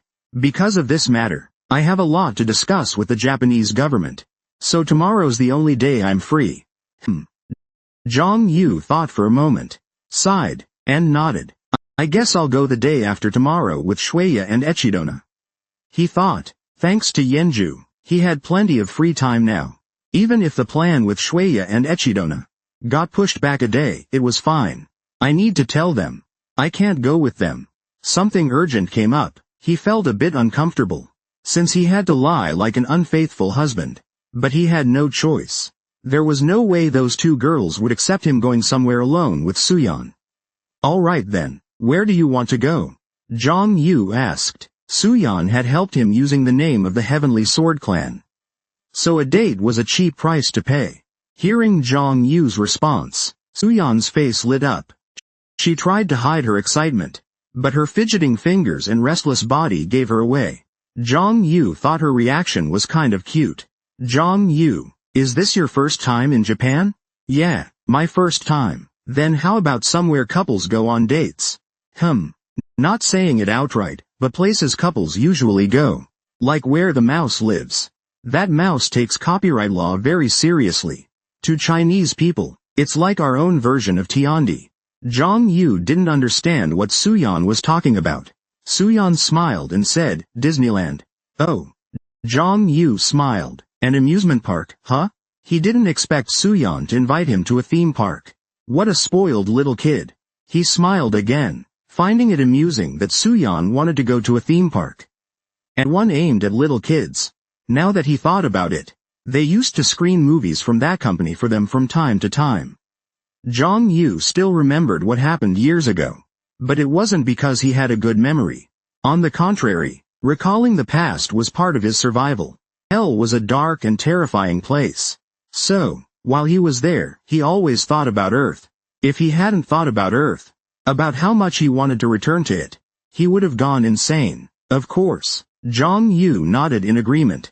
After all, he had never been to an amusement park before. Trying new things was always exciting. But, an amusement park? Your tastes are cuter than I expected. Zhang Yu commented. You got a problem with that? Suyan blushed. Zhang Yu chuckled. Wow. A young man shouted excitedly. He was in an amusement park that looked like a fairy tale come to life. There was a big castle. And cute characters. The amusement park was so enchanting. He almost believed he'd walked through a portal to another world. The young man was even more excited than the kids at the park. Even the children looked at him with pitying eyes. That man was the Demon King. Lord of the Ninth Circle of Hell, Zhang Yu. Tian Suyan remained silent. Zhang Yu had once teased him, saying his tastes were cuter than expected. However, Zhang Yu now looked like someone who had just moved from the countryside to the big city. Staring around the amusement park. Wow, I've seen this before, Zhang Yu said. He patted the head of a performer dressed as the mouse character he'd seen in the orphanage. The costumed part-timer waved his stubby hand at Zhang Yu. Zhang Yu said, he's like a professional greeter. Suyan murmured, watching Zhang Yu take a photo with the costumed character. Suyan silently watched, To be honest, he was a little annoyed. He didn't expect Jong Yu to have this side of him. It was like Jong Yu's first time at an amusement park. No, like his first time somewhere designed purely for fun. So different from how he usually was. Suyan couldn't help but smile awkwardly. Hey, you made me laugh so much yesterday. But you're the one who's even happier. Suyan said, I didn't think it'd be this fun. Jong Yu smiled in satisfaction. A pure, childlike smile on his face. He even trembled a little. His heart racing. This side of Jong Yu wasn't bad either. If it were another man, he probably would have frowned, but now he thought, someone who was treated like a spoiled child, also acting like a kid, was oddly charming. Suyan was blinded by love. All right then, let's go have some fun too, he said. Suyan casually walked over to Jong Yu, and wrapped his arm around his. Even though he felt something soft against his arm, he only said, sure. Jong Yu didn't mind. No, to be precise, he wasn't in the mood to care about that kind of feeling. This is awesome, he thought to himself. He never knew that on Earth there was a place like Disneyland. Of course, he had seen it in pictures a few times, but seeing it in real life was a completely different feeling. It was nothing like the barren deserts he was used to. Tomorrow I should be coming with Echidona and Shueya. This morning, Jong Yu told the two of them that due to urgent business, he wouldn't be able to join them. To that, Echidona nodded sadly. He felt guilty, but their plan was only delayed by one day. He just needed Echidona to go a day later. So he figured it was fine. I came today to study wood and fish. Jong Yu kept walking. His steps were light, even though he told himself he came for research. He looked more than ready to enjoy the amusement park. Oh, is this what they call a roller coaster? Jong Yu asked, pointing at a ride that looked like a train. He had seen pictures of people riding it and screaming. Let's go ride it, he said. You might not enjoy it that much. Why not? Jong Yu tilted his head. Suyan didn't answer. He just smiled. After all, once he got on the coaster, he'd know why. Too slow, Jong Yu thought, disappointed on the roller coaster. Not because Disneyland was made for kids, but because someone like Jong Yu could easily move at 5 times the speed of the coaster's top speed. He could even fly using the fist of the sky. That would be thrilling enough for ordinary people. But for someone like Jong Yu, it was underwhelming. You should have warned me, Jong Yu said. I figured words wouldn't convince you. And it's all part of the experience. That's true. Jong Yu nodded, wandering around the amusement park. By the time they ate and rested on a bench, evening had come before they realized it. It was better than I expected. Jong Yu thought back on the day with Suyan. Although Suyan's personality worried him a bit, spending the day with him was still enjoyable. To be honest, he was really happy being with her. Hey, it's already evening, Yenju said. That's true, Jong Yu. It was really nice seeing this side of you today. It made me happy. Suyan covered his mouth and laughed. He remembered Suyan walking around the amusement park, eyes sparkling with joy. Jong Yu let out an embarrassed groan. Let's head back, he said. All right, Suyan replied, then wrapped his arm around his. The two of them left the amusement park. Jong Yu took the car Suyan had arranged and returned to the hotel. He had a lot of fun. He was satisfied. Click. At the hotel, Jong Yu got out of the car. Well then, see you in Korea, he said. Hey, today was so much fun. Suyan beamed brightly, gently grabbing his arm, as if he didn't want the date to end. Just then, something appeared in his line of sight. Oh? Suyan smiled happily, as he thought of a playful prank. He tiptoed, lifted his head, and brought his lips close to Jong Yu. There's no way Jong Yu wouldn't react to such a sudden move. He gently pinched Suyan's chin. Jong Yu frowned, and asked, what are you doing? HMPH. You're so unromantic. Shouldn't couples at least have a goodbye kiss? I don't remember becoming a couple with you. Hey, let's just end it here for today. Although Suyan didn't get the kiss, he still laughed. Then, see you in Korea. Jong Yu quickly got back into the car, and left the hotel. What the hell? Jong Yu muttered. After kissing him, Suyan took off as if fleeing. That was a little unnatural. Was he embarrassed? Zhang Yu turned his head back in confusion. However, the moment he turned, his expression froze. The answer to his question stood not far away. Now he understood why Suyan ran off so fast. Zhang Yu. Zhang Yu. Damn it. Zhang Yu cursed under his breath. Echidona and Shueya were standing at the hotel entrance, staring at him in shock. A moment of silence. Zhang Yu couldn't say a word. The one who broke the silence was Echidona. He hurried over and grabbed Zhang Yu's sleeve. Zhang Yu, is this what you've been so busy with? Zhang Yu was filled with guilt. He felt like a cheating partner, caught in the act. He lowered his head in silence. Damn it. Then he remembered Suyan's smiling face, and clenched his fists. Zhang Yu. Shueya approached him, and called out. She grabbed his hand with a smile. You've got an explanation, right? Of course. Shueya's smile scared Zhang Yu for the first time. Shueya dragged him into the hotel. 5 days passed. Che Yenju, who had been called around to serve as Zhang Yu's representative, finally returned to the hotel after everything was settled. Let's go home now, Yenju said, visibly exhausted. Zhang Yu forced a smile and nodded, replying, good job, I'll definitely make you pay me back. From his lifeless voice, it seemed like Yenju had been having a rough time. The group boarded the Flower Wolf team's private jet back to Korea. They could have flown with Echidona, but since they weren't in a hurry, there was no need to trouble her. After arriving in Korea, they took a cab from the airport and quickly arrived at Seoul Station. Feels like it's been a while. It really does. Zhang Yu had only been in Japan for a week, but he missed the Seoul cityscape. I'm heading home to rest. You guys take care of yourselves, Yenju said tiredly. He staggered off toward his apartment. Let's go home too, Zhang Yu, Shueya said as she pressed the elevator button. You go ahead, Zhang Yu replied. What about you? I have something to do first. I'll be back soon. Zhang Yu looked up at the sky. The sun was already rising, but it was only 2 a.m. If he stayed home all day, doing nothing, it'd be way too early. Unlike Che Yenju, he wasn't that tired. Thanks to him, he had managed to rest for quite a while. Now that he was back in Korea, his vacation was over. It was time to get back into action.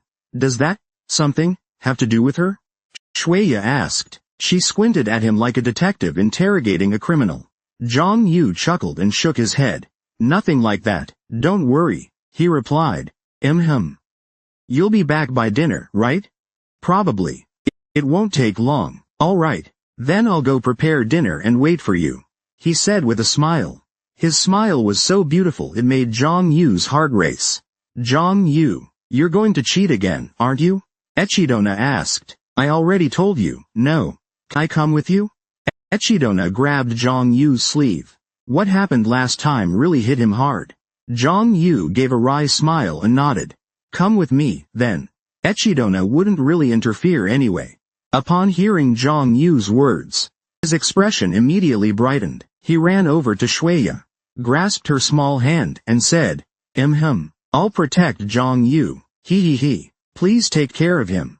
Shueya responded, leave it to me. Zhang Yu let out a sigh. Zhang Yu, where are we going? Echidona asked. Somewhere quiet. Zhang Yu gently leapt and activated sky omnipotence. Echidona spread his wings and said, want me to take us to Nichon? No need, we're not going far anyway. Anywhere without people is fine. Echidona tilted his head and asked, why do we need somewhere quiet?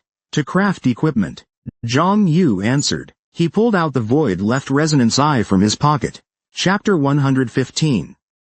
Breakthrough. Part 2. Wow. A young man shouted excitedly. He was in an amusement park that looked like a fairy tale come to life. There was a grand castle and adorable characters. The amusement park was so enchanting that he began to wonder if he had passed through a portal into another world. He stepped into another world. The young man was more excited than the kids in the amusement park. Even the children looked at him with pity in their eyes. This man was the Demon King, Lord of the Nine Hells. Oh Zhang Yu. Tian Suyan remained silent. Zhang Yu once teased him, saying his taste was cuter than he had expected. And yet, Zhang Yu now looked like someone who had just moved to a big city from the countryside. Looking around the amusement park. Wow, I've seen this before, Zhang Yu said. He patted the head of a performer dressed in a mouse costume he remembered from the orphanage. The costumed part-timer waved his tiny hand at Zhang Yu, just like a pro greeter. Suyan muttered. He silently watched Zhang Yu take a photo with the performer. To be honest, he was a bit annoyed. He didn't expect Zhang Yu to have this kind of side. It was like his first time at an amusement park. No, like his first time at a place purely made for fun. So unlike his usual self, Suyan couldn't help but smile awkwardly. Hey, you had me laughing so hard yesterday. But you ended up having more fun than me, Suyan commented. Didn't expect it to be this fun. Zhang Yu replied with a satisfied smile. Suyan saw the pure, childlike grin on Zhang Yu's face. It made him tremble a bit, his heart beating faster. This side of Zhang Yu wasn't bad either. If it were some other man, he'd probably frown. But right now, he thought, someone who spoiled him like a child was now acting like a child himself. It was actually quite charming. Suyan was head over heels in love. All right then, let's have some fun too, he said. Suyan casually walked over to Zhang Yu. She held onto his arm. Even though he felt something soft pressing against it, he simply said, sure. Zhang Yu didn't mind. No, Zhang Yu said. He wasn't in the mood to care about how it felt. Amazing, he marveled to himself. He had no idea a place like Disneyland even existed on Earth. Sure, he'd seen pictures of it a few times. But seeing it in person felt completely different. It was nothing like the wastelands and deserts of the underworld. I was supposed to come with Echidona and Shueya tomorrow. Zhang Yu had told them this morning. That due to urgent matters, he couldn't join them. To that, Echidona had nodded sadly. He felt guilty, but the plan was only postponed by a day. He just needed Echidona to go a day later. So he figured it was fine. I came here today to study the wooden fish. Zhang Yu continued walking. His steps were light. Even though he believed he came here for research, he already looked ready to fully enjoy the amusement park. Oh, is that what they call a roller coaster? Zhang Yu asked, pointing at a ride that looked like a train. He had seen photos of people riding it and screaming. Let's go ride it, he said. You might not enjoy it that much. Why not? Zhang Yu tilted his head. Suyan didn't answer. He just smiled. After all, he'd know why once he got on the roller coaster. Too slow, Zhang Yu thought, disappointed while on the ride. Not because Disneyland was designed for kids, but because someone like Zhang Yu could easily move at 5 times the speed of the coaster's top speed. He could even fly using the fist of the sky. It was thrilling enough for normal people. But even someone like Zhang Yu felt unhappy. You should have told me, Zhang Yu said. I didn't think words would convince you. Besides, it's all part of the experience. That's true. Zhang Yu nodded as they strolled through the amusement park. As they ate and rested on a bench, evening came before they knew it. This turned out better than I expected. Zhang Yu thought back on the day he spent with Suyan. Even though Suyan's personality worried him a little, the day with him had still been enjoyable. Honestly, he had a good time with him. Hey, it's already evening. Yenju said that. That's right, Zhang Yu. It was really nice seeing a different side of you today. It made me happy. Suyan covered his mouth, smiling. He remembered how Suyan had wandered the amusement park, with light in his eyes. Zhang Yu let out an embarrassed groan. Let's go back, he said. All right, Suyan replied, and wrapped his arm around him. The two of them left the amusement park together. Zhang Yu got into the car Suyan had prepared and returned to the hotel. He'd had a great time. He was content. Click. Back at the hotel, Zhang Yu got out of the car. Well then, see you in Korea, he said. Hey, today was really fun. Suyan beamed brightly, and gently grabbed his arm, as if he didn't want the date to end just yet. And just then, something appeared in their line of sight. Oh? Suyan was laughing happily. She thought of a fun little prank. She rose up on her toes, lifted her head, and brought her lips close to Zhang Yu's face. There was no way Zhang Yu wouldn't react to such a sudden move. He gently pinched Suyan's chin. Zhang Yu frowned, then asked, "What are you doing?" HMPH. You're really not romantic at all. Couples should at least have a goodbye kiss, right? I don't remember ever being a couple with you. Hey. Let's leave it at that for today. Even though she didn't kiss him, Suyeon still smiled. Then I'll see you in Korea. Zhang Yu quickly got back into the car and left the hotel. What the hell? Zhang Yu muttered. After kissing him, Suyeon left like she was fleeing. That was a bit unnatural. Was she embarrassed? Zhang Yu turned his head back in confusion.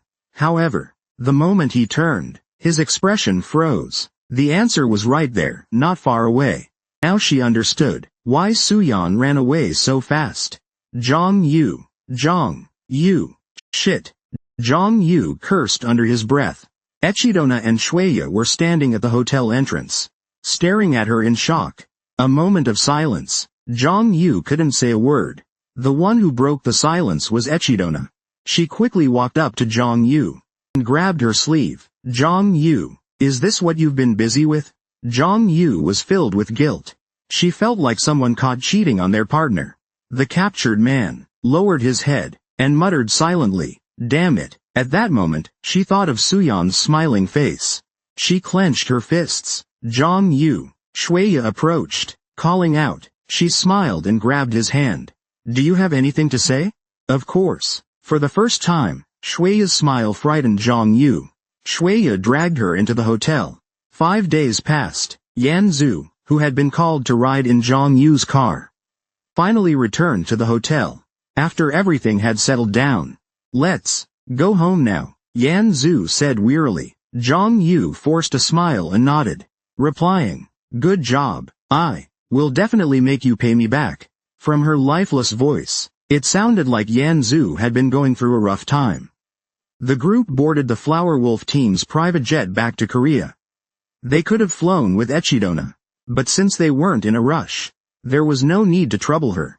Once in Korea, they took a taxi from the airport and quickly arrived at Seoul Station.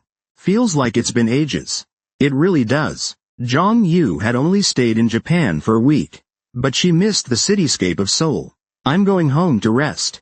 Take care, everyone, Yan Zhu said exhaustedly. She staggered toward her apartment. Let's go home too, Zhang Yu, Shueya said while pressing the elevator button. You go on ahead, Zhang Yu replied. What about you? I've got something to do first. I'll be back in a bit. Zhang Yu looked up at the sky. The sun was rising. It was only 2 a.m. If he just stayed home all day, doing nothing, it would be too early. Unlike Che Yenju, he wasn't that tired. Thanks to her, she'd been able to rest for quite a while. Now that she was back in Korea, the vacation was over. It was time to get back into action. This, Master Someone, is it related to that? Shueya asked, narrowing her eyes, like a detective interrogating a suspect. Zhang Yu smiled and shook his head. Nothing like that, don't worry, she replied. You'll be back for dinner, right? Probably. It won't take long. Okay. Then I'll go prepare dinner and wait for you, she said with a smile. Her smile was so beautiful it made Zhang Yu's heart race. Zhang Yu, are you going to cheat again? Echidona asked. I already told you. No. Can I come with you? Echidona grabbed Zhang Yu's sleeve. She was still shaken by what happened last time. Zhang Yu gave a wry smile and nodded. Come with me then. Echidona wouldn't bother her anyway. Hearing Zhang Yu's words, her expression immediately brightened. She ran over to Shueya, grabbed her small hand, and said, I'll protect Zhang Yu. He. Please take care of him. Shueya replied, Leave it to me. Zhang Yu sighed. Zhang Yu, where are we going? Echidona asked. Somewhere quiet. Zhang Yu leapt lightly, activating sky omnipotence. Echidona spread her wings and said, Do you want me to take us to Neon City? No need, we're not going far anyway. Anywhere without people is fine. Echidona tilted her head and asked, Why somewhere quiet? To craft equipment. Zhang Yu replied. She pulled the Eye of Vuzenhu from her pocket. This place should be good. He nodded. Oh. Zhang Yu used sky omnipotence to fly, and landed at the foot of a desolate mountain. She sat on a flat rock, and held up the eye of Vuzenhu. It was a blue, translucent orb. It looked like an egg. A myth-grade artifact, although on the outside, it appeared to be nothing more than a blue crystal ball. It was one of the few myth-grade artifacts in the world. Its power was limited. But if it was powerful enough to summon a god, then it deserved the myth-grade title. She remembered Vuzenhu, the giant made of wind. Fujimoto Ryoma became a world-class player, thanks to this artifact, but its base stats were much lower than that of an average world-class player. Yet it still summoned a being capable of threatening Zhang Yu, who had achieved the pinnacle of demon form. There was no denying, this myth-grade artifact was a treasure. That meant, this artifact was likely made of materials worthy of its grade. The more omnipotence infused, the stronger the artifact became. Zhang Yu examined the effects of her sixth awakening trait, Arcane Genesis. She recalled the Gingner she used in battle against Vuzenhu. Right now, I can barely use 4 omnipotences at once. The mana required to use multiple omnipotences has doubled. Using 4 omnipotences at once requires 16 times the mana of just one. But, Zhang Yu's eyes lit up. She wasn't in combat right now. There was no need to maintain omnipotence. While simultaneously observing the enemy and countering, she could focus entirely on using her own omnipotence. I think I can push it up a level. Zhang Yu was a bit nervous. The danger of running out of demonic energy is far greater than running out of mana. Demons rely on demonic energy to sustain their bodies. If demonic energy is exhausted, they'll wither and die, just like Ryoma did. I'd better practice first. Zhang Yu only had one piece of myth-grade material.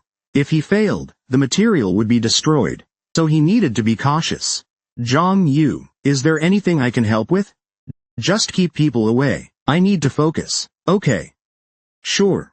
Echidona nodded. She flew into the sky, getting ready to put up a barrier around the area. Let's begin, Zhang Yu said, reaching out his hand. Start with something I'm familiar with. Rise. Demonic Tree Forge. A complex magic circle appeared on the ground. Demonic energy gathered around him, coalescing into strange mosquito-like forms. The mosquitoes squirmed as if alive. Swirling through the air, they gathered into a basketball-sized black orb. Refining array initialized. To craft equipment of myth grade or higher, please insert appropriate materials. Zhang Yu placed his hand on the black orb, activating the demonic energy inside him. Without adding any materials, the highest grade for refined equipment will be legendary. If the omnipotence used cannot handle even legendary grade, the equipment will be destroyed. Gai Bulg, Zhang Yu muttered softly. He closed his eyes and visualized the image in his mind. He merged the 3 forms of omnipotence together. Now that he possessed the ultimate demon form, using all 3 omnipotences at once was a piece of cake. Vast demonic energy flowed out of his body. The crafting array began to twist. Thick black smoke started rising from it.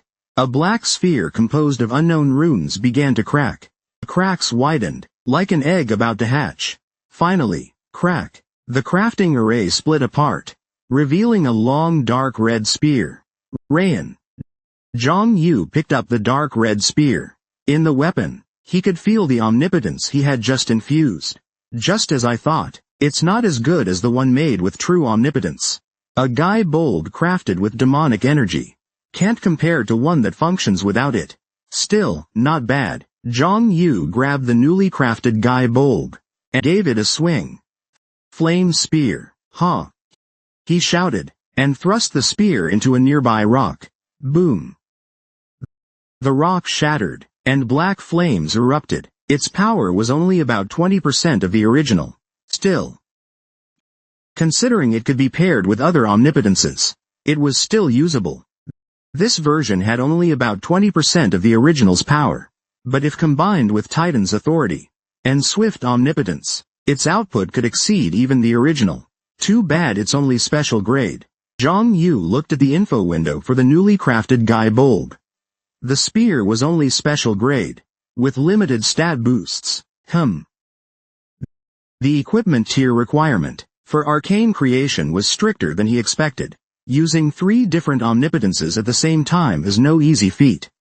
It's not just a matter of how much demonic energy you have.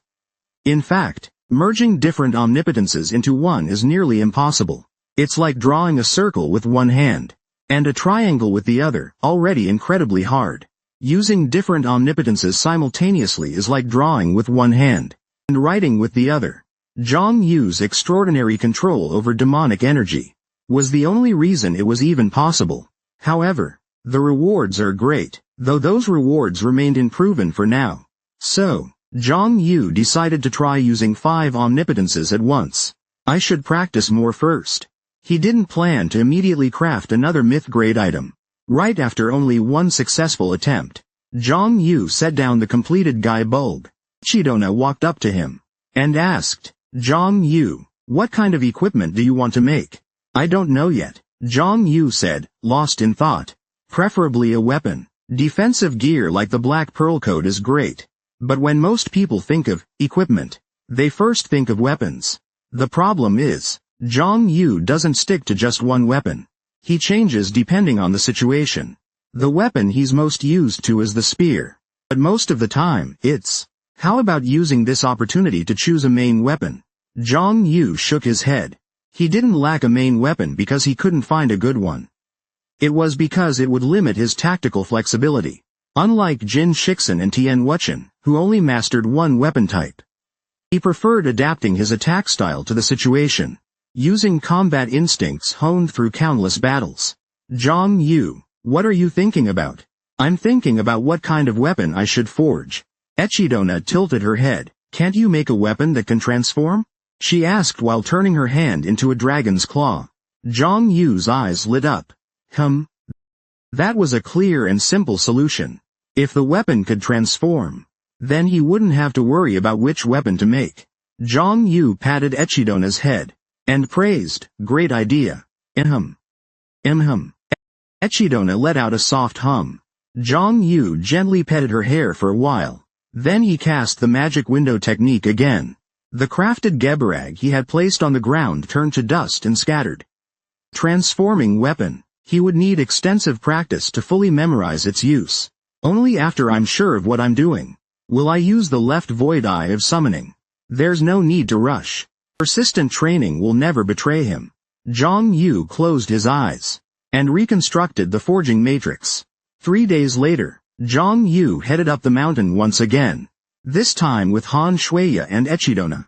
I'm here, Zhang Yu said. All right. Shuya nodded in response. Before they arrived, he had already heard about Zhang Yu's plan, so he knew he had to do something to help him.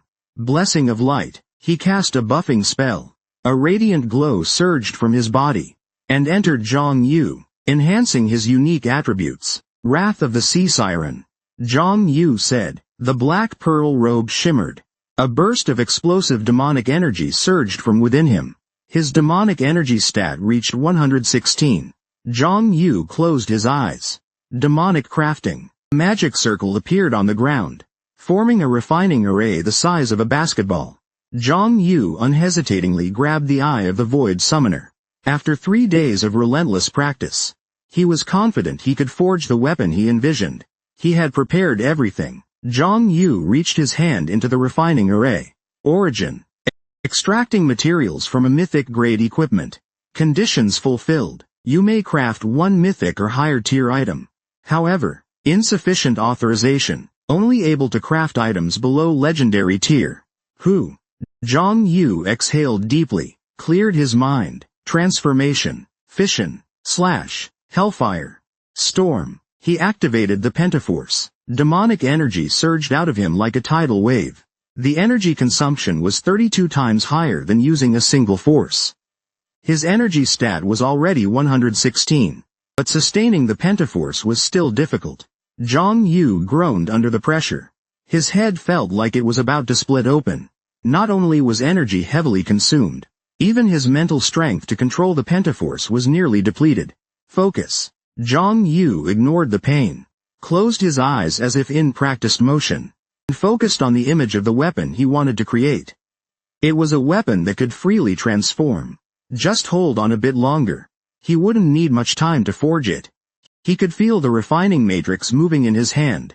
Just 10 more seconds. and he would be able to craft the weapon he desired. Pentaforce confirmed. All conditions have been met. Forging a piece of myth-grade equipment. There aren't many myth-grade items in the world. Yet Zhang Yu was about to forge one himself. He remained silent for a long time. Time ticked by second. 9 seconds. Suddenly, Zhang Yu thought of something. 8 seconds. If the weapons of the 7 princes were also ranked, Zhang Yu wondered what grade they'd be. 7 seconds. The 7 princes were incredibly powerful. So strong that even he couldn't kill them, which made sense. 6 seconds. Their innate power contributed to their overall strength. But their hell weapons played an even greater role. 5 seconds. It's said those hell weapons were formed from condensed demonic energy, and had existed for ages. 4 seconds. No matter how he thought about it, those weapons couldn't possibly be only myth-grade. 3 seconds. Zhang Yu had never used a hell weapon before. Each hell weapon contained the soul of a prince, so they wouldn't acknowledge Zhang Yu as their master. 2 seconds. He had once used the power within a hell weapon to open a gate back to Earth. But that was merely borrowing its power, not using it as a weapon. 1 second. It's not enough. Still not enough. Greed suddenly surged within Zhang Yu. He opened his eyes, his heart consumed by uncontrollable desire and insatiable craving. This wasn't enough. It still wasn't enough to satisfy him. It felt like his head was about to explode. His demonic energy was being consumed at an alarming rate. But, still not enough. He was still unsatisfied. Zhang Yu activated a 6th handle. He hadn't even decided which one to use. New. Disadvantage handle added. Update condition. Transcendent equipment. Forge unique power rule. Only applicable when using multiple handles. Ignore 2 to the power of 1. Rumble. His body shook like an earthquake. A tremendous force shook the surroundings. Zhang Yu. Zhang Yu. 2 girls screamed. However, their screams did not reach Zhang Yu's ears. A vortex of demonic energy had already enveloped his body. His mind was in chaos. He felt as if he were floating above an endless ocean. Even in hell, using 6 types of martial powers simultaneously was too much.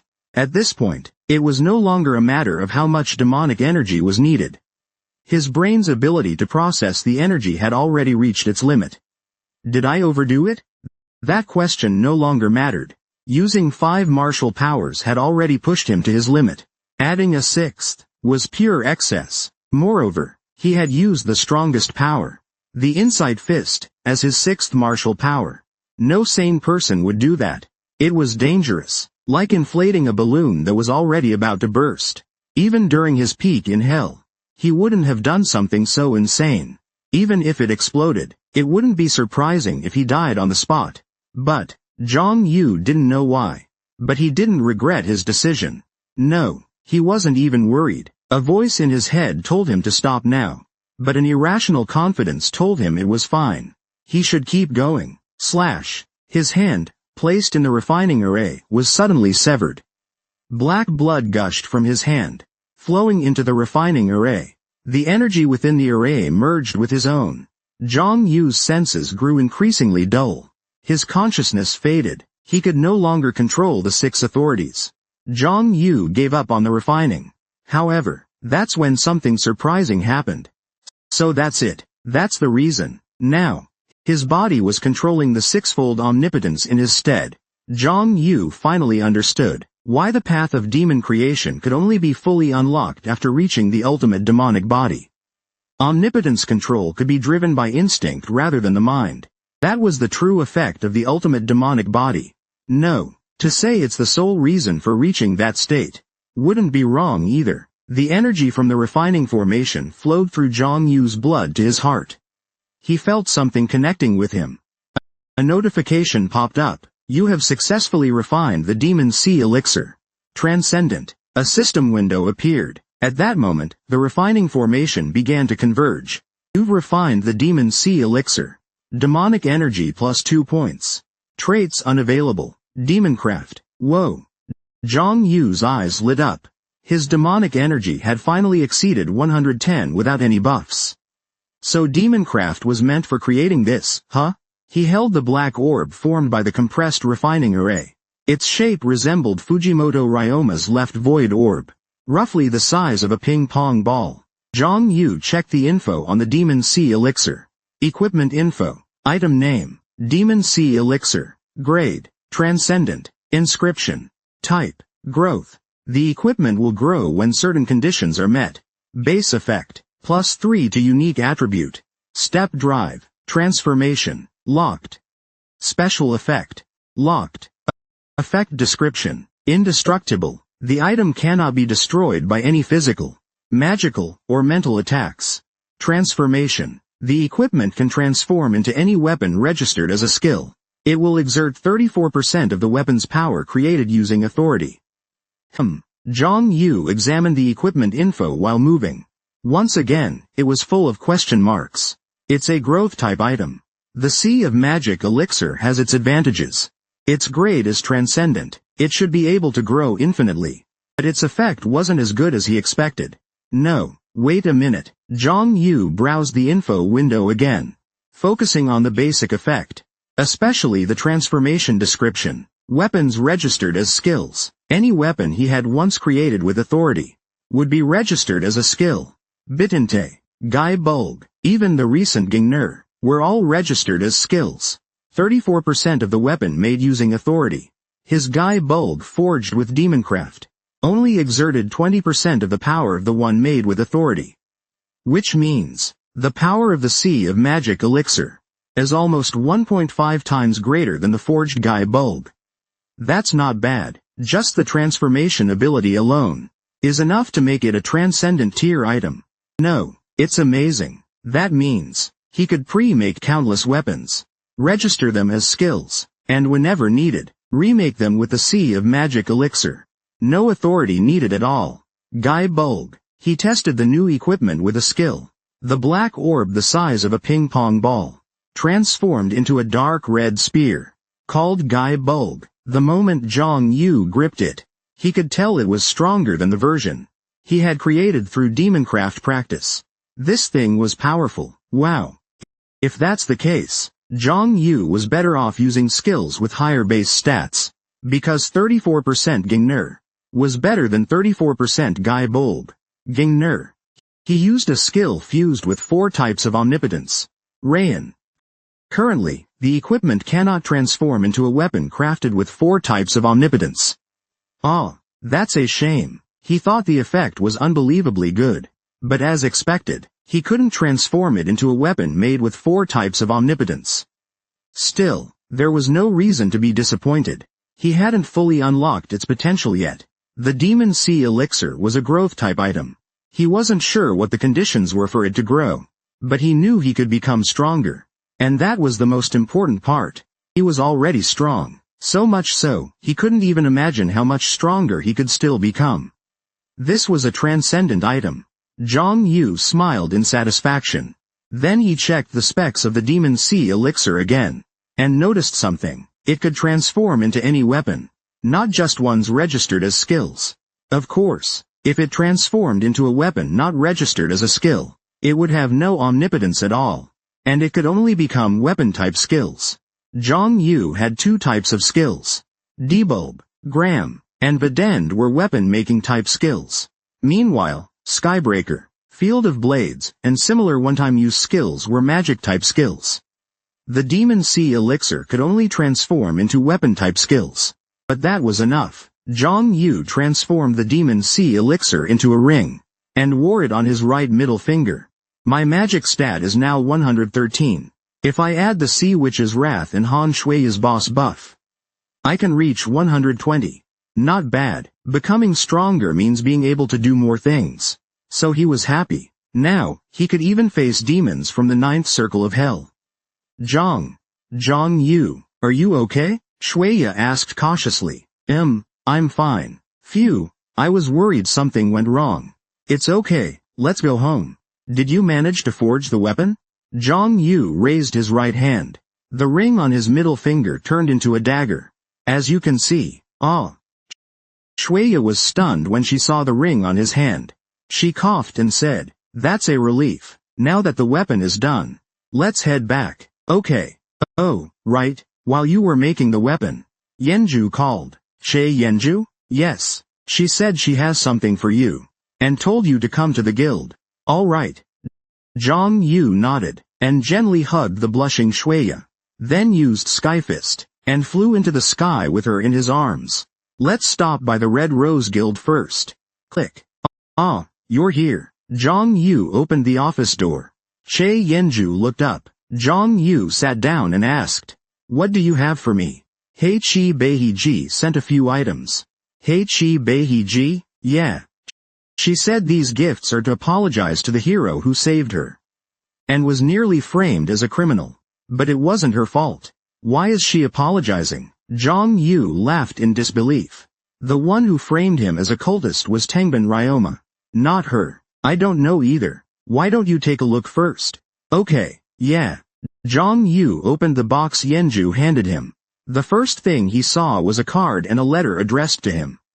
For this embarrassing incident, I deeply apologize. There's a card with 30 billion won. You can use it freely in Korea. Here's my contact information. If you need any help, please call me anytime. I'll do my best to assist you. What? Zhang Yu said. 30 billion won? Although Yuri Black is the emperor's granddaughter, she couldn't possibly use that much money so casually. Moreover, she said she'd help with anything. As a woman who's now acting as the de facto empress, in place of the ailing emperor, she shouldn't be saying such things. Why is she doing this? Zhang Yu did save her life. But people don't usually go that far. To repay their lifesaver, it's like someone saved from a lottery, handing over their property deed to their savior. As a gesture of gratitude, the current outcome is better than a negative one. But he still couldn't understand. It seems she really likes you. HMPH. You must be thrilled to receive so much affection from the princess. Ian Ju said to him, not liking what she saw. Zhang Yu swallowed hard. Check what else is in the box. What's this? Something frozen was in the box. She opened the box to see what it was. An octopus? She asked. Inside the box was an octopus the size of a human head. Due to some magical device, the octopus's tentacles, though frozen, were still wriggling. Why would she send an octopus? Zhang Yu looked at the box in confusion. Chapter 117. Demonic Genesis Technique. 2. Boom. The mountains trembled like an earthquake. A massive force shook the surroundings. Zhang Yu. Zhang Yu. Two women screamed. However, their screams couldn't reach Zhang Yu's ears. A tornado of demonic energy had already engulfed her body. Ah! Her mind was in chaos. She felt as if she were floating in a vast, endless ocean. Even in hell, using 6 powers at once was too much for her to handle. At this point, it wasn't about how much demonic energy she had to use anymore. Her brain's capacity to control that energy had reached its limit. Did I go too far? A meaningless question. 5 powers was already her limit. Adding a 6th was simply overkill, and she had used her strongest ability, the Insight Authority, as her 6th power. No rational person would do that. It was dangerous, like pumping more air into a balloon that was about to burst. Even at her peak in hell, she would never have done something so insane. Even if she exploded on the spot, it wouldn't be surprising. But Zhang Yu didn't know why. But she didn't regret her decision. No. She wasn't even worried. A voice in her head told her she should stop now. But a baseless confidence told her it was fine. That she should keep going. The hand she had placed in the refining array was suddenly severed. Black blood gushed from her hand, and flowed into the array. The energy in the refining array merged with her own. Zhang Yu's senses grew increasingly blurred. But she could no longer control the 6 authorities. Zhang Yu gave up on the refinement. However, something surprising happened at that very moment. So that's how it is. That was the reason. Now, her body was controlling the 6-fold omnipotence on her behalf.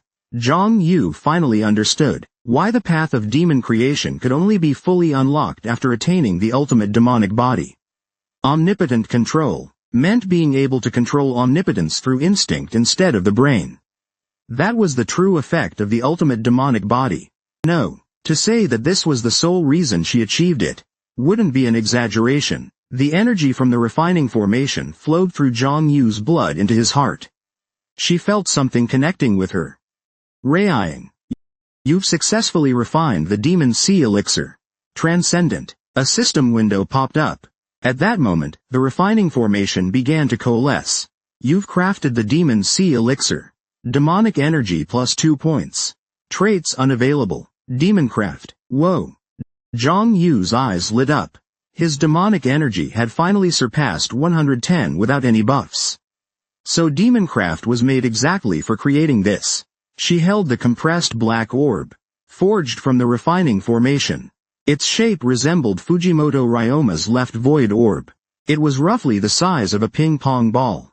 Zhang Yu checked the information on the Demon Sea Elixir. Equipment info. Item name. Demon Sea Elixir. Grade. Transcendent. Inscription. Type. Growth. The item will grow once specific conditions are met. Base effect. +3 to unique attribute. Unyielding. Transformation. Locked. Special effect. Locked. Effect description. Indestructible. The equipment cannot be damaged by any physical, magical, or mental attack. Transformation. The equipment can transform into any weapon registered as a skill. It will exert 34% of the power of a weapon crafted using authority. Zhang Yu checked the equipment info while walking. Again, filled with question marks. It's a growth-type item. The Sea of Magic Elixir has its advantages. Its tier is transcendent. It should be able to grow infinitely. But the effect wasn't as impressive as expected. No, wait. Zhang Yu browsed the info window again, focusing on the core effects. Especially the transformation description. Weapons registered as skills. Weapons he had crafted at least once with authority. Were all registered. Bitente, Gai Bulg, even the recent Gingner, were all registered as skills. 34% of the weapon crafted with authority. His Gai Bulg created with Demoncraft only had 20% of the power of the authority forged Gai Bulg. In other words, the Sea of Magic Elixir's strength is almost 1.5 times greater than the forged Gai Bulg. That's pretty good. Just the transformation effect alone is enough to make it a transcendent tier item. No, it's amazing. That means he can pre-forge countless weapons, register them as skills, then whenever needed, recreate them with the Sea of Magic Elixir. No authority required. Gai Bulg. He tested the new equipment with the skill. The black orb, the size of a ping-pong ball, transformed into a dark red spear, called Gai Bulg. When Zhang Yu gripped it, he could tell this spear was stronger than the one he had practiced forging through Demon Blade creation. That's seriously powerful. Whoa. If that's the case, Zhang Yu should stick to skills with better base stats. Because 34% Gingner was better than 34% Gai Bulg. Gingner. He used a skill fused with 4 types of omnipotence. Ryan. At the moment, he can't turn his equipment into a weapon made with 4 types of omnipotence. That's really unfortunate. He thought the effect was incredibly strong. But as expected, he couldn't turn it into a weapon made from 4 types of omnipotence. Still, there's no reason to feel disappointed. He hadn't fully unlocked its potential yet. The Demon Sea Elixir was a growth-type item. He didn't know what the growth condition was, but he knew he could become stronger. And that was what mattered most. He was already powerful, so much that he couldn't even imagine how much stronger he could get. This was a transcendent item. Zhang Yu smiled with satisfaction. Then he checked the specs of the Demon Sea Elixir again, and noticed some details. It could transform into any weapon, not just those registered as skills. Of course, if transformed into a weapon not registered as a skill, it would have no omnipotent abilities, and it could only become weapon-type skills. Zhang Yu had 2 types of skills. Debolt, Gram, Beaten were weapon-type skills for crafting weapons.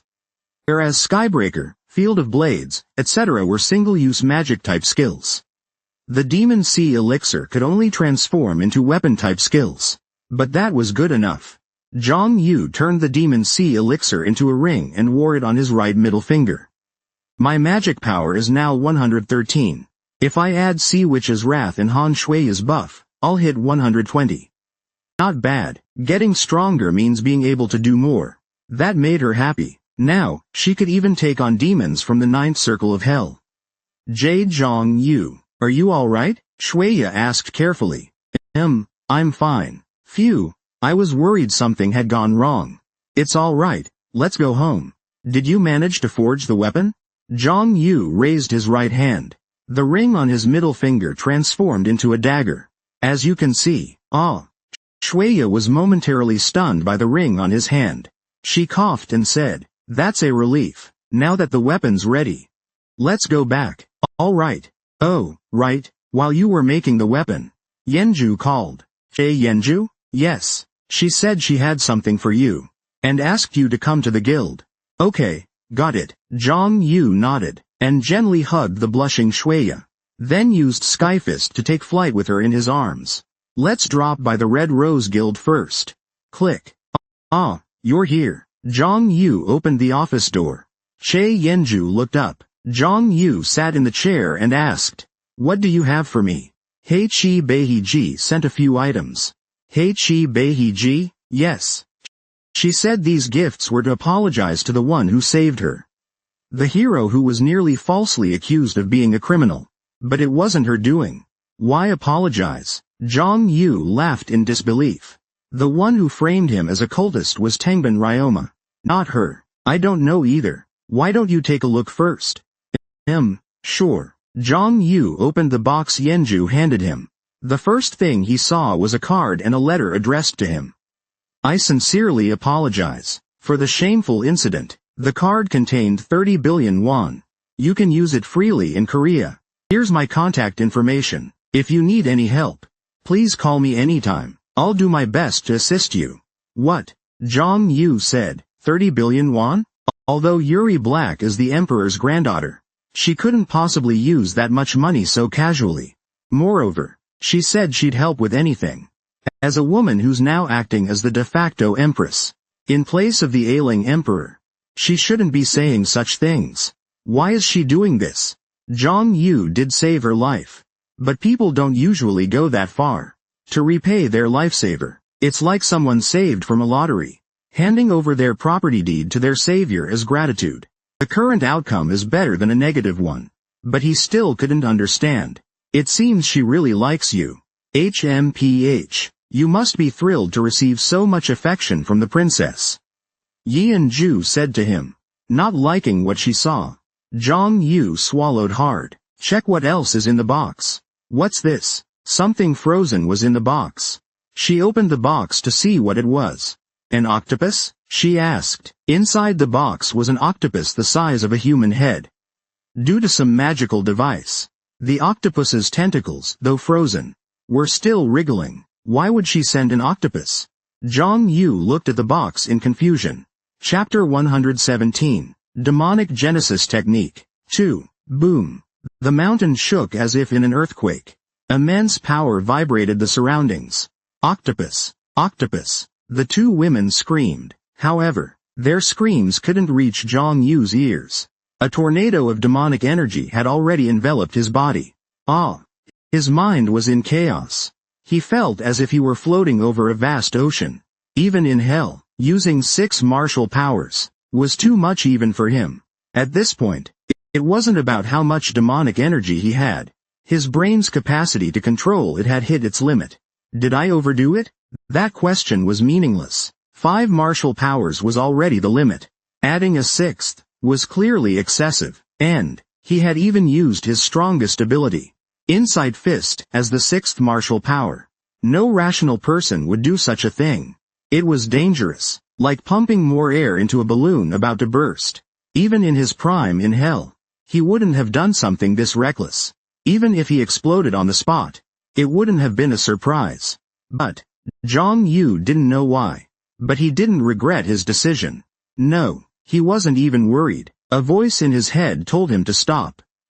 But a baseless confidence told him it was okay. That he should keep going. Flash. His hand in the refining array was suddenly severed. Black blood gushed from his hand and flowed into the refining array. The energy within the array merged with his own. Zhang Yu's senses were growing increasingly faint. He was losing consciousness. He could no longer control the 6 authorities. Zhang Yu gave up on the refining. However, something astonishing happened at that very moment.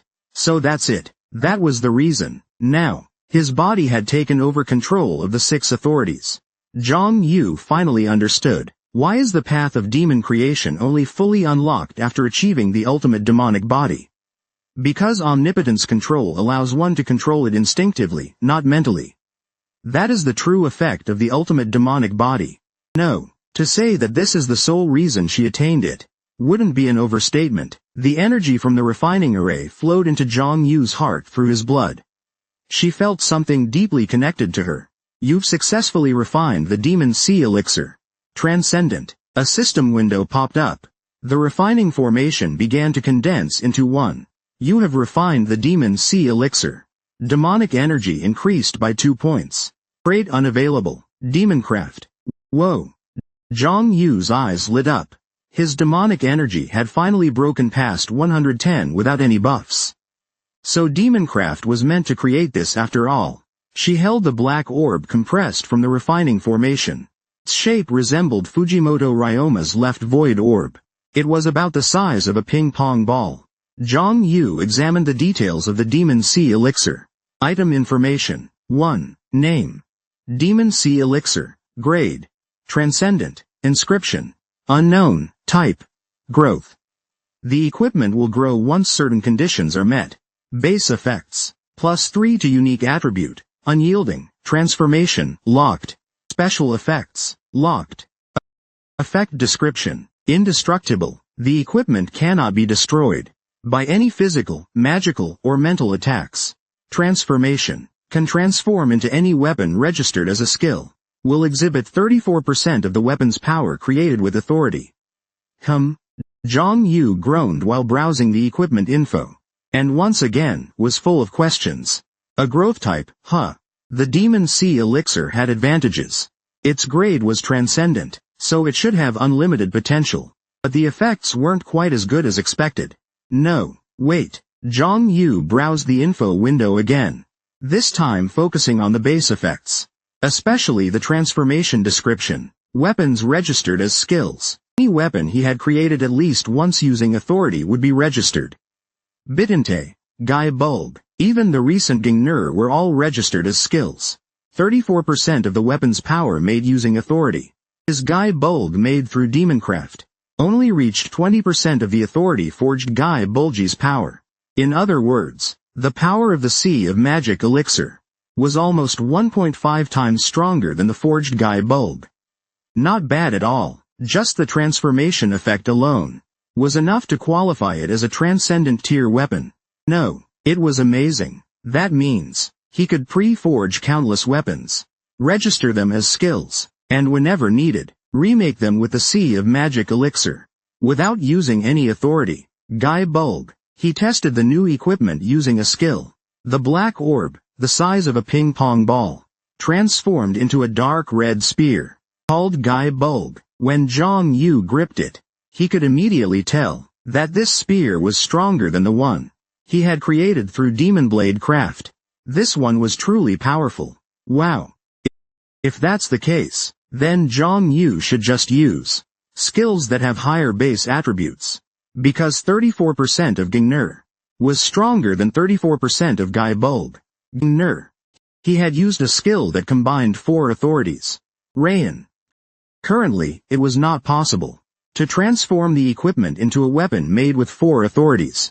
What a shame. He had hoped the result would be unbelievably good. But as expected, he couldn't transform it into a weapon created with 4 authorities. Still, he had no reason to be disappointed. I haven't fully unleashed its potential yet. The glory of the Demon Sea is a growth-type equipment. He wasn't sure what the growth conditions were. But he knew he could become stronger. That was the most important thing. He was already powerful, so he couldn't even imagine how much stronger he could get. This is transcendent equipment. Zhang Yu smiled with satisfaction. Then checked the specs of the glory of the Demon Sea again. Noticing something, it can transform into any weapon. Not just weapons registered as skills. Of course, transforming into a weapon not registered as a skill means it won't carry any enhancements. And it can only transform into weapon-type skills. Zhang Yu's skills are of two types. Debulg, Gram, Bedend, and others are weapon-type skills that create weapons, while Skybreaker, Field of Blades, and other one-time skills are magic-type skills. The glory of the Demon Sea can only transform into weapon-type skills. But that's enough. Zhang Yu transformed the glory of the Demon Sea into a ring and wore it on his right middle finger. My mana value is now 113. With the buffs from Siren's Wrath and Snowmute, it can reach 120. Not bad. Getting stronger means more things can be done. So he was happy. Now he could even face demons from the 9th layer of hell. Zhang Yu, are you okay? Yuki asked cautiously. Yeah, I'm fine. Phew, I was worried something went wrong. It's all good, let's head home. Did you successfully craft that weapon? Zhang Yu raised his right hand.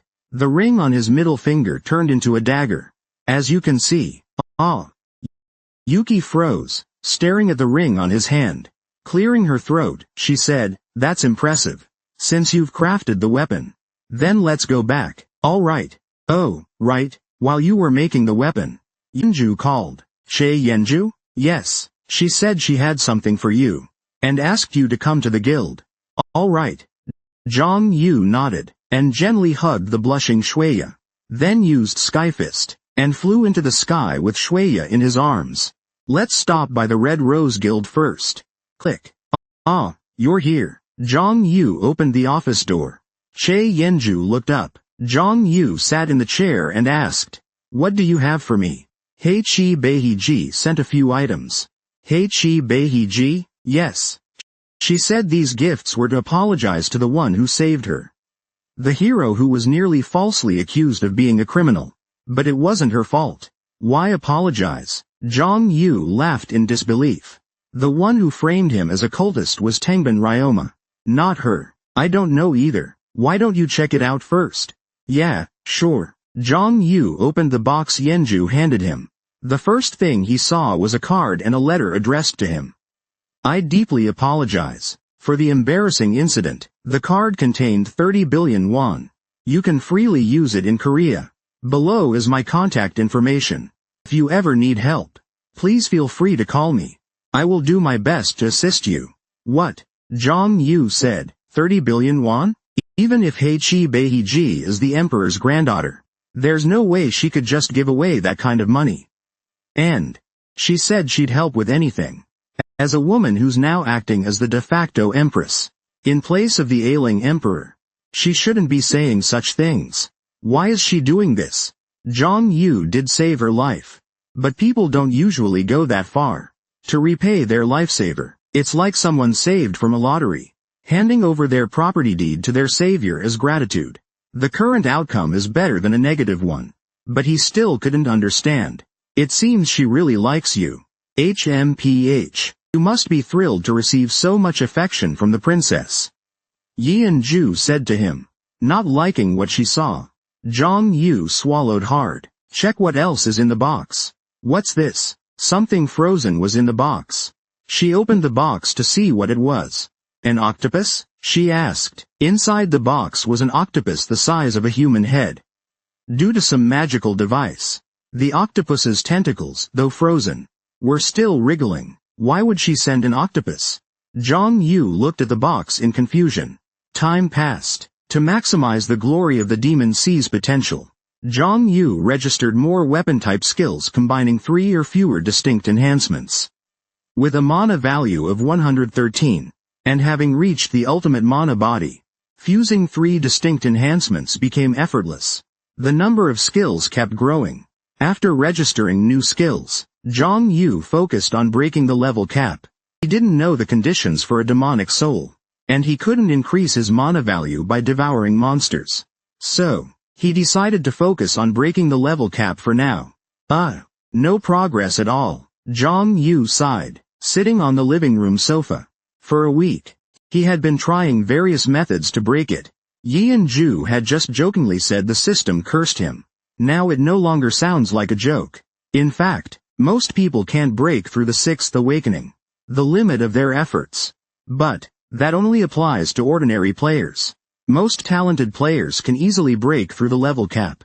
In terms of talent, only Jin Shixin could compare to her. So it would actually be strange if she couldn't break through. I thought I would break through once I reached the ultimate magic body.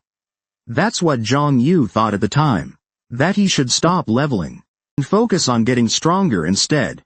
After all, he wasn't like other players who had to rely purely on leveling up to grow. Even so, he frowned and clicked his tongue. If leveling only increased attributes, he would have given up long ago. The problem was, leveling had granted him new traits like demonic creation art. Not only that, it also weakened the seal on the Pandora's box. If he wanted to restore his past power, weakening that seal was essential. He didn't know if after doing all of this, he still couldn't break the level cap. Then there had to be another reason. But he didn't know what it was. Should I just go hunt down the cult? He wasn't sure if it was coincidence or fate. But every time he encountered the cult, his luck had been unusually good. However, trying to find them on his own had been mostly ineffective. Yenju told him that traces of the cult had been found in Russia. But even if they had led in a country that large, how would he even find them? If they operated openly like they did in Korea or Japan, it'd be different, but finding them while they were in hiding was much harder.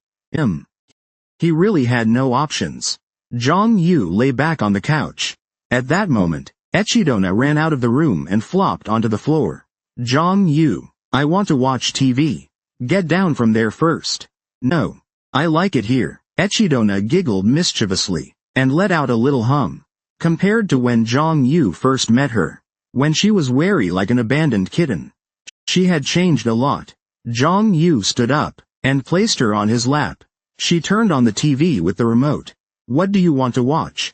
Love Live. That was the name of a popular Japanese anime. What's so fun about that? The characters are cute. Zhang Yu smiled and changed the channel. As he flipped through the channels, he passed by a news station. The words, breaking news, flashed on screen. He paused on that channel. Breaking update. World-ranked Alec Osborne has arrived in Korea, known by the title, Sword of Justice. Alec Osborne stated, he came to Korea to meet globally renowned player Kim Shixin, following the first war incident. Online communities are buzzing about the meeting of these two heroes.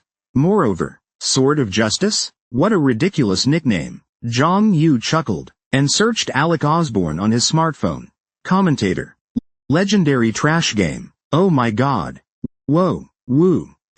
If Alec came in person, Sword Dragon must be super famous now. Commentator.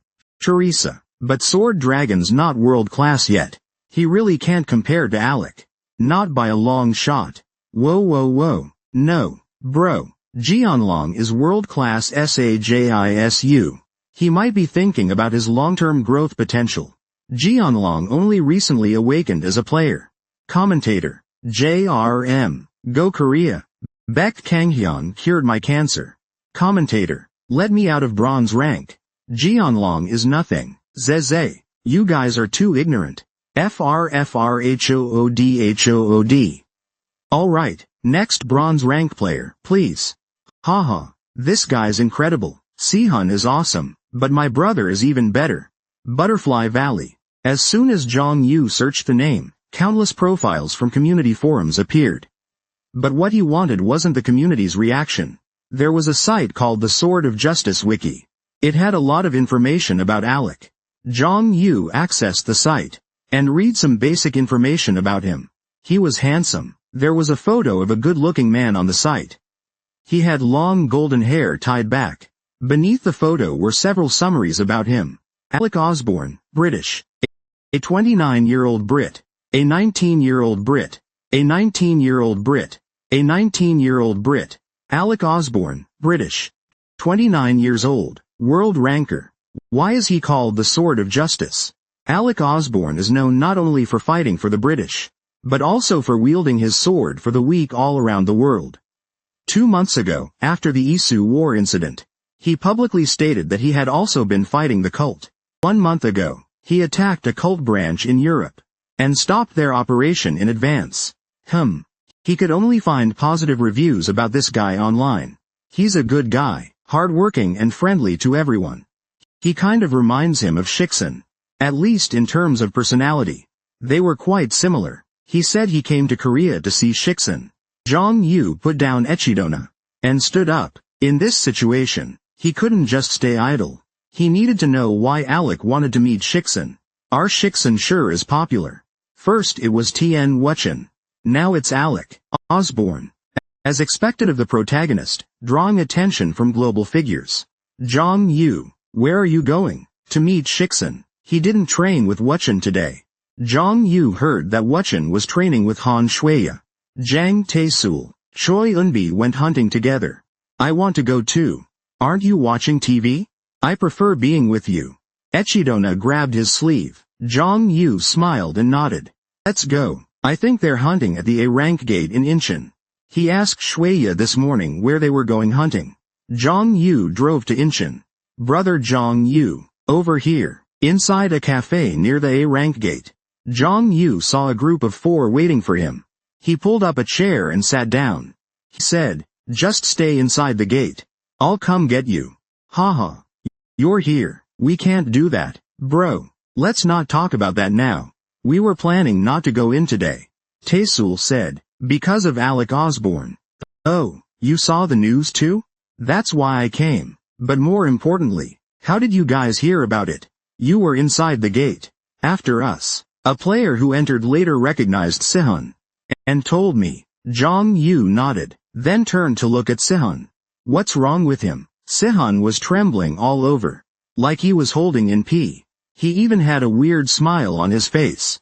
Is something wrong? Jong Yu asked. No. Sihun shook his head. Really? Unbelievable. The Sword of Justice came all the way to Korea just to see me. Are you that happy? Of course. The Sword of Justice. The Blade of the Weak. So cool. I don't see what's so cool about it. If Jong Yu had a title like that, he'd die of embarrassment. Well, it's Shiksen after all. He couldn't deny it. Alex seemed like Shishun's type. Yeah. Jong Yu remained silent. Something was bothering him, but he couldn't quite say what. How's your level up going? Ah, yeah. I finally passed level 60 recently. What? Jong Yu was surprised to hear Shiksen had outleveled him. So was Nan. What about the level cap? Oh, you see? Shiksen scratched his head and smiled awkwardly.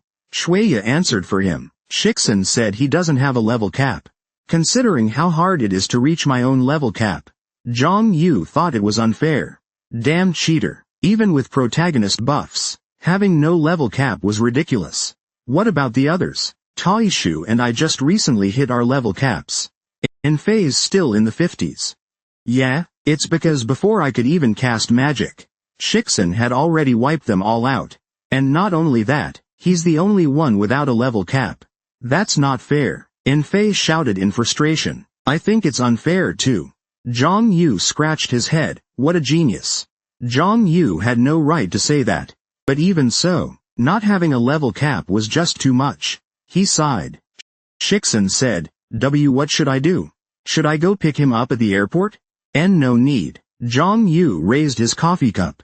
He took a sip. Sihun stared at him blankly. I believe he'll come see for himself. Alec is a world-class powerhouse. No way he'd be uninformed. Click. Just as Jong Yu finished speaking, the cafe door opened. A handsome young man with a low ponytail walked in. It's Alec Osborne. Sihun's voice trembled. Alec smiled as he found Sihun, and pulled a round device from his pocket. He put it on his neck. Nice to meet you. Are you Sword Dragon Kim Sihun? He asked in Korean. Sihun nodded blankly. Why yes. I'm Kim Sihun. Haha. Great to meet you. My name is Alec Osborne.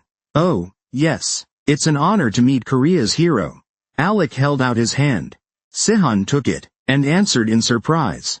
It's my honor. No, the honor is all mine. Sihun's eyes were full of excitement. His face turned red, like a little girl meeting her idol. Jong Yu remained silent. He didn't know why, but he felt a bit annoyed. You've never shown that face to me. He didn't like it. Chapter 118. Sword of Justice. 1. Passage of Time. To maximize the power of Demon Sea Radiance, Jong Yu registered more weapon-type skills combining up to 3 omnipotences. His mana reached 113. And he had achieved the ultimate magic body. So merging 3 omnipotences became effortless. His skills increased rapidly. After registering new ones, Zhang Yu focused on breaking level limits. He didn't know what the condition for a demon soul was. Besides, he couldn't increase his mana by devouring monsters. So he decided to focus on breaking through his level cap for now. Not a single breakthrough. Zhang Yu sighed, as he sat on the living room sofa. For the past week, he had been trying every method he could to surpass it. Xie Yanju joked earlier that the system had cursed him. Now it didn't sound like a joke anymore. In fact, most people can't break through the limit of the 6th awakening through effort. But that only applies to ordinary players. Most talented players can break through the cap without much effort. Speaking of talent, the only one who could compare to him was Jin Shixin. So it was strange that he hadn't broken through yet. I thought I'd break through once I perfected the demon body. Zhang Yu had once thought about giving up on cultivation, and just finding another way to grow stronger. After all, unlike other players, he didn't need to rely solely on cultivation to grow. He frowned and clicked his tongue. If cultivation only increased his stats, he would have quit long ago. The problem was, cultivation had given him new traits like the Demon Genesis technique. Not only that, he had also weakened the seal on the 10,000 demon box. If he wanted to regain his former strength, weakening that seal was essential. I don't know if after doing all this, he still couldn't break the level cap. Then it meant there was another reason. But he didn't know what it was. Should I just go hunt the cult directly? He didn't know if it was coincidence or fate. But every time he faced the cult, his luck was surprisingly good. However, trying to find them on his own wasn't very effective. Yanju had told him that traces of the cult had been found in Russia. Even if they had alleged, in a huge country like that, how was he supposed to find them? If they acted openly like in Korea or Japan, that would be different, but tracking them down while they're in hiding was hard. He was truly helpless. Zhang Yu lay on the sofa.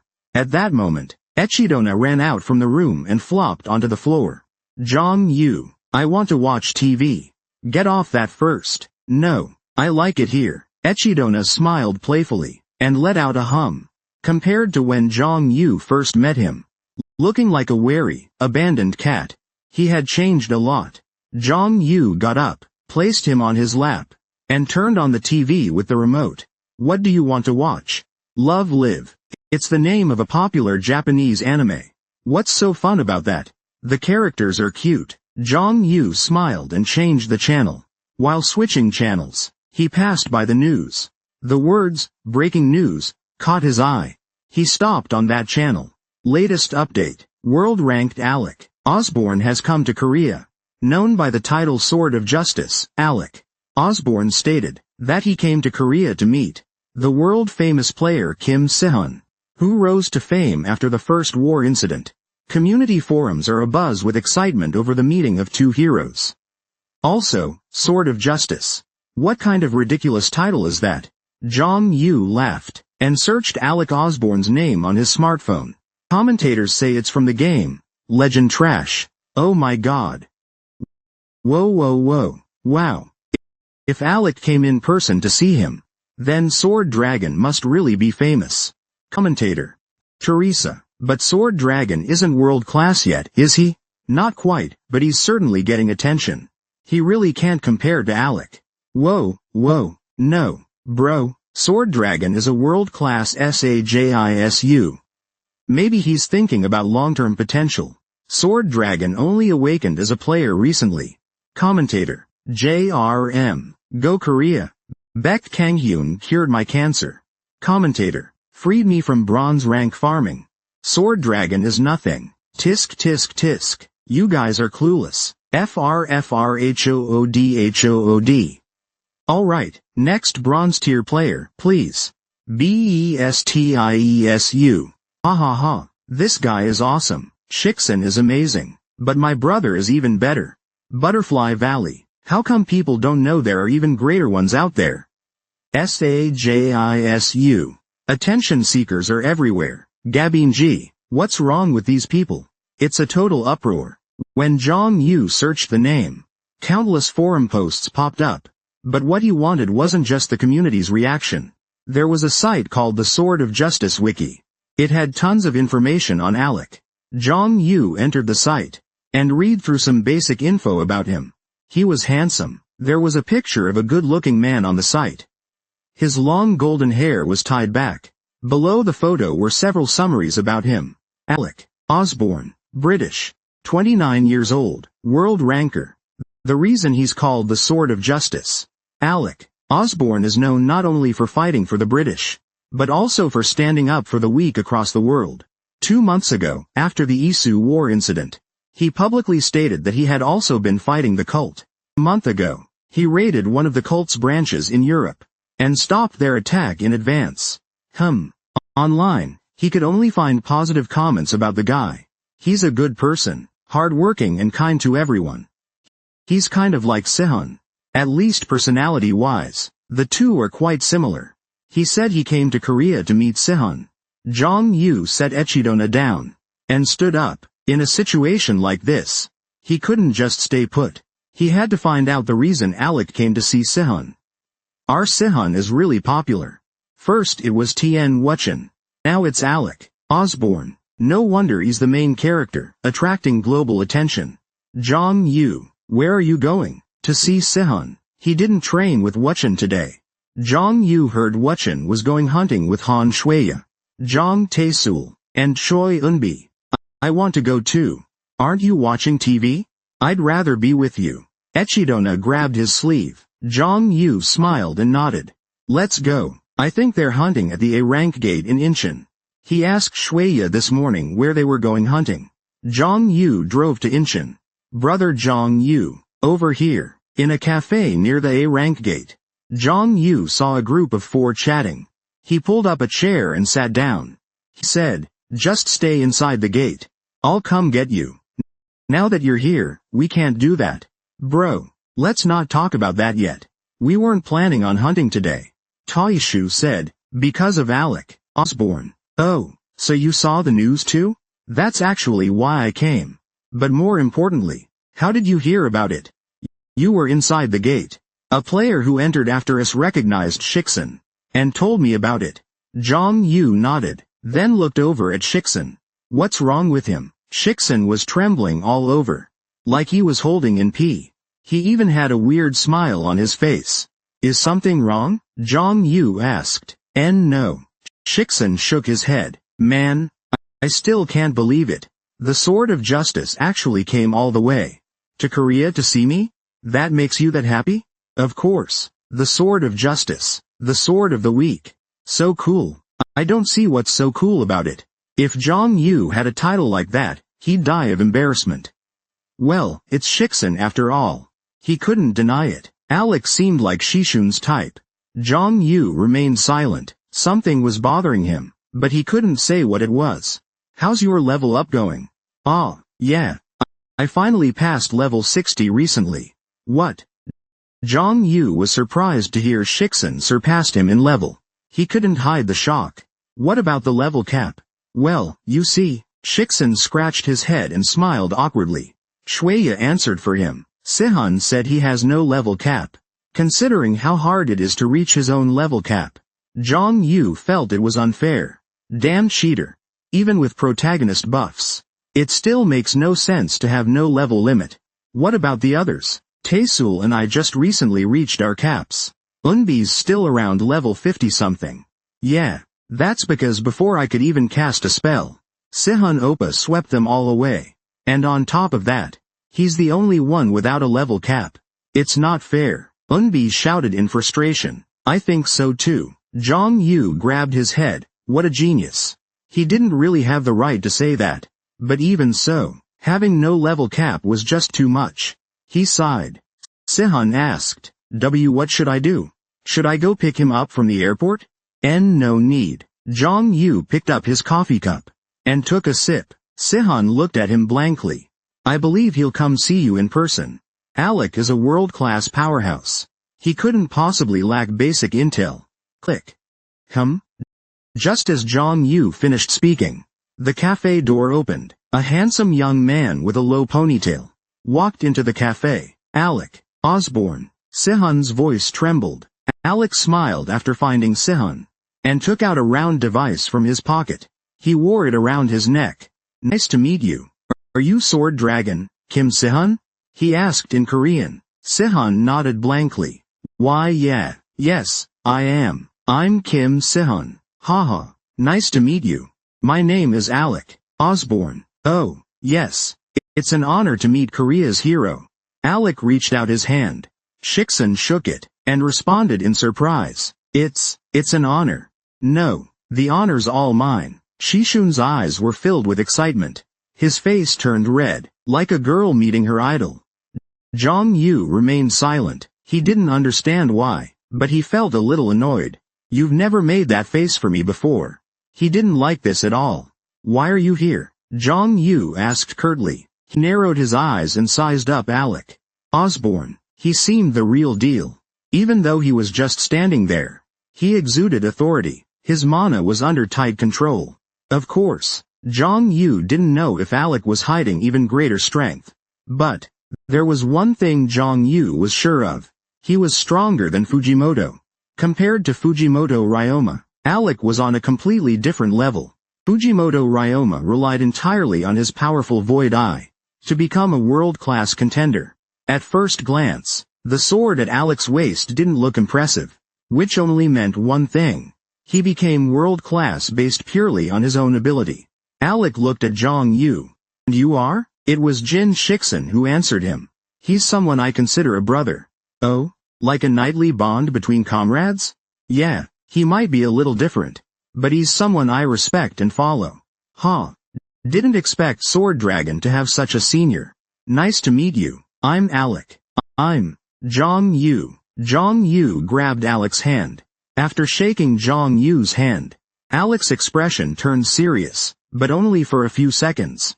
He quickly smiled and nodded. I can see why Sword Dragon follows you. I'm just trying not to be a brother that brings him shame. Huh. I like that line. Alec looked around. They all seem to be your teammates. If I may ask, would you introduce them to me? Sihun nodded. Ah, yes, of course. Just as Sihun was about to introduce everyone, Zhang Yu raised his hand to stop him. Let's hear why you came to see Sihun first. He wasn't in the mood for small talk, nor did he intend to be friends with Sihun. Zhang Yu sat down, and looked at Alec. Alec smiled awkwardly, and took a seat. What a pity.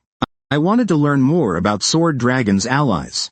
But, you have a point. Not knowing my true intent, it's reasonable for you to be cautious. He said calmly. A month ago, I fought against a branch of the cult active in Europe. It was the same news Zhang Yu had seen online. They were strong. I almost felt ashamed of being called world-class. During the fight, they realized they couldn't beat me. So they fled. Zhang Yu said. Online sources say you stopped their attack in advance. Yes, I foiled their plot. But it only bought some time. It didn't solve the root problem. Alec smiled bitterly. Now, the cult's assassins have set their sights on me. Zhang Yu fell into thought. Even though he understood the situation, it wasn't a valid reason for Alec to come looking for Sword Dragon. You didn't come here just to have Shiksun protect you, did you? Let's be real, Shiksun is still weak. The reason the whole world pays attention to him is because of how he bravely fought in the first dimensional war incident, not because of his actual strength. Che Yenju could beat Shiksun easily. Haha, of course not. My story's not over yet. Alec continued from where he left off. When the assassins targeted me, I received help from an organization called the Guardians. The Guardians? Zhang Yu had never heard that name before. They're not well known yet, but there's one thing I'm sure of. The Guardians are humanity's hope. He said with firm eyes. Zhang Yu narrowed his eyes. The name, Guardians, echoed in his mind. Alec looked at Shiksun. There's something I want to ask you. Shiksun. Oh, sure. Have you ever heard of a group called the Guardians? Shishun's eyes widened. He visibly became restless. Zhang Yu frowned. The Guardians are people chosen by the system to save the world. Don't tell me, you're one too? Shiksun asked. Alec nodded. Yes. I'm also one of the Guardians. A silence fell over the room. Zhang Yu placed his hand on his head to organize his thoughts. So there's more than one guardian. It wasn't a possibility he hadn't considered. According to what he knew, the Gaia system is like Earth's atmosphere. It can block meteors and other foreign objects from space. After it was damaged, it created vaccines to block external interference in its place. If guardians are like vaccines, then it makes sense there would be more than one. Leaving Earth's safety to Shi Shuan alone was too unreasonable. Alec, when did you become a guardian? Shi Shuan asked. About a year ago, right after I became a world-ranked player. Zhang Yu fell into thought.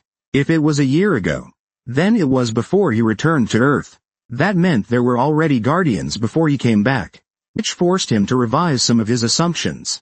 Did the system already know it would be damaged? Or was this just a precautionary measure? He still didn't know. Zhang Yu took a sip of coffee. A hint of sweetness filled his mouth. How did you know Shi Shuan is a guardian? HMPH. That has nothing to do with me. One of the guardians has the ability to locate others. That person found me. I see. Alec's purpose was clear. Zhang Yu was sure Alec bringing up guardians wasn't a coincidence. I want you to join the guardians, Shi Shuan. I knew it.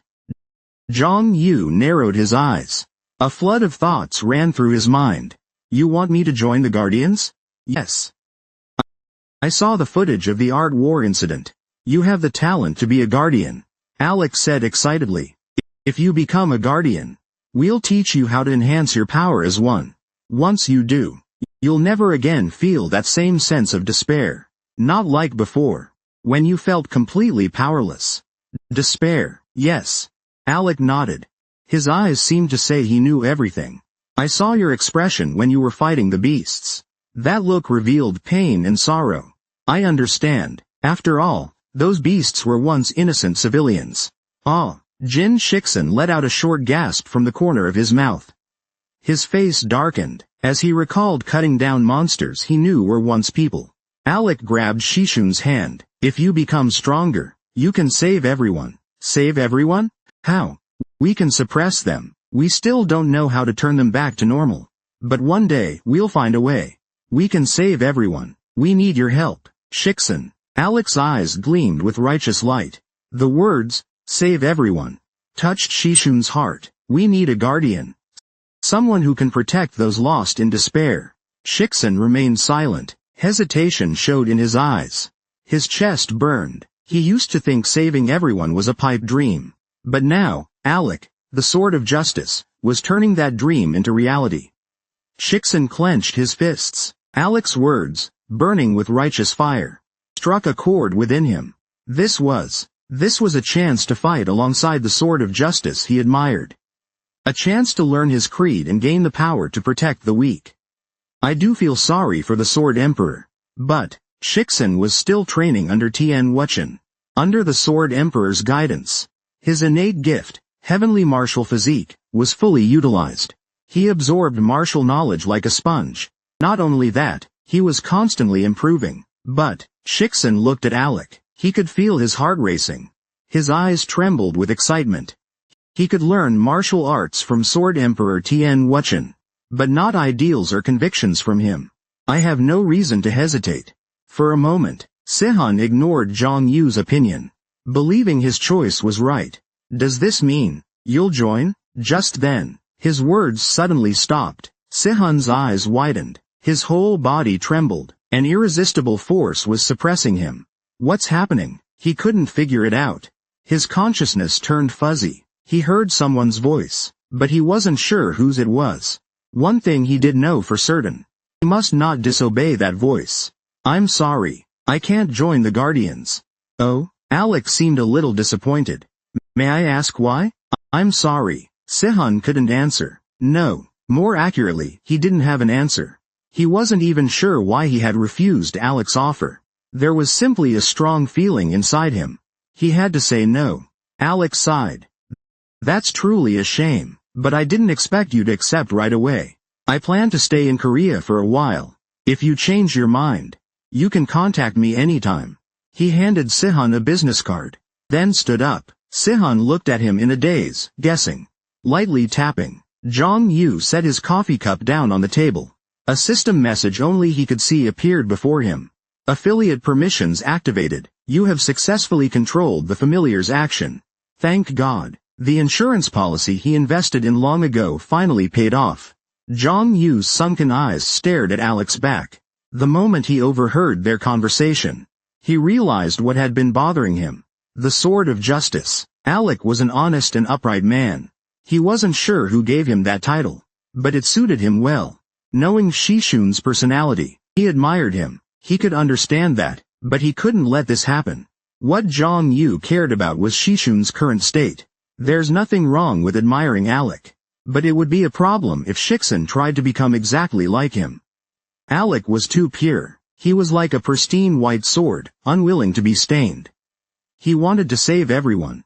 Zhang Yu couldn't let Shishun's sword become that white. Shixun. Zhang Yu looked at him. Your sword needs to get a little dirtier. If not, you won't survive. Don't worry. Zhang Yu stood up. He patted Shixun on the shoulder and walked over in the direction Alec had left. A sword that hasn't been stained with a drop of blood.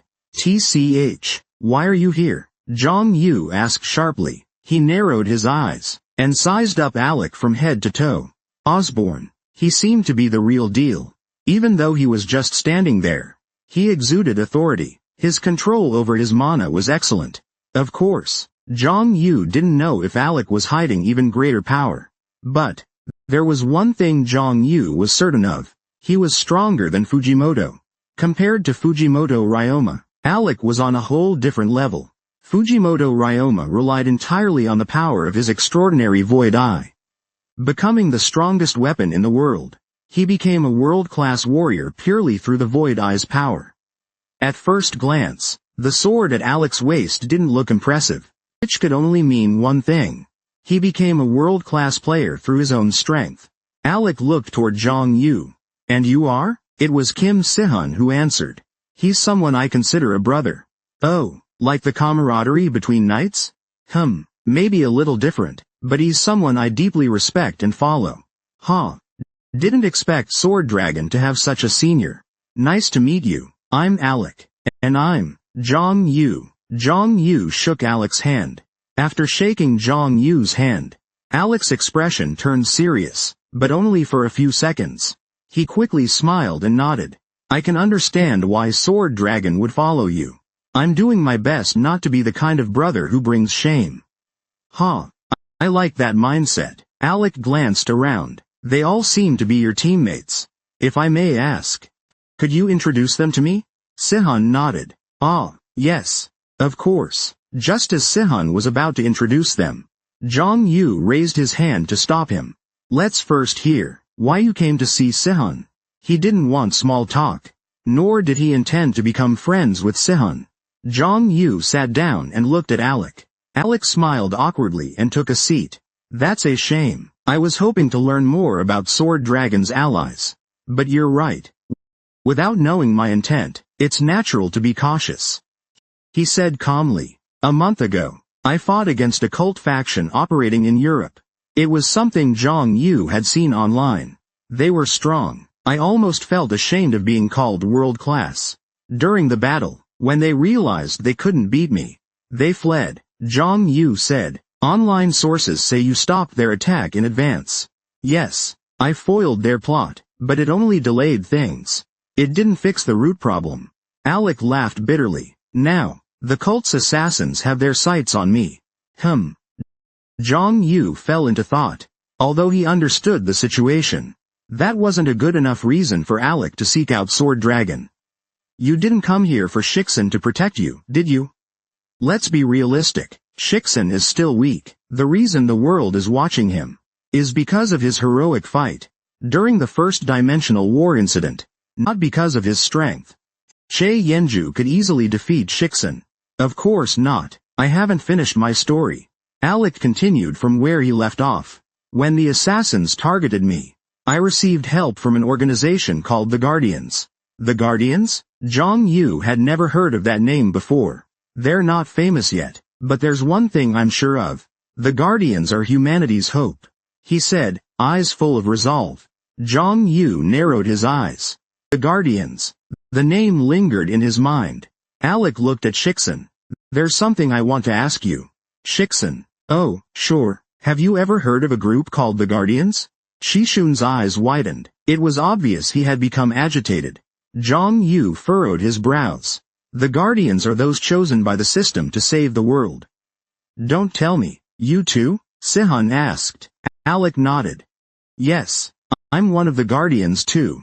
A moment of silence followed. Zhang Yu placed his hand on his head, organizing his thoughts.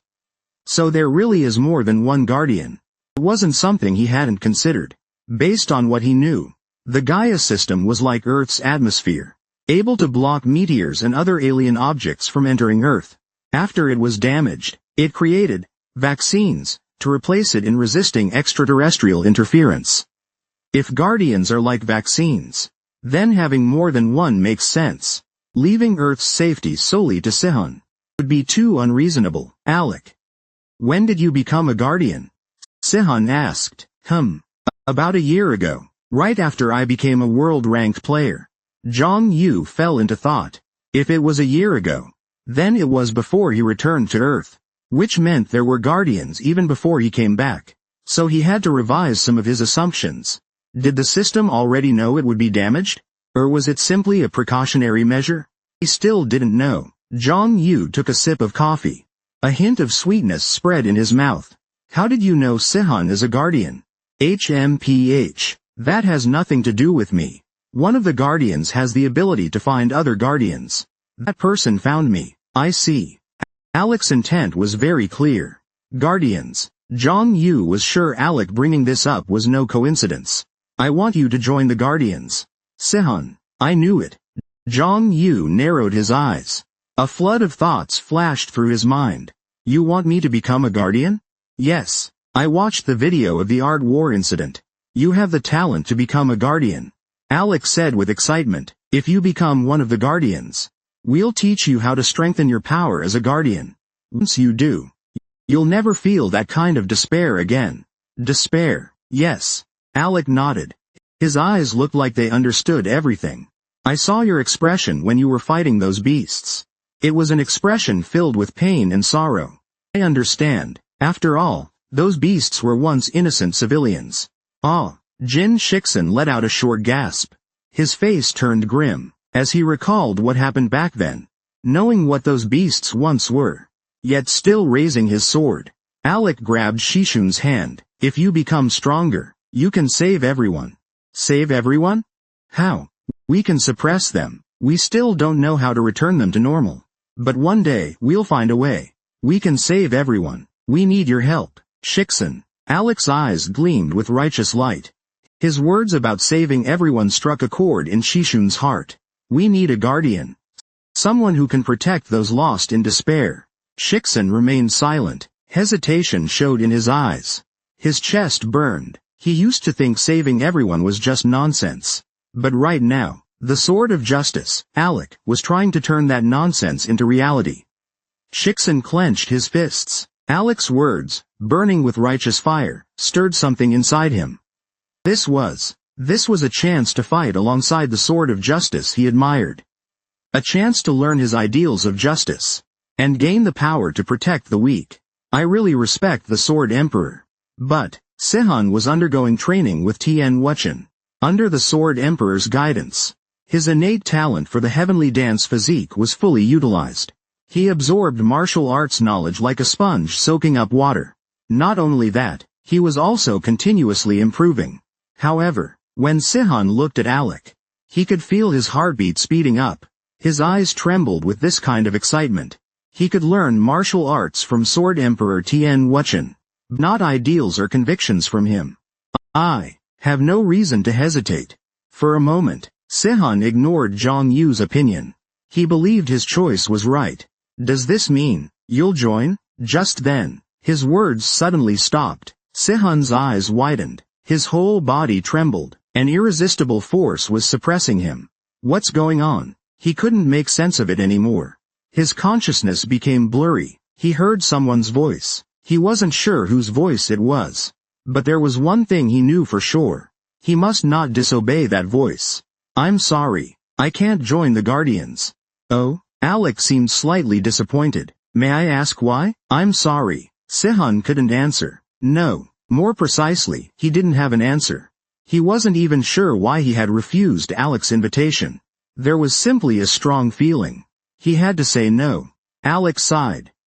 That's really unfortunate, but I didn't expect you'd agree right away. I plan to stay in Korea for a while. If you change your mind, feel free to contact me anytime. He handed his card to Shiksen, then stood up. Shiksen watched him leave in a daze. Clink. Jong Yu placed his coffee cup on the table. A system notification only he could see appeared before him. Affiliation permissions activated. You have successfully controlled the familiar's actions. Thank God. The insurance he'd taken out long ago had finally paid off. Jong Yu's sunken eyes stared at Alec's back. The moment he heard their conversation, he realized what had been bothering him. The sword of justice. Alec was an honest and upright man. He wasn't sure who gave him that title, but it suited him well. Knowing Shishun's personality, it was understandable he admired him. But he couldn't let that happen. What Jong Yu cared about was Shishun's current state.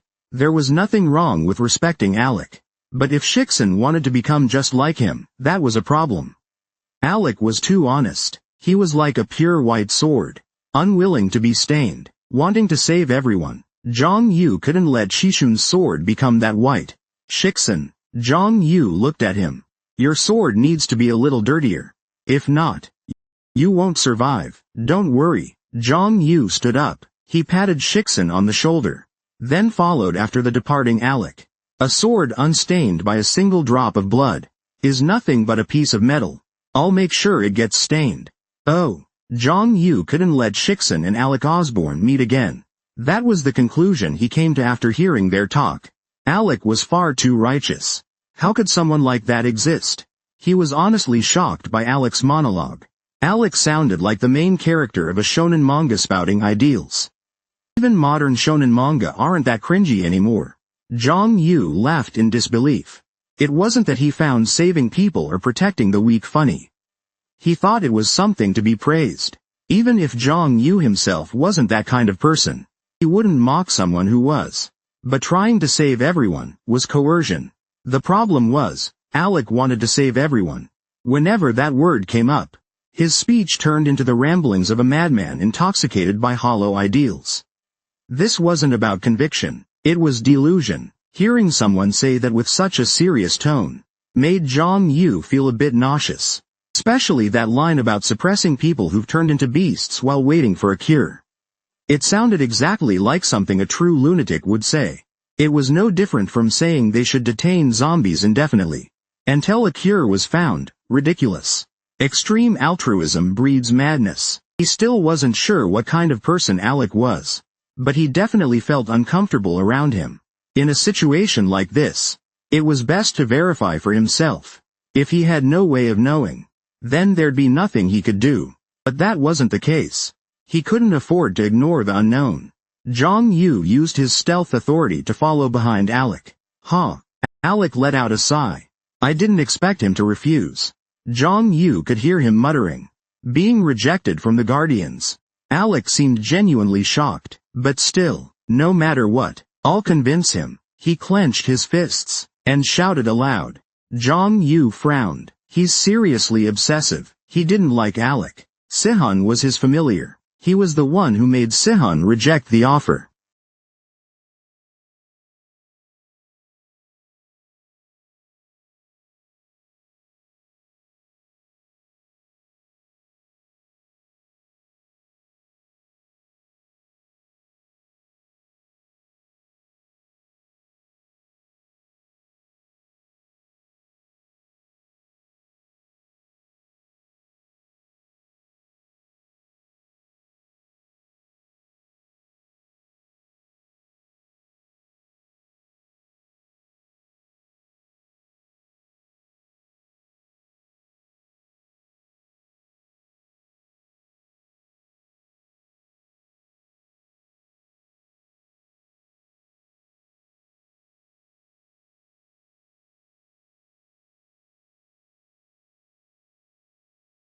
But he couldn't stop Shiksen from being influenced by Alec.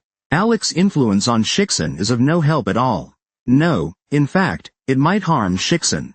I have to make him give up on Shiksen. Zhang Yu's gaze sharpened. If Alec refuses to give up, then there's only one way forward. Who's there? As Zhang Yu was thinking, Alec suddenly shouted. Did he sense me? Zhang Yu looked up, but Alec wasn't looking at him. He was staring into a quiet alley. I'm surprised. You noticed me. A man walked out alone from the quiet alley. He wore a black robe and a red demon mask. A fierce demonic aura radiated from him. Alec's expression turned serious. You've been following me. You're interfering with our plans. You must pay the price. Alec drew his sword. The masked man spread his arms. Beast-like claws grew from all 10 of his fingers. Is this the assassin Alec mentioned earlier? Zhang Yu stepped onto the terrace. Looking down at their confrontation, Alec had said before that the cult's assassin had been after him because of his involvement in that incident. Judging by what he said, and how he asked whether the assassin had followed him, that man must indeed be the assassin. The timing is perfect. Zhang Yu chuckled. This is a good chance to learn about Alec. Even if Alec dies, that's fine. After all, Zhang Yu's goal was to sever Shishun's ties with Alec. This should be interesting. Zhang Yu listened to their conversation, while watching the two with amusement. You'd better not start anything. Alec said. I swear, this time I'll make you admit defeat.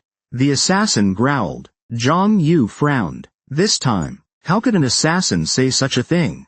There's no next time in an assassination. Either kill, or be killed. But from their conversation, it seems they've already clashed countless times. What's going on? Zhang Yu decided to observe their confrontation. The two quickly started fighting. Clang, clang. The assassin's sharp claws aimed at Alec. Alec raised his sword to block the attack. A white light radiated from his sword, emitting an aura of dominance around. The battle continued for a while. The assassin's skills were extraordinary. The demonic aura he exuded was enough for him to assassinate a world-class champion alone.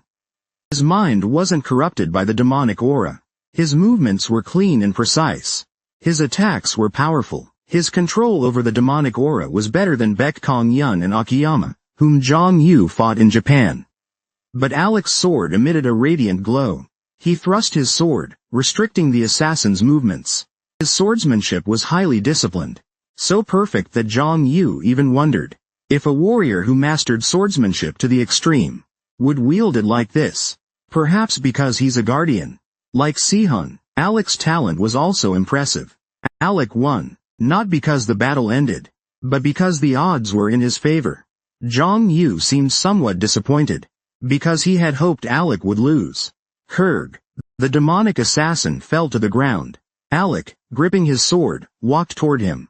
The assassin realized he had lost, and said in a low voice, "Kill me.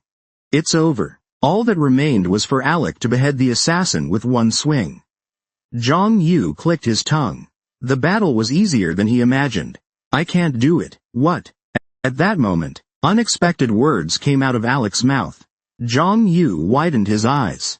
He couldn't believe what he was hearing. Every life is precious, and yours is no exception. What the hell is this guy saying? Leave the cult. Repent for your sins. Start a new life. Zhang Yu's jaw dropped. He didn't know what to say. He couldn't believe what Alec just said. Is he insane? Trying to get the man who wants to kill him to repent? To start over? No sane person would say something like that. Is he the reincarnation of Jesus? How can he say those things like it's the most natural thing in the world? Stop spouting nonsense, the assassin replied. This time, I will convince you. Take my hand now. I'll help you start a new life. Alec reached out his hand, but the cult assassin clearly didn't take it. Zhang Yu stared in shock at Alec's pointless gesture. What is wrong with this guy? This isn't even about justice anymore. What kind of sane person would do that? Is it because Alec is just too kind? Nonsense. Just because every life is precious. Letting a cult member who wants to kill you live, that's not mercy. That's just stupidity. Alec can't be serious, unless he's heartless or brainless. It's like giving a serial killer a light warning, telling them to repent, start a new life, and then letting them go. Zhang Yu's mind was in chaos. Huff. Bang. Huh? The assassin lying on the ground threw something from his pocket. A loud bang echoed. Smoke filled the entire alley. The assassin got up and fled. Alec was relentlessly chasing. Stop right there. Next time, I'll make sure to get my revenge. The assassin dashed out of the alley. At that moment, a woman walking into the alley bumped into him. Smack. He didn't even have time to scream. He crashed into a player sprinting at full speed. The impact was even stronger than being hit by a truck. It sent him flying. Arg. Alec, who had been chasing the assassin, came to a sudden stop. His mouth hung open. The woman who crashed into the assassin slammed into the wall and died on the spot. No. No. Alec held the woman's corpse and screamed in despair. Shoo. Hey, hey, hey. Alec cried while holding the woman's body for a long time. Zhang Yu looked at him in disbelief. Are you seriously asking why? He really doesn't understand why. I can't take this anymore. He thought this stress would give him cancer. Zhang Yu resisted the urge to curse and jumped down from above. Alec stood up, still holding the woman's corpse, and walked out of the alley. What the hell are you doing? Zhang Yu. Alec was surprised by Zhang Yu's sudden appearance. Why didn't you kill the assassin? Were you watching? Answer the question. Alec placed his hand on his sword and replied, all life is precious. Even cultists. I can't just take a life so lightly. Huh? Zhang Yu laughed in disbelief. Even if it means innocent people die? Zhang Yu blurted out, if you had killed him, that woman wouldn't have died. It's all your fault. She died because of you. A moment of silence. Alec spoke slowly. What do you mean? Innocent people died. What? The killer slipped through my fingers. But there were no victims. What are you talking about? The victim is right there. Zhang Yu pointed at the woman's corpse in the alley. Alec's gaze shifted to the body. Where? What? Alec tilted his head in confusion. There's nothing there. Chapter 120. Sword of Justice, Part 3. Zhang Yu could no longer allow Shixin to meet Alec Osborne. That was the conclusion he reached after hearing their conversation. Alec is too righteous. How can someone like that exist? He was truly shocked by Alec's monologue. Alec rambled like a shonen manga protagonist. Even modern shonen manga aren't that cringeworthy anymore. Zhang Yu laughed in disbelief. It's not that he found saving others or protecting the weak funny. He thought those things were praiseworthy. Even if he wasn't like that himself, he wouldn't mock people who were. But trying to save everyone is just coercion. The problem is that Alec wants to save everyone. Once that word is mentioned, his words turn into the ramblings of someone intoxicated by a hollow ideal. This isn't about conviction. It's impossible. Hearing someone speak like that with such seriousness, Zhang Yu couldn't help but feel disgusted. Especially that line about suppressing beastified people until a cure is found. It sounded like something a complete madman would say. It's no different than saying to indefinitely imprison zombies until a cure is found. Extreme altruism breeds madness. He still didn't know what kind of person Alec was, but he definitely felt uncomfortable around him. In this situation, it was best to check for himself. If there was no other way to find out, he would be helpless, but that wasn't the case. He couldn't afford to ignore the unknown. Zhang Yu used his invisibility authority to follow Alec. Huh? Alec let out a sigh. I didn't expect him to refuse. Zhang Yu could hear him murmuring to himself. Refused to join the Guardians. Alec seemed genuinely surprised. No matter what, I will convince him. He clenched his fists and shouted. Zhang Yu frowned. He was really persistent. Zhang Yu didn't like Alec. Shi Xuan was his familiar. It was easy to have Shi Xuan reject the offer. But he couldn't stop Alec from influencing Shi Xuan. Alec's influence was doing Shi Xuan no good. No, it might actually harm him. I must make him give up on Shi Xuan. Zhang Yu's gaze sharpened. If Alec refuses to give up, then I'll have to force him. Who's there? Zhang Yu was still thinking when Alec suddenly shouted. Did he sense me? Zhang Yu looked up, but Alec wasn't looking at him. He was staring into a secluded alley. I'm surprised. You noticed me. A man walked out alone from the secluded alley. He wore a long black robe. and a red demon mask. Ferocious magical energy radiated from him. Alec's face turned grim. "You've been following me. You interfered with our plan. You must pay the price." Alec drew his weapon as the masked man spread his arms. Beast-like claws grew from all 10 of his fingers. "Is this the assassin Alec mentioned before?" Zhang Yu stepped onto the terrace. Watching the standoff from above, Alec had said earlier that cult assassins had been after him because of something he was involved in before, based on what he said. And since he asked whether the assassin had been following him, it seems that man really was the assassin. The timing was perfect. Zhang Yu chuckled. This was a great chance to understand Alec. Even if Alec were killed, that'd be fine. After all, Zhang Yu's goal was to sever Shishun's connection with Alec. This should be interesting. Zhang Yu listened to the conversation between the two, while watching them with interest. "You'd better stop this," Alec said. "I swear, this time I'll make you admit defeat." The assassin shouted angrily. Zhang Yu frowned. "This time? Why would an assassin say that? Assassinations don't have second chances. It's kill, or be killed." But from their conversation, it sounds like they've fought many times before. What's going on? Zhang Yu decided to watch their standoff. The fight began shortly after. Clang, clang. The assassin's claws struck at Alec. Alec raised his sword and blocked the attack. A white light burst from his blade, radiating an overwhelming aura. The battle lasted for a while. The assassin was highly skilled. His demonic energy alone made him capable of assassinating world-class fighters alone. His mind wasn't clouded by the energy. His movements were clean and sharp. His strikes were powerful. His control over demonic energy surpassed even Baek Kanghyun and Akiyama, whom Zhang Yu fought in Japan. But Alec's sword began to glow. He thrust his sword and limited the assassin's movement. His swordsmanship was powerful, so perfect that Zhang Yu wondered, is this what swordsmanship would be like, when pushed to its absolute limits? Maybe it's because he's a guardian. Just like Shixin, Alec's talent was also astonishing. Alec had won, but the battle wasn't truly over. It was the pressure of a head-on confrontation. Zhang Yu looked somewhat disappointed. He had been hoping Alec would lose. Kurg. The cult assassin collapsed to the ground. Alec approached him with his sword in hand. The assassin realized he had lost. So he said quietly, "Kill me. It's over." Alec swung down and severed the assassin's head. Zhang Yu clicked his tongue. The fight ended even easier than he had hoped. "I can't do it." "What?"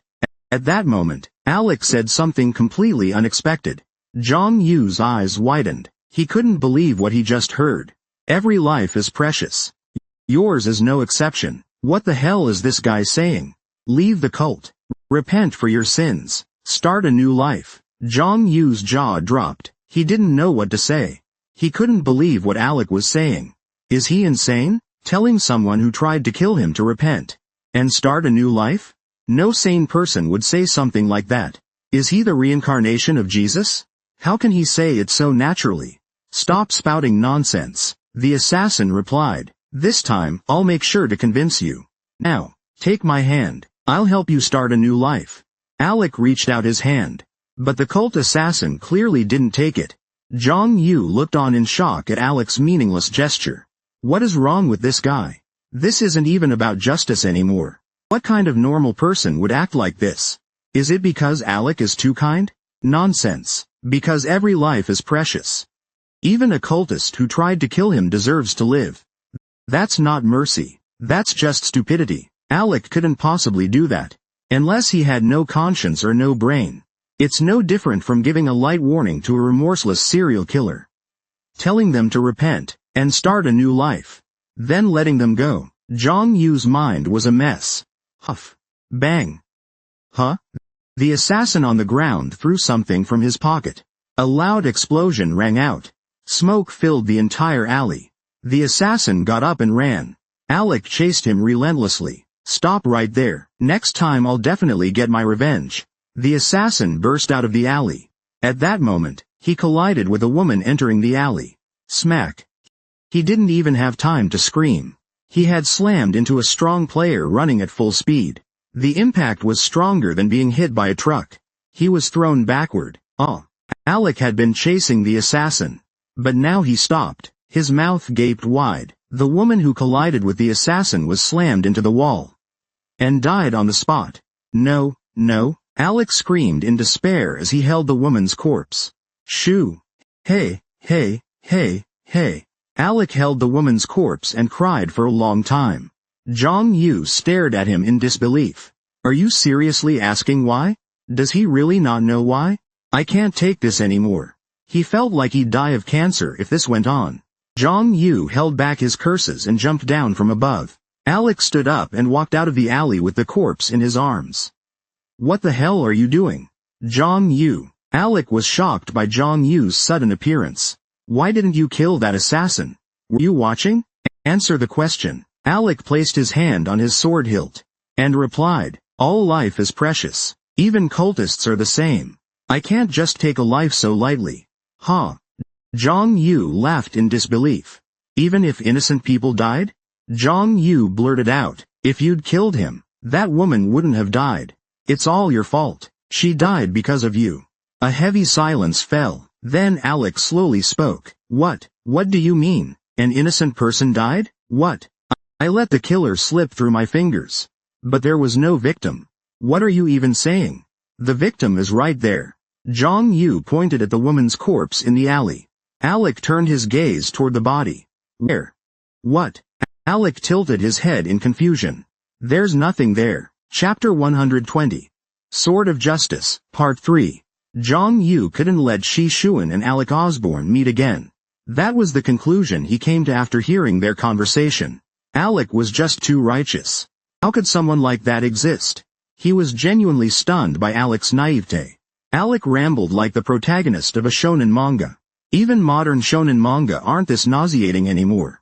Zhang Yu laughed in disbelief. It wasn't that he found saving people or protecting the weak amusing. He thought it was praiseworthy. Even if Zhang Yu himself wasn't like that, he wouldn't mock someone who was. But trying to save everyone is just coercion. The problem was that Alec wanted to save everyone.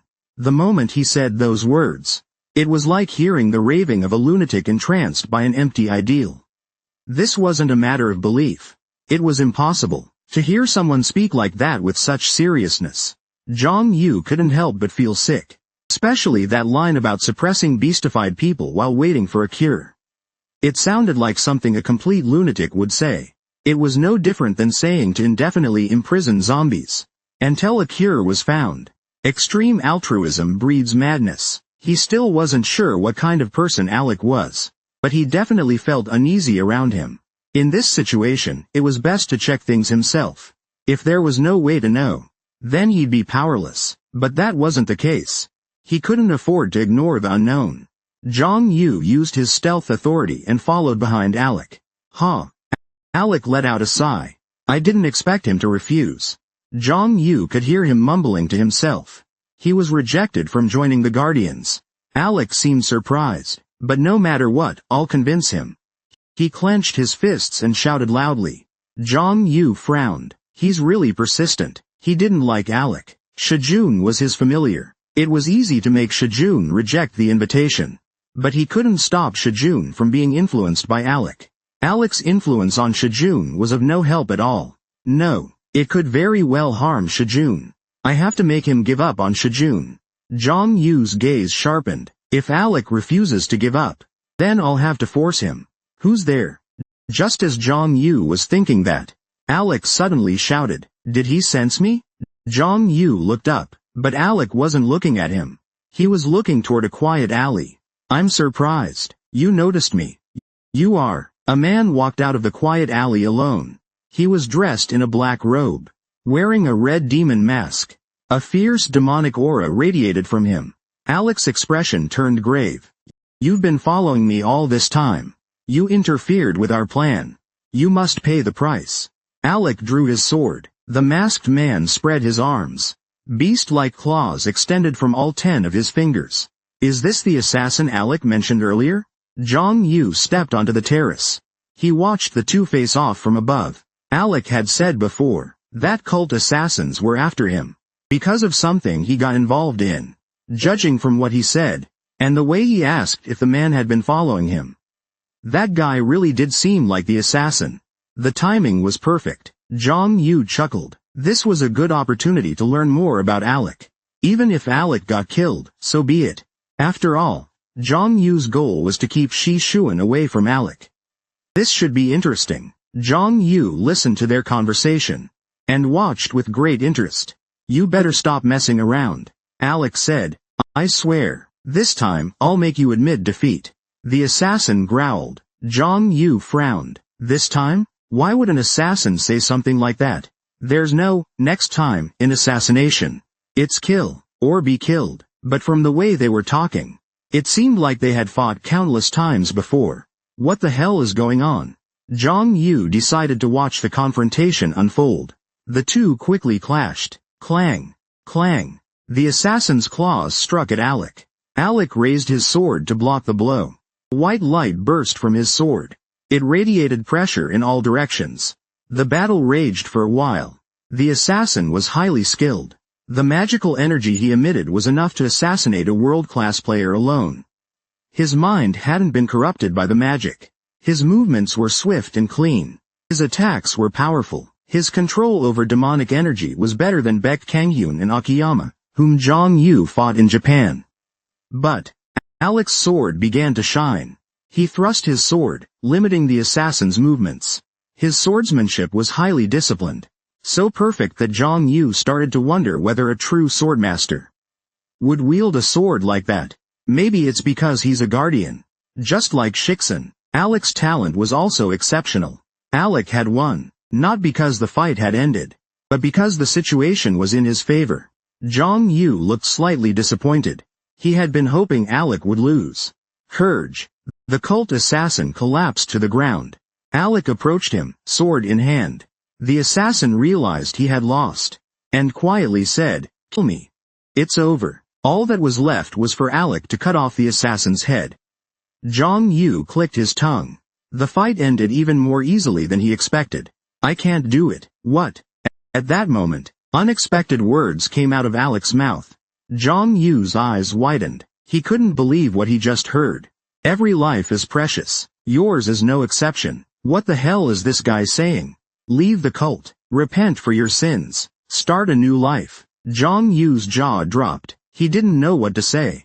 He couldn't believe what Alec was saying. Is he insane? Trying to get someone who wanted to kill him to repent? To start a new life? No normal person would say such things. Is he the reincarnation of Jesus? How can he say it so naturally? Stop talking nonsense, the assassin replied. This time, I will definitely convince you. Now, take my hand. I'll help you start a new life. Alec reached out his hand. But the cult assassin clearly didn't take it. Zhang Yu stared in shock at Alec's meaningless gesture. What is wrong with this guy? This isn't about justice anymore. What kind of normal person would act like this? Is Alec just too kind? Nonsense. Just because every life is precious. Letting a cultist who tried to kill you live isn't kindness. It's just plain stupidity. Alec couldn't possibly do that. Unless he had no conscience or no brain. That would be like giving a serial killer a light warning, telling them to repent, start a new life, and then letting them go. Zhang Yu's mind was spinning. Huff. Boom. Huh? The assassin lying on the ground threw something from his pocket. A loud bang rang out. Smoke filled the entire alley. The assassin got up and fled. Alec chased after him relentlessly. Stop right there. Next time, I'll make sure to get my revenge. The assassin dashed out of the alley. At that moment, a woman walking into the alley collided with him. Smack. He didn't even have time to scream before he crashed into a powerful player running full speed. The impact was more intense than being hit by a truck. He was sent flying. Alec, who had been chasing him, came to a sudden stop. His mouth hung wide open. The woman who had collided with the assassin was thrown against the wall and died on the spot. No. Alec held the woman's corpse. He screamed in despair. Shoo. Hey. Alec held the woman's body and cried for a long time. Zhang Yu stared at him in disbelief. Are you seriously asking why? Do you really not know why? I can't take it anymore. He felt like he'd die of cancer if this continued. Zhang Yu held back from cursing and jumped down from above, still holding the woman's body. Alec stood up and walked out of the alley. What the hell are you doing? Zhang Yu. Alec was stunned by Zhang Yu's sudden appearance. Why didn't you kill that assassin? Were you watching? Answer me. Alec placed his hand on his sword hilt and replied, every life is precious. Even cultists are no different. I can't take a person's life so lightly. Zhang Yu laughed in disbelief. Even if an innocent person died? Zhang Yu blurted out, you killed her. If you had killed him, she wouldn't have died. It's all your fault. She died because of you. Silence fell. Alec slowly opened his mouth. What do you mean? An innocent person died? What? It was the killer who slipped through my fingers. But there was no victim. What are you even saying? The victim is right there. Zhang Yu pointed to the woman's body in the alley. Alec turned his gaze to the body. Where? What? Alec tilted his head in confusion. There's nothing there. Oh. Zhang Yu went silent. Alec. Osborne isn't pretending to be dumb. He really didn't know. He let out a soft laugh. It felt like all the questions in his mind vanished. How could any rational person possibly let a killer who wanted to murder them live? So that means Alec had been insane from the start. Zhang Yu was finally satisfied with Alec's absurd behavior. Huff, you let a cultist go. How shameful. Let me ask you something. What is it? Zhang Yu looked at Alec with sunken eyes. You're not going to give up on Shishuan, are you? Of course not. There aren't many guardians. Shishuan's personality and talent are perfect for the role of a guardian. Alec answered without hesitation. He continued, though he seemed conflicted by the sudden proposal, but I plan to keep persuading him. Also, most importantly, Shishuan himself seems very interested in the idea. I know you think of Shishuan like a younger brother, so I understand your concern. But this is for the greater good of humanity. Ha! Zhang Yu laughed. The woman's corpse was still in the alley. A woman had died because Alec didn't kill the assassin. Yet he remained as righteous as ever. Alec couldn't see anything beyond justice. I'm leaving, then. Zhang Yu, please try to convince Shishuan too. Alec smiled gently, then turned around. Zhang Yu watched Alec walk away. Up to this point, Alec had somehow dodged death countless times. But Zhang Yu was certain this wasn't the first. It couldn't possibly be the first. People don't go mad that quickly. Alec might have been broken for a long time already. To the point of no return. All for the greater good of humanity. Zhang Yu could guess. It wasn't hard to see why Alec broke down. He had likely tried to save every life in the past, whether they were good or evil. Just like now, and he may have failed. Not because of his skill or talent, but because such an absurd ideal was doomed to fail. When facing failure, people usually make one of two choices. Accept it, or avoid it. Alec chose the latter. Pathetic. Zhang Yu spat on the ground. Accepting failure is hard. Admitting your actions were wrong is even harder. On the other hand, running from your failures is easy. Simple and comfortable. Alec Osborne wasn't someone with strong will. He wasn't someone who held firm to ideals.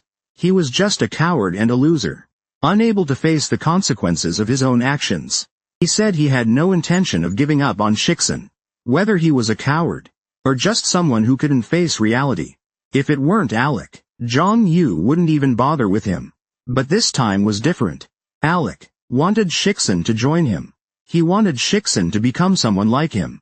I can't let that happen. If Alec refuses to give up, Zhang Yu would have to force him. Maybe this was actually a good opportunity. He remembered the look of admiration in Shishun's eyes. When looking at Alec, Alec was someone important to him. Shixin trusted Alec deeply. Zhang Yu had no choice but to use the authority of obedience to make him refuse the offer. Just like how movie heroes have a big influence on children, Alec seemed to have a deep influence on Shixin as well. Shishun's heroic behavior may very well be influenced by Alec. I don't like it. Zhang Yu narrowed his eyes. He had high hopes for Shishuan. He couldn't let him end up like Alec, ruined by unrealistic ideals. It was time to give him a real shock. He never intended to treat Shishuan like a baby forever. Shishuan had to learn to make his own choices, to take action on his own. To do that, He had to wake up from his fantasy of becoming a hero. He closed his eyes and began thinking rapidly. Then came up with a good idea. He slowly opened his eyes. Now that he had decided, there was no reason to hesitate. Zhang Yu turned his head. But before that, before putting the plan into motion, he had one more thing to do. Tap. He jumped lightly and soared into the air. He used his observer's authority on a wide area. So that's where he ran off to. Zhang Yu turned his head. Toward the direction he sensed magical energy. In Japan, due to excessive magic energy, it's like spotting a tree in a forest. But in Korea, finding a cultist is like spotting a tree in a desert. Zhang Yu flew toward where the cult assassin had escaped. The assassin had headed to an abandoned factory near Incheon Port. The factory had been left in ruins after being overrun by monsters on Cataclysm Day. It had remained abandoned ever since. He ran pretty far. He was incredibly fast. The trace of magic ended at the abandoned factory. Zhang Yu landed on the factory rooftop and looked around. There didn't seem to be any reinforcements. He couldn't sense any other sources of magic nearby. High priests of the cult could hide their magical energy in their hearts. But he hadn't even considered that possibility. If he had such powerful allies, the assassin wouldn't have faced Alec alone. Huff, huff. Zhang Yu heard heavy breathing. After fighting Alec and running full speed, the assassin seemed utterly exhausted. Zhang Yu clenched his fist and struck the rooftop of the abandoned factory. Bang! Kerg! Dust scattered everywhere. The assassin extended his claws and glared at him. Who are you? The man wearing the red demon mask looked visibly confused. He thought Alec had caught up to him. But a stranger suddenly appeared. Naturally, he was startled. Zhang Yu smiled. The assassin asked, "Who's asking? You won't tell me, will you?" "Then I won't say either." The assassin crouched low. A fierce killing intent poured out from his body. "You must be one of the guardians." He seemed to think Zhang Yu was Alec's ally. Zhang Yu shrugged slightly. HMPH. Playing dumb won't work. I know you're one of the guardians. The assassin spread his arms. Claws over 30 meters long glowed with a sharp light. Demonic energy concentrated at their tips. Fine. Think whatever you want. Zhang Yu replied. There was no need to tell him the truth. After all, people only see and hear what they want to. I have a lot of questions for you.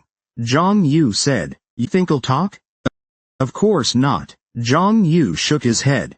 He raised his right hand. The demonic sea pharmaceutical, originally a ring, shifted form. Then, the ring twisted into a pair of gloves. He had activated the fist of sealing. The omnipotence of the demon Andujas. I'll make you talk. HMPH. Zhang Yu jumped forward. Using the fist of acceleration, he instantly closed the distance with the assassin. He saw the surprise behind the mask. Smack. Courage. Zhang Yu struck the assassin's solar nerve bug with his glove. The assassin's body was knocked down and pushed back. Zhang Yu caught up with the retreating assassin. He kicked him. HMPH. The assassin's clash was etched into the dusty floor. The wall of the aircraft factory was destroyed. Steel bars collapsed onto the assassin. HMPH. The assassin waved both hands. The steel was sliced apart like paper. Metal clanged as it hit the ground. The assassin lunged at Zhang Yu. Claws swung upward from below. Crash. Smash. Zhang Yu grabbed the assassin's claw. With Titan's might, he ripped the claw off his hand. Snap. The claw and droplets of blood hit the ground. A stabbing pain followed. The assassin's movements clearly slowed. An iron gauntlet pierced his shoulder, crushing his bones. The assassin let out a scream. How is my power? The fist of sealing surged through his body. The assassin collapsed to the ground. Zhang Yu shoved his fingers into the assassin's mouth to stop him from committing suicide. Then he cast the fist of obedience.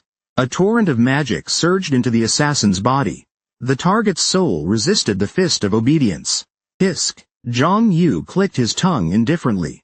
He thought sealing the assassin's strength first would make the fist of obedience work. But it failed. What a shame. He wasn't about to give up just because a mind control ability didn't work.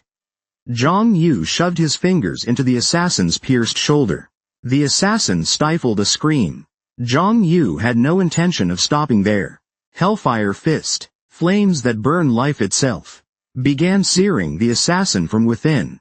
Being burned alive is one of the most excruciating pains a human can feel. If the burning begins internally, the result is obvious. A blood-curdling scream echoed through the factory. Zhang Yu pulled back his fist. Ready to talk now? How about another round? Stop, please, stop. The assassin cried out desperately, as if he couldn't bear the pain any longer. Zhang Yu smiled in satisfaction. He nodded. Where should I begin? There were many things he wanted to ask, but he couldn't ask just anything. Whether it's an explosion or distortion, they always end up dead. From what he'd seen so far, every cult member had devices implanted in them to prevent confidential information from leaking. This assassin likely had the same. I can't make the same mistake again. He wasn't the kind of fool who didn't learn from experience. Zhang Yu first asked questions unrelated to the cult. Tell me, how much do you know about the Guardians? Why, if you're one of them, you'd know more than I do. Don't ask, just answer my questions. Tears streamed from the assassin's eyes from the pain. They're an organization made up of people from all over the world known as Guardians. I don't know their exact number, only that there are fewer than 10. Their leader is named Gaia. The leader's name is Gaia. Yes. Zhang Yu narrowed his eyes. Gaia. He naturally thought of the Gaia system. He didn't think it was a coincidence. Chapter 121. Sword of Justice. Part 4. Zhang Yu was silent. Alec. Osborne wasn't pretending to be dumb. He really didn't know. He chuckled lightly, as if all the questions in his head had vanished. What kind of rational person let a killer who wanted to murder them go? So then, that means Alec was insane from the very beginning. Zhang Yu was finally satisfied with Alec's absurdity. Hey, I actually let another cultist escape. How shameful. Let me ask you something. What is it? Zhang Yu looked at Alec with sunken eyes. You're not giving up on Shi Jun, are you? Of course not. There aren't many guardians. Shi Jun's personality and talent are ideal for a guardian. Alec answered without hesitation. He continued, though he did seem hesitant, due to the sudden suggestion. But I intend to keep persuading him. Also, most importantly, Shi Jun himself seems quite interested in the idea. I know you treat Shi Jun like your younger brother, so I understand your concern. But this is for the greater good of humanity. Ha! Zhang Yu chuckled. The woman's corpse was still in the alley. A woman had died because Alec refused to kill the assassin. Yet he remained righteous as ever. Alec couldn't see anything beyond justice. Well, I'm leaving. Zhang Yu, please try to convince Shi Jun too. Alec smiled, and turned around. Zhang Yu watched Alec walk away. Up until now, Alec had narrowly escaped death so many times. But Zhang Yu was certain this wasn't the first. It couldn't possibly be the first. People don't lose their minds that quickly. Alec might have been broken for a very long time, to a point beyond saving, all for the greater good of humanity. Could be. It wasn't hard to see what broke Alec. He had likely tried to save every life in the past too. Regardless of whether they were good or bad people. Just like now, he probably failed. It had nothing to do with his abilities or talent. Such ridiculous ideals are doomed to fail. When facing failure, people choose between two paths. Either accept the outcome, or run away from it. Alec chose the latter. Pathetic. Zhang Yu spat on the ground. Accepting failure is hard. Admitting that what you did was wrong is even harder. On the other hand, running away from your failures is easy. Simple and comfortable. Alec. Osborne isn't someone with strong will. He's not someone who truly upholds ideals. He's just a coward and a failure, who doesn't know how to accept the consequences of his actions. He says he doesn't intend to give up on Shi Xuan. Whether he's a coward, or someone unable to accept reality. If it weren't Alec, Zhang Yu wouldn't care about him at all. But this time is different. Alec wants to pull Shi Xuan into his cause. He wants to make Shi Xuan just like him. I can't let that happen. If I care about him,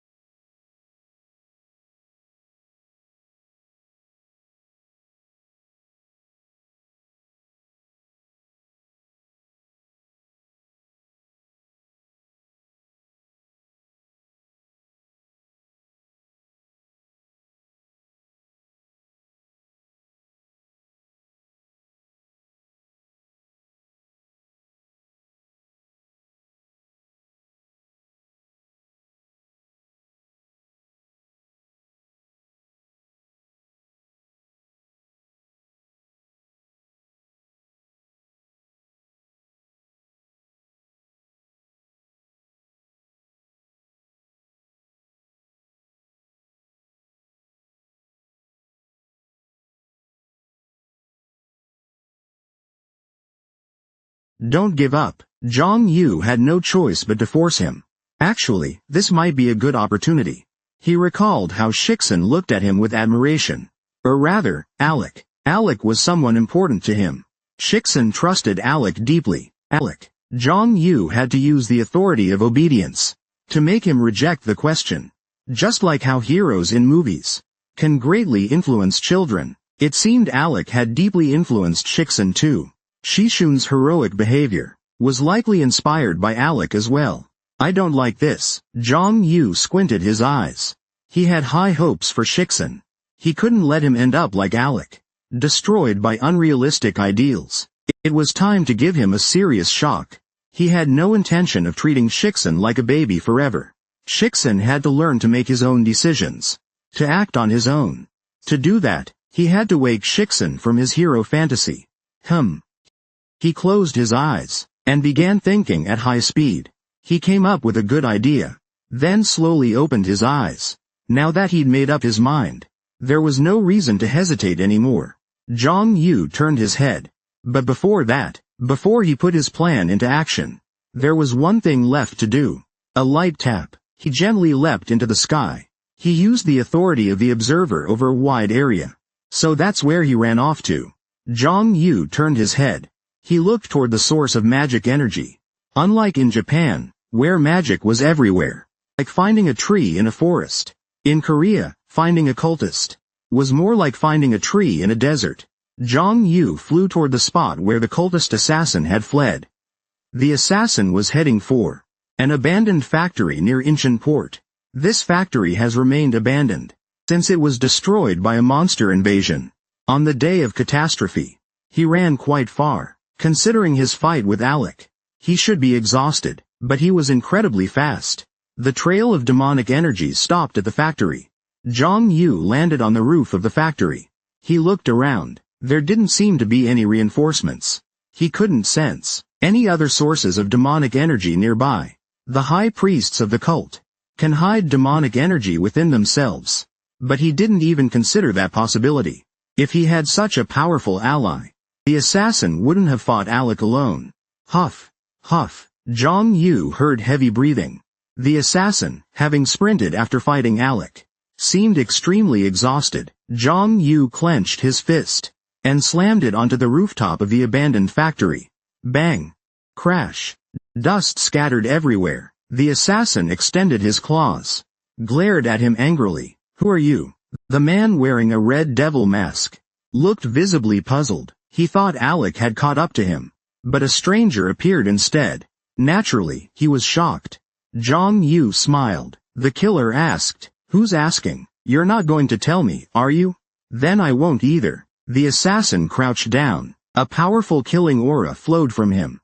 "You must be one of the guardians." He seemed to assume Zhang Yu was Alec's comrade. Zhang Yu shrugged. HMPH. Playing dumb won't work. I know you're one of the guardians. The assassin spread his arms. Claws over 30 meters long glowed with a sharp light. The demonic energy was concentrated at the tips. Fine. Think whatever you want. Zhang Yu replied. There was no need to tell him the truth. After all, people only see and hear what they want to see and hear. I have a lot of questions for you. Zhang Yu said. You think I'll answer? Of course not. Zhang Yu shook his head. He raised his right hand. The sea core of magic, once a ring, changed its shape. Then, the ring twisted and turned into a glove. He was now wielding the fist of seals. The authority of the demon Andujas. I will make you talk. HMPH. Zhang Yu leapt forward. Using the authority of acceleration, he instantly closed the gap with the assassin. He saw the surprise behind the mask. Pow! Courage. Zhang Yu struck the assassin's solar plexus with the glove. The assassin's body collapsed from the hit. He was knocked back. Zhang Yu chased the assassin, who was flying backward, and kicked him hard. HMPH. The wall of the abandoned factory was destroyed. Scrap metal rained down on the assassin. The killer swung his arms, cutting through the metal bars like ribbons. Metal scraps scattered as he landed. The assassin lunged at Zhang Yu. Claws slashed upward from below. Big mistake. Zhang Yu grabbed the assassin's claws and, using the power of Titan, tore them right off his hands. Crunch. The claws and drops of blood hit the ground. A stinging pain surged. The assassin's movements clearly slowed. Zhang Yu, with his iron glove imbued with the power of sealing, grabbed the assassin's shoulder. The iron glove sank into his shoulder. The assassin's jaw was shattered. Crack. The assassin let out a scream. Huh? Why is my power? The sealing fist spread through the assassin's body. He collapsed to the ground. Zhang Yu stuck his fingers into the assassin's mouth to stop him from committing suicide. Then he used the fist of obedience on him. A surge of demonic energy entered the assassin's body. What? The target's soul resisted the fist of obedience. Well then, Zhang Yu clicked his tongue indifferently. He thought that sealing his power first might allow the fist of obedience to work. But it failed. What a pity. He didn't want to give up just because a mind control power failed. That's not his style. Zhang Yu pushed his finger into the shoulder embedded with the glove. Ah! The assassin suppressed his scream. Zhang Yu showed no intention of stopping. Hellfire fist, flames that burn one's very life, began searing the assassin from within. Being burned alive is one of the most excruciating pains a human can feel, especially when the burning comes from inside. Zhang Yu knew how torturous it was. Ah! A blood-curdling scream echoed through the abandoned factory. Zhang Yu withdrew his fist. Ready to talk now? Huff. Huff. How about another round? Stop. Stop. Please, I beg you, stop. The assassin screamed desperately, not wanting to endure the pain again. Zhang Yu smiled in satisfaction. He nodded. Now, where should I begin? He had a lot of questions to ask. But he couldn't just ask carelessly. Whether by explosion or distortion, death is always certain. From what he had seen so far, every member of the cult had a device implanted in them. Secret information won't be leaked. This assassin probably thought the same. I can't make the same mistake again. He's not the kind of fool who doesn't learn his lesson. Zhang Yu started by asking questions unrelated to the cult. Tell me, how much do you know about the Guardians? Why? If you're a member too, you should know more than I do. Don't ask, just answer my questions. Huff, huff, huff, huff. The assassin's eyes welled up with tears from the intense pain. They're a group made up of people from around the world known as Guardians. I don't know their exact number. I only know of fewer than 10. Their leader is called Gaia. The leader's name is Gaia? Yes, that's right. Zhang Yu narrowed his eyes. Gaia. He naturally thought of the Gaia system. He didn't think it was a coincidence. Chapter 121. The Sword of Justice 4. Zhang Yu fell silent. Alec. Osborne wasn't pretending to be dumb. He really didn't know. He let out a soft laugh. All the questions in his mind suddenly disappeared. How could any rational person spare an assassin who tried to kill them? So, that means, Alec had been insane from the start. Zhang Yu finally felt satisfied with Alec's absurd behavior. I actually let another cultist escape. How shameful. Let me ask you something. What is it? Zhang Yu looked deeply into Alec's eyes. You're not going to give up on Shixin, right? Of course not. There aren't many guardians. Shishun's personality and talent are ideal for someone like a guardian. Alec answered without hesitation. He continued. He seemed hesitant, because of the sudden proposal. But I intend to keep persuading him. And more importantly, Sihun himself seems quite interested in the idea. I know you see Sihun as your younger brother. So I understand your concern. But this is for the greater good of humanity. Haha. Zhang Yu laughed. The woman's corpse was still in the alley. A woman died because Alec didn't kill the assassin. Yet she remained as righteous as ever. Alec saw nothing beyond justice. I'm off then. Zhang Yu. Please try to convince Sihun too. Alec smiled. He turned around. Zhang Yu watched Alec walk away. Up to this point, Alec had narrowly escaped death multiple times. But Zhang Yu was certain this wasn't the first time. It couldn't be the first time. People don't go mad so quickly. Alec may have broken down a long time ago. To the point of no return. For the greater good of humanity. Zhang Yu muttered to himself. It wasn't hard to guess why Alec had broken down. He likely once tried to save every life. Whether good or evil, just like now. He may have failed. It had nothing to do with his ability or talent. Such a foolish ideal was bound to fail. In the face of failure, people are left with two choices. Either accept it, or run from it. Alec chose the latter. How pitiful. Zhang Yu spat on the ground. Accepting failure is hard. Admitting that what you did was wrong is even harder. On the other hand, avoiding your own failures is easy. Simple and comfortable. Alec Osborne wasn't someone with a strong will, nor someone who upheld his ideals. He was just a coward and a failure. Someone who didn't know how to face the consequences of his actions. He said he had no intention of giving up on Shixin. Whether he's a coward, or just someone unable to accept reality. If it weren't Alec, Zhang Yu wouldn't even bother with him. But this time was different. Alec wanted to bring Shixin into his circle. He wanted Shixin to become someone like him. I can't let that happen. If Zhang Yu had to force it, so be it. In fact, this might be a good opportunity. He recalled how Shixin looked at him with admiration. At Alec. Alec was someone important to him. Shixin trusted him deeply. Alec. Zhang Yu had to use the authority of obedience to make him reject the proposal. Just like how movie heroes have a huge influence on children.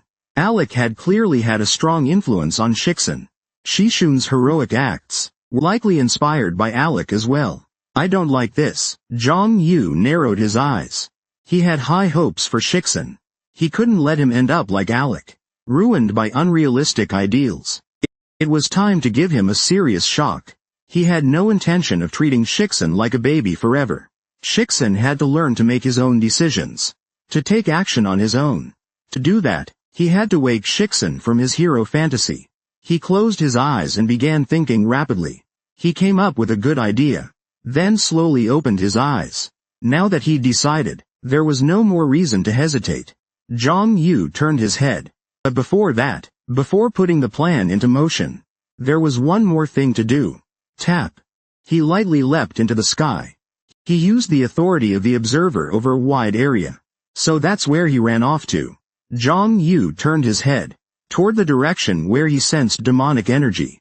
Unlike in Japan, where the excessive demonic energy was like finding a tree in a forest. In Korea, searching for a cultist was more like finding a tree in a desert. Zhang Yu flew toward the direction the assassin fled. The assassin headed to an abandoned factory near Incheon Port. This factory had remained abandoned ever since it was destroyed by a monster invasion. On the day of catastrophe, he ran quite far. Considering his fight with Alec, he should be exhausted. But his speed was incredible. The trail of demonic energy ended at the factory. Zhang Yu landed on the roof of the factory and looked around. There didn't seem to be any reinforcements. He couldn't sense any other sources of demonic energy nearby. High priests of the cult can hide demonic energy within themselves. But he hadn't even considered that possibility. If such a powerful ally existed, the assassin wouldn't have fought Alec alone. Huff, huff. Zhang Yu heard heavy breathing. The assassin, after fighting Alec and sprinting away, seemed completely exhausted. Zhang Yu clenched his fist and slammed it down on the factory's rooftop. Bang! Crack! Dust flew everywhere. The assassin extended his claws and glared at him. Who are you? The man in the red devil mask looked clearly confused. He thought Alec had caught up to him, but a stranger appeared instead. Naturally, he was shocked. Zhang Yu smiled. The killer asked, "Who's asking? You're not going to tell me, are you? Then I won't say either." The killer crouched down. A fierce killing aura poured out of him. "You must be one of the guardians." He seemed to think Zhang Yu was Alec's comrade. Zhang Yu shrugged slightly. HMPH. Playing dumb won't work. I know you're one of the guardians. The assassin spread his arms. Claws over 30 meters long glowed with a sharp light. The demonic energy was concentrated at the tips. Fine. Think whatever you want. Zhang Yu replied. There was no need to tell him the truth. After all, people only see and hear what they want to see and hear. I have a lot of questions for you. Zhang Yu said. Do you think I'll talk? Of course not. Zhang Yu shook his head. He raised his right hand. The sea key of magic, once a ring, shifted its shape. The ring twisted and turned into a glove. He now wore the Fist of Seals, the authority of the demon Andujas. I'll make you talk. HMPH. Zhang Yu leapt forward. Using the authority of acceleration, he instantly closed the distance. He saw the surprise behind the assassin's mask. Pow! Courage. Zhang Yu struck the assassin's solar plexus with his glove. The assassin's body collapsed from the hit. He was knocked back. Zhang Yu caught up with the retreating assassin and kicked him. HMPH. The wall of the abandoned factory shattered. Scrap steel rained down on the assassin. The killer swung his arms, cutting through the steel like torn ribbons. Metal fragments scattered as he landed. The assassin lunged at Zhang Yu. Claws slashed upward from below. Big mistake. Zhang Yu grabbed the assassin's claw. Using the power of Titan, he tore it off by force. Crunch. Claws and drops of blood fell to the ground. A sharp pain surged. The assassin's movements clearly slowed down. Zhang Yu grabbed the assassin's shoulder with his iron glove, infused with sealing power. He grabbed the assassin's shoulder. The iron glove embedded into the assassin's shoulder, crushing his bones. Crack. The assassin let out a scream. Huh? Why is my power? The sealing fist spread through the assassin's body. He collapsed to the ground. Zhang Yu stuck his fingers into the assassin's mouth to stop him from committing suicide. Then he used the Fist of Obedience on him. A surge of demonic energy flooded into the assassin's body. The target's soul resisted the Fist of Obedience. Well then, Zhang Yu clicked his tongue dismissively. He had thought that sealing the assassin's power first might allow the Fist of Obedience to work. But it had failed. What a shame. He wasn't going to give up just because a mind control ability didn't work. Zhang Yu pushed his fingers into the shoulder where the glove was embedded. Ah! The assassin stifled a scream. Zhang Yu had no intention of stopping. Hellfire Fist, flames that burn life itself, began to scorch the assassin from within.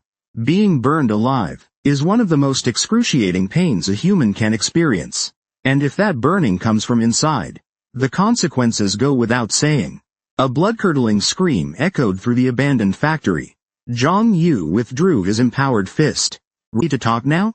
Huff. Huff. How about another round? Stop. Stop. Please, I beg you, stop. The assassin screamed in desperation, clearly not wanting to endure such pain again. Zhang Yu smiled in satisfaction. He nodded. Where should I start? There were many things he wanted to ask, but he couldn't just ask them outright. Whether it's an explosion or a distortion, it's always a dead end. From what he's seen so far, every member of the demonic cult has a device installed to ensure confidential information doesn't leak. The assassin in front of him is likely the same. He can't make the same mistake. He's not the kind of fool who doesn't learn from lessons. Zhang Yu first asked about information unrelated to the demonic cult. Tell me, how much do you know about the Guardians? Why? If you're a member too, you'd know more about them than I do. Don't ask. Just answer my question. Huff huff. Huff huff. The assassin's eyes teared up from intense pain. They're a group of people called Guardians, from all over the world. I don't know their exact numbers. I only know there are fewer than 10. Their leader is called Gaia. The leader's name is Gaia. Yes, yes. Zhang Yu narrowed his eyes. Gaia. He naturally thought of the Gaia system. He didn't think it was a coincidence. Where are they? Zhang Yu asked. I don't know. The assassin replied. Zhang Yu nodded. It'd be strange if a demonic cultist knew where the Guardian's leader was. I need to check it out. He had to make contact with the Guardians and learn more about Gaia's identity. What else do you know about Gaia? Zhang Yu asked. I only know she's a woman. She has the ability to find other Guardians. I see. Zhang Yu nodded. All right. So, she must be the one who found Shi Xuan. That makes this situation easier to handle, considering how few Guardians there are. Even if Alec and Osborne disappear, Gaia is very likely to try contacting Kim Shi Xuan again. As long as I keep waiting, he'll come to me. There's no need for Zhang Yu to look for him. As long as Shi Xuan is around, meeting Gaia is inevitable. That's good news. Zhang Yu smiled with satisfaction. He had hoped the assassin would give more specific info, but he was still pleased with what he got. Then let me ask. All right, one last question. If you answer it, I'll let you go. Zhang Yu continued calmly. Tell me everything you know about the cult. Their power, locations, realms, objectives, and everything else. The assassin's expression turned serious. There was silence. His breathing grew heavy. Zhang Yu smiled, just as he expected. Let me guess, you'll die if you speak? In that case, there's no point in listening to you anymore. Crack. I'll tell you anything you want to know. So please. The killer panicked. He desperately wanted to stay alive. Zhang Yu placed his hand on his back, as if to comfort him. A deal only works when both sides get something. I can offer you your life. But what can you offer me? The killer started talking frantically. About the situation in Europe. About the growing power of the Guardians. And everything else he could think of. However, there was nothing about the cult Zhang Yu wanted to hear. Thanks for the information, Zhang Yu said. Wait. Zhang Yu channeled all his magic into the hand pressing down on the assassin's back. He turned the assassin's internal organs into mush. The assassin coughed up blood, and collapsed to the ground. Well then, Zhang Yu reached out, and took off the red mask on the assassin's face. He put it on himself. The mask had no straps, but it clung to his face. Let's begin. Beneath the red demon mask, a pair of smiling eyes emerged.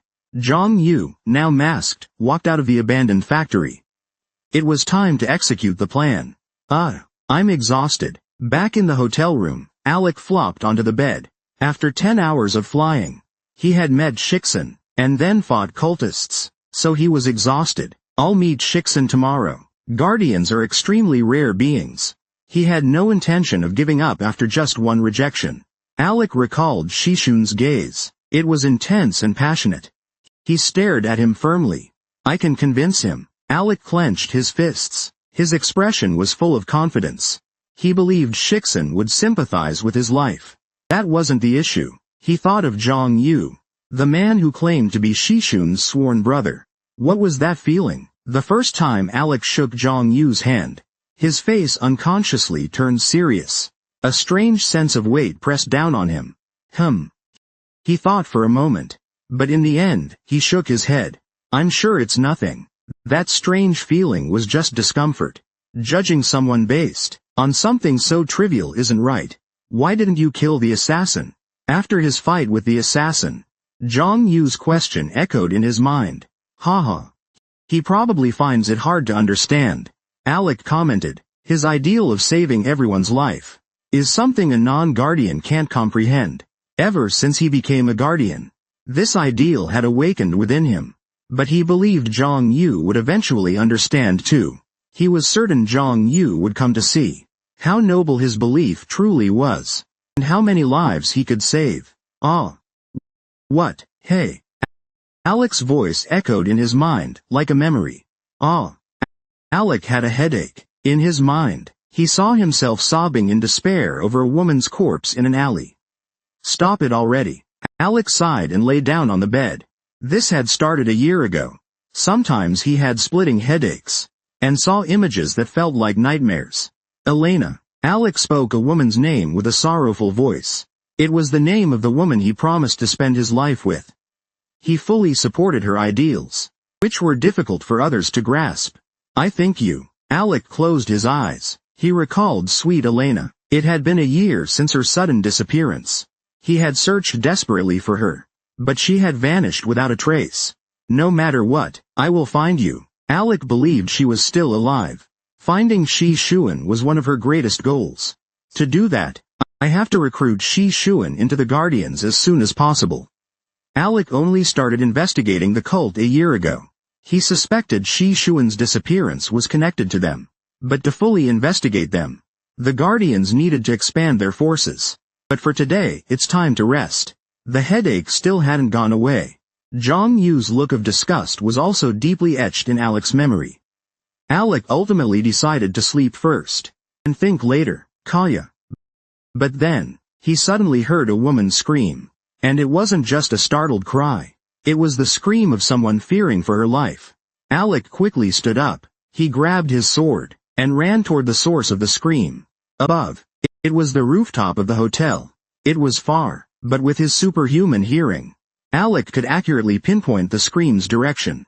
Nothing happened yet. Alec rushed to the rooftop in a panic. He didn't know what was going on, but if someone needed saving, he wouldn't hesitate. His resolve still shone as brightly as ever.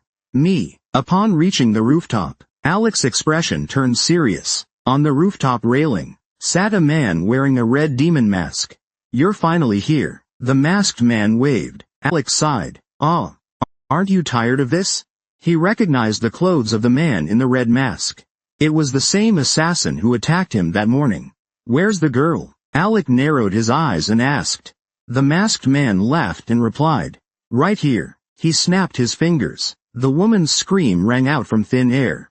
Alec frowned and said, "You tricked me. They say the real fool is the one who gets fooled."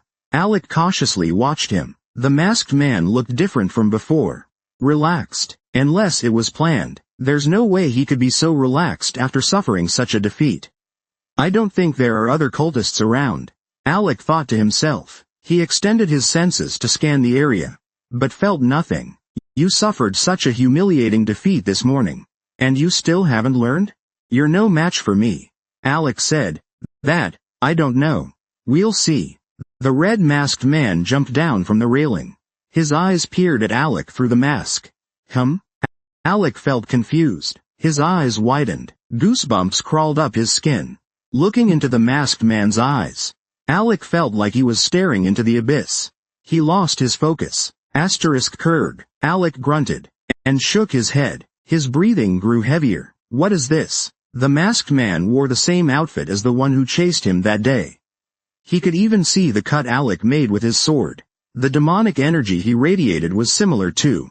And yet, something felt off. Something was different. Alec gripped his sword tightly. He took a deep breath, and readied for battle. The masked man said, "I have a question for you." "What is it?" "I killed a woman while I was running away. The scream you heard earlier was hers." "She, what?" Alec's mind went blank. It felt like someone had struck him in the back of the head with a hammer. "And still you won't kill me?" Alec's mind was a complete mess. He bit his lip, raised his sword, and a pure white light, just like his unwavering faith, enveloped the blade. There was no hesitation in Alec's eyes. He answered, "Yes. In return, I want you to count every life you've taken, for the rest of your own." The masked man laughed. "Haha. Is not killing really that important to you? Saving everyone is my life, my conviction, you bastard." The masked man raised his hand, and a dark red spear appeared in his hand, one Alec had never seen before. The man said, "Enough talk, come at me." Chapter 122. Red Mask, I. "Where's Gaia?" Zhang Yu asked. "I don't know," the assassin replied. Zhang Yu nodded. It would be strange if a cultist knew where the Guardian leader was. "I'll have to go see for myself." He needed to make contact with the Guardians, and learn more about Gaia's identity. "Do you know anything else about Gaia?" Zhang Yu asked. "I only know she's a woman. She has the ability to find other Guardians." "I see." Zhang Yu nodded. "Then, she must be the one who discovered Shixin.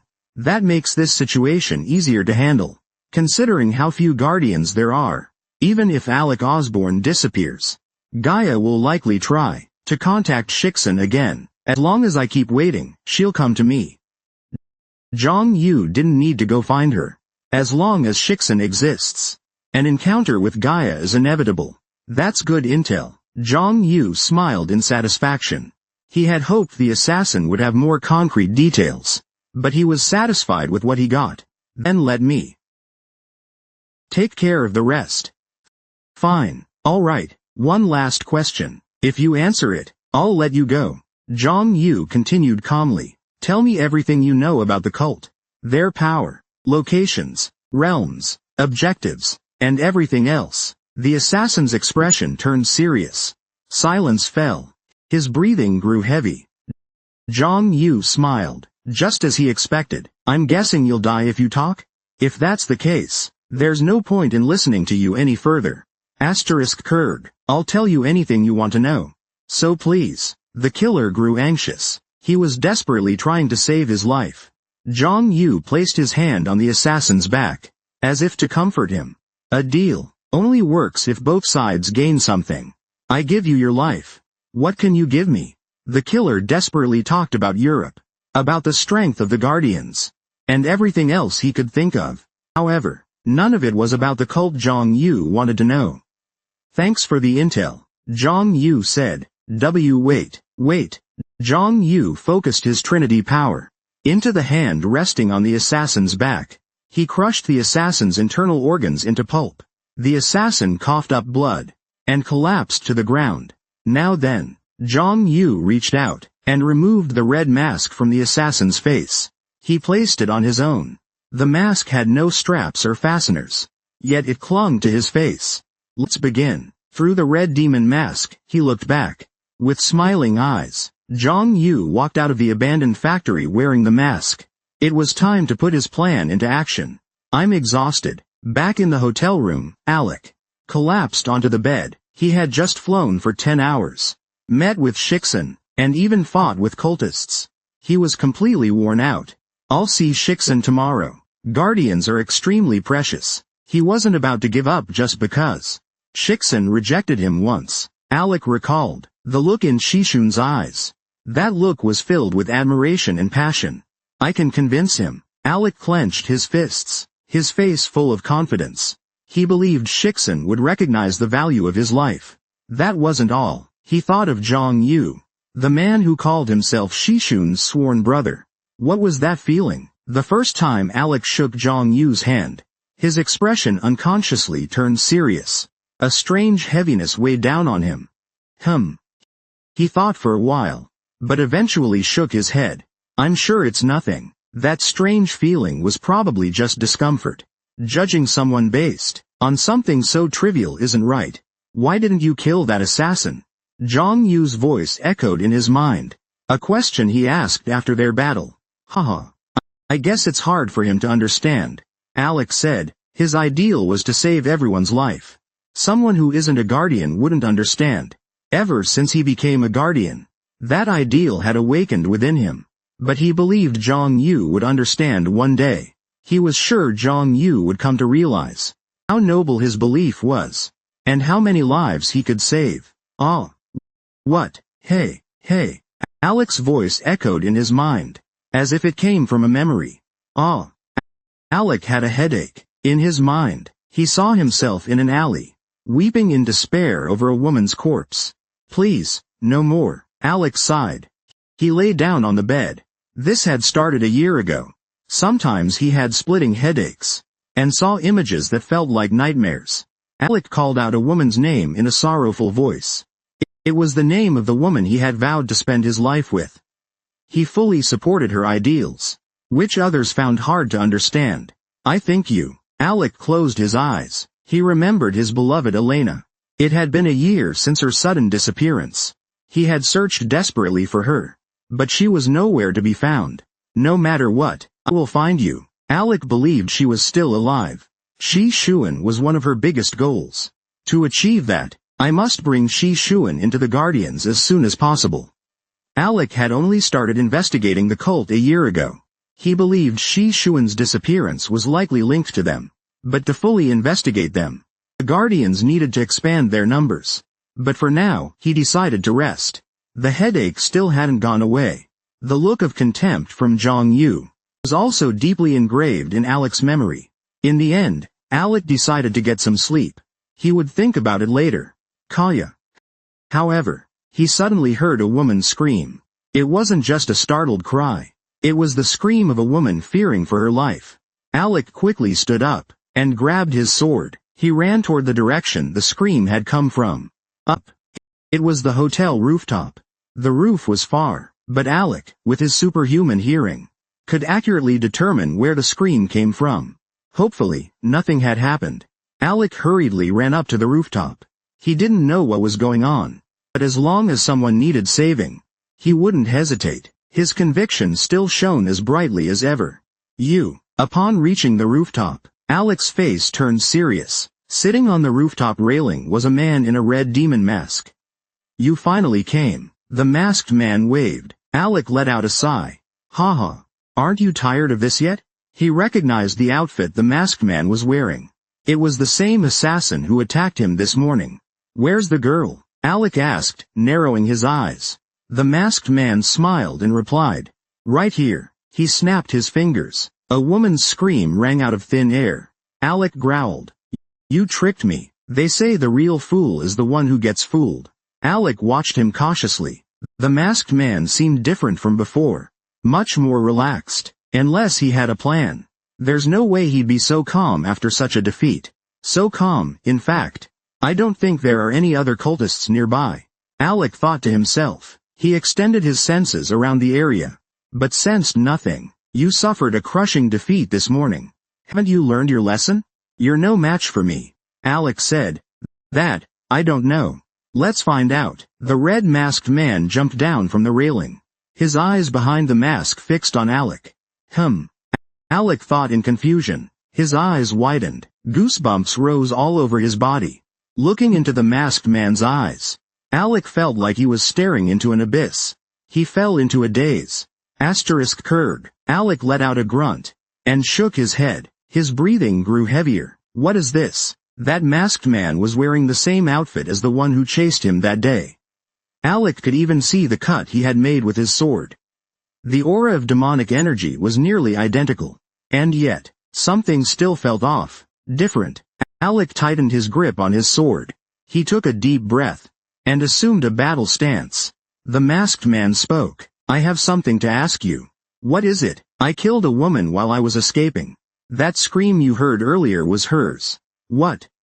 Alec's mind went blank. It felt like someone had struck him in the back of the head with a hammer. And still you won't kill me? Alec's mind was in chaos. He bit his lip and raised his sword. A pure white light, as unwavering as his own beliefs, enveloped his blade. There was no hesitation in Alec's eyes. He replied, yes. In return, I want you to count every life you've taken, for the rest of yours. The masked man laughed. Haha. Is not killing really that important? Saving everyone is my life. My belief. You bastard. The masked man raised his hand. And suddenly a dark red spear appeared, one Alec had never seen before. The man said, cut the crap. Come at me. Chapter 122. Red Mask. 1. Where's Mega Crow? Zhang Yu asked. I don't know. The assassin replied. Zhang Yu nodded. It'd be strange if a demonic cultist knew where the Guardian's leader was. That would be odd. I need to check it out. He had to make contact with the Guardians. And learn more about Gaia's identity. What else do you know about Gaia? Zhang Yu asked. I only know she's a woman. She has the ability to find other Guardians. I see. Zhang Yu nodded. So, she must be the one who found Shi Shang. That makes this situation easier to handle. Considering there are so few Guardians. Even if Alec Osborne disappeared, Gaia would likely try to contact Jin Shi Shang again. As long as I keep waiting, he'll come to me. Zhang Yu didn't need to go looking for him. As long as Shi Shang was around. This is good news. Zhang Yu smiled with satisfaction. He had hoped the assassin would have more specific information. But he was content with what he'd gotten so far. All right then. Good. One last question. Answer it, and I'll let you go. Zhang Yu continued calmly. Tell me everything you know about the demonic cult. Their forces, locations, taboos, goals, and anything else. The assassin's expression turned grim. Silence fell. Her breathing grew heavy. Zhang Yu smiled, just as she expected. I'm guessing you'll die if you talk? If that's the case, there's no point in listening to you anymore. Kurg. I'll tell you any other information you want. So please. The killer grew anxious. She desperately tried to save her life. Zhang Yu placed her hand on her back, as if to comfort her. Deal only works when both sides gain something. That's how it works. I can give you a life. What can you give me? The killer began babbling about the situation in Europe, about the growing power of the Guardians, and everything else she could think of. However, none of it was what Zhang Yu wanted to hear about the cult. Thanks for the intel. Zhang Yu said. Wait. Zhang Yu focused her Trinity power into the hand resting on the assassin's back, turning all of her internal organs into mush. The assassin coughed up blood and collapsed to the floor. Now then, Zhang Yu reached out and removed the red mask from the assassin's face. She placed it on her own. The mask had no straps or fasteners, but it clung to her face. Let's begin. Looking through the red devil mask, her eyes shimmered with a smile. Zhang Yu walked out of the abandoned factory wearing the mask. It was time to carry out her plan. HMPH.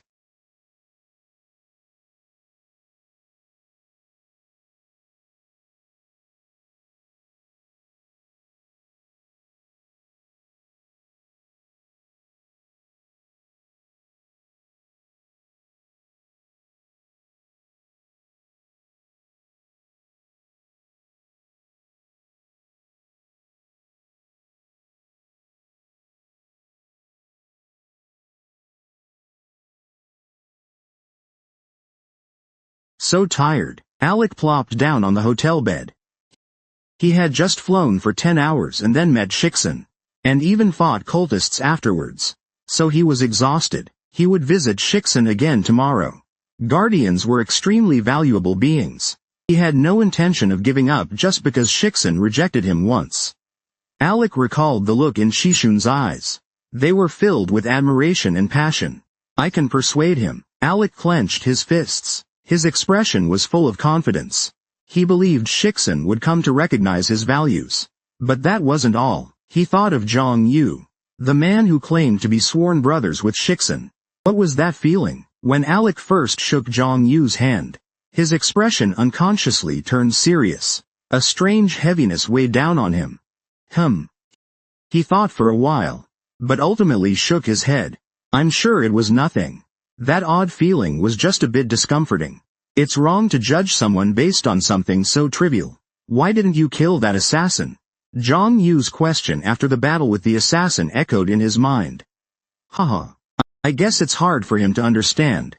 Alec said. His ideal was to save every life. Someone who isn't a guardian wouldn't understand that. That ideal had awakened in him ever since becoming a guardian. But he believed Zhang Yu would eventually understand. He was sure Zhang Yu would one day grasp how noble his beliefs were.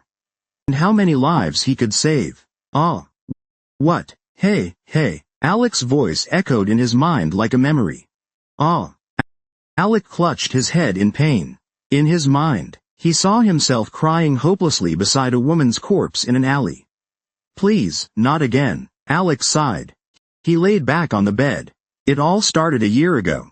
Sometimes, he would suffer splitting headaches. He saw visions that seemed to come from nightmares. Alec cried out the name of a woman with a voice full of sorrow. It was the name of the woman he had promised to spend his life with. He devoted himself entirely to her life. A devotion few others could understand. I think you. Alec closed his eyes. He remembered his beloved Alina. It had been a year since she suddenly disappeared. He tried desperately to find her. But she was nowhere to be found. No matter what, I'll find you. Alec believed she was still alive. Shixin was one of his highest priorities. To achieve that, I must bring Shixin into our hands as soon as possible. Alec only began investigating the cult a year ago. He suspected that Shishun's disappearance was likely related to them. But to thoroughly investigate them, the Guardians needed more manpower. But for today, he would rest. The headache hadn't gone away. Zhang Yu's hateful gaze was also etched deep in Alec's memory. Alec ultimately decided to get some sleep first. He would think about it later. Kaya. However, he suddenly heard a woman screaming. It wasn't just a scream. It was a scream of someone fearing for her life. Alec sprang to his feet. He grabbed his sword and ran toward the direction of the scream. Upstairs. It came from the hotel rooftop. The rooftop was far away. But thanks to his superhuman hearing, Alec could accurately pinpoint the location of the scream. Hopefully nothing has happened. Alec ran frantically to the rooftop. He didn't know what was going on. But if someone needed saving, he would not hesitate. His convictions continued to shine brightly as always. After Alec reached the rooftop, his expression turned serious. On the rooftop railing, a man wearing a red demon mask was sitting there. You're finally here. He waved without removing his mask. Alec could hear the tone in his voice. Haha, you're not tired of this, are you? He recognized the clothes the red-masked man was wearing. It was the assassin who attacked him that morning. Where's the girl? Alec narrowed his eyes and asked. The masked man smiled and replied. Right here. He snapped his fingers. A woman's scream echoed out of nowhere. Alec frowned. You tricked me. They say the one who gets fooled is the real fool. Alec watched him cautiously. The masked man looked different from before. He seemed relaxed. If he didn't have a plan, there's no way he'd be so relaxed after such a crushing defeat. That calmness made no sense. I don't sense any other cultists nearby, Alec thought. He expanded his senses to scan the surroundings, but felt nothing at all. You were defeated so badly this morning. Have you learned nothing? You're no match for me, Alec said. I wouldn't be so sure. We'll see. The red-masked man jumped down from the railing. His eyes peered at Alec through the mask. Alec thought with a hint of doubt. His eyes looked wider. He broke into goosebumps, looking into the masked man's eyes. Alec felt like he was staring into an abyss. He was overcome with confusion. Urge. Alec grunted. He shook his head. His breathing grew heavier. What is this? This masked man was wearing the same outfit as the one who had chased him that day. Alec could even see the cut on the clothes from his sword. And the magic energy coming from him felt just the same. Even so, something still feels off. It's different. Alec tightened his grip on the sword. He took a deep breath and assumed a combat stance. The masked man said, I have something to ask you. What is it? I killed a woman while I was escaping. The scream you heard earlier was hers. What? Alec's mind went blank. It felt like someone had struck him hard on the back of the head. And yet you still won't kill me? Alec's mind was in chaos. He bit his lip and raised his sword. A pure white light, reflecting his unwavering belief, enveloped his blade. There was no hesitation in Alec's eyes. He replied, yes, in return, I want you to spend your life counting the happiness you've stolen. The masked man laughed. Haha. Is not killing really that important? Saving everyone. That's my belief. Belief? Bastard. The masked man raised his hand, and in it appeared a dark red spear Alec had never seen before. The man said, enough talk, come on. Warning, warning. Chapter 123. Red Mask. Part 2. Chapter 123. Red Mask. Part 2. He transformed the Demon Sea Elixir into Guy Bulb. Activating 34% of skill capacity, a blue status window popped up in front of Zhang Yu. He grasped Guy Bulb, wrapped it in magic energy, and activated the Titan's Force Omnipotence. As expected, this thing is powerful, even though it only had 34% of its original power. It was already enough for him. He could maintain Guy Bulb without any mana, and still use other omnipotence on top of it. He held his weapon, and checked the time. The smartphone showed it was 8:43 p.m. He was supposed to be here before 9 p.m. Zhang Yu smiled. He lowered his stance. 15 minutes left. Beating a world-class opponent in such a short time was a challenge. But Zhang Yu wasn't worried. After all, he was facing that guy. Zhang Yu looked at Alec. Osborne, he thought to himself. Alec sighed, gripping his sword. You leave me no choice, he said. He stomped the ground. A flash of white light exploded. He charged forward, leaving behind a trail of white afterimages. Alec swung his sword, infused with powerful magic, aiming at Zhang Yu's right shoulder. Alec's swordsmanship was orthodox, but he had refined it to its limit. So his attack was simple, yet extremely sharp. But so what? Zhang Yu sneered. He straightened his shoulders. His twist wasn't to dodge the strike, but to ensure a fatal blow. Huh? Alec realized he was about to strike Zhang Yu's neck, not his shoulder. He abruptly halted his swing in shock. However, stopping mid-attack wasn't easy.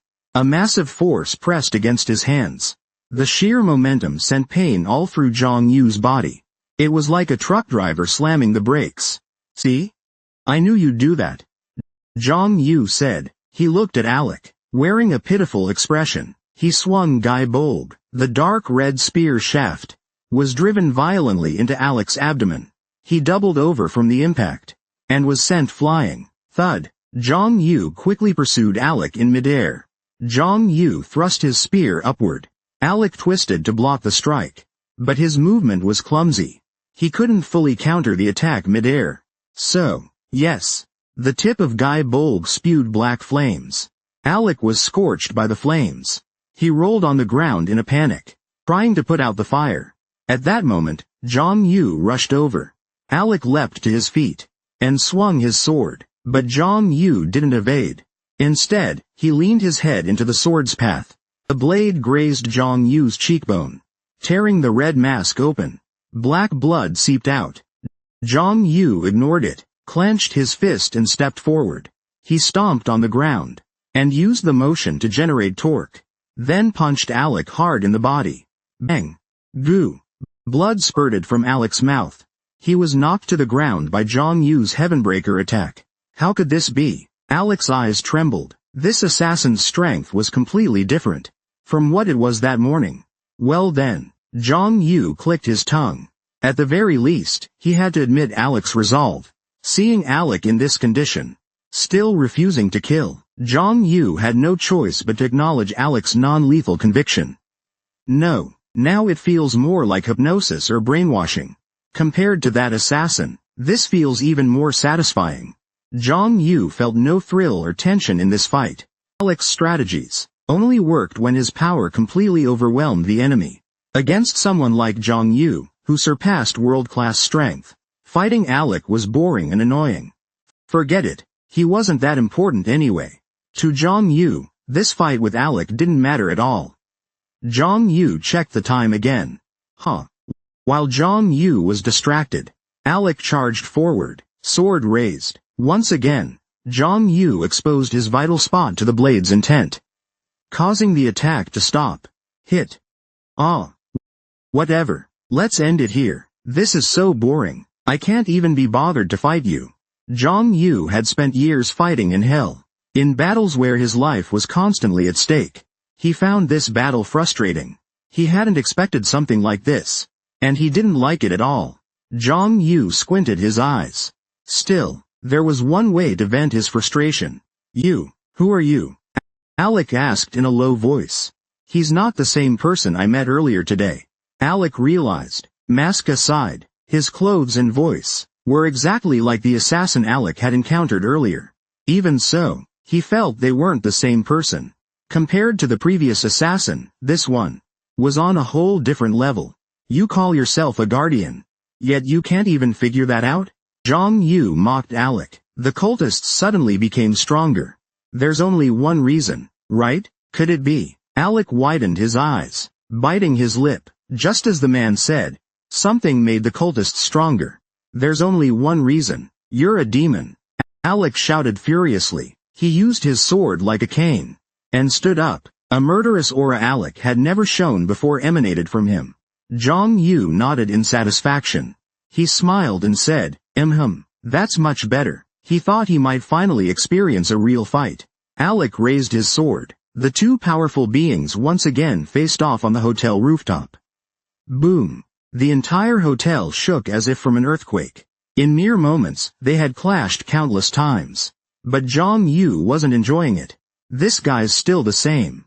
Even though Zhang Yu called himself a demon, Alec wasn't trying to kill him.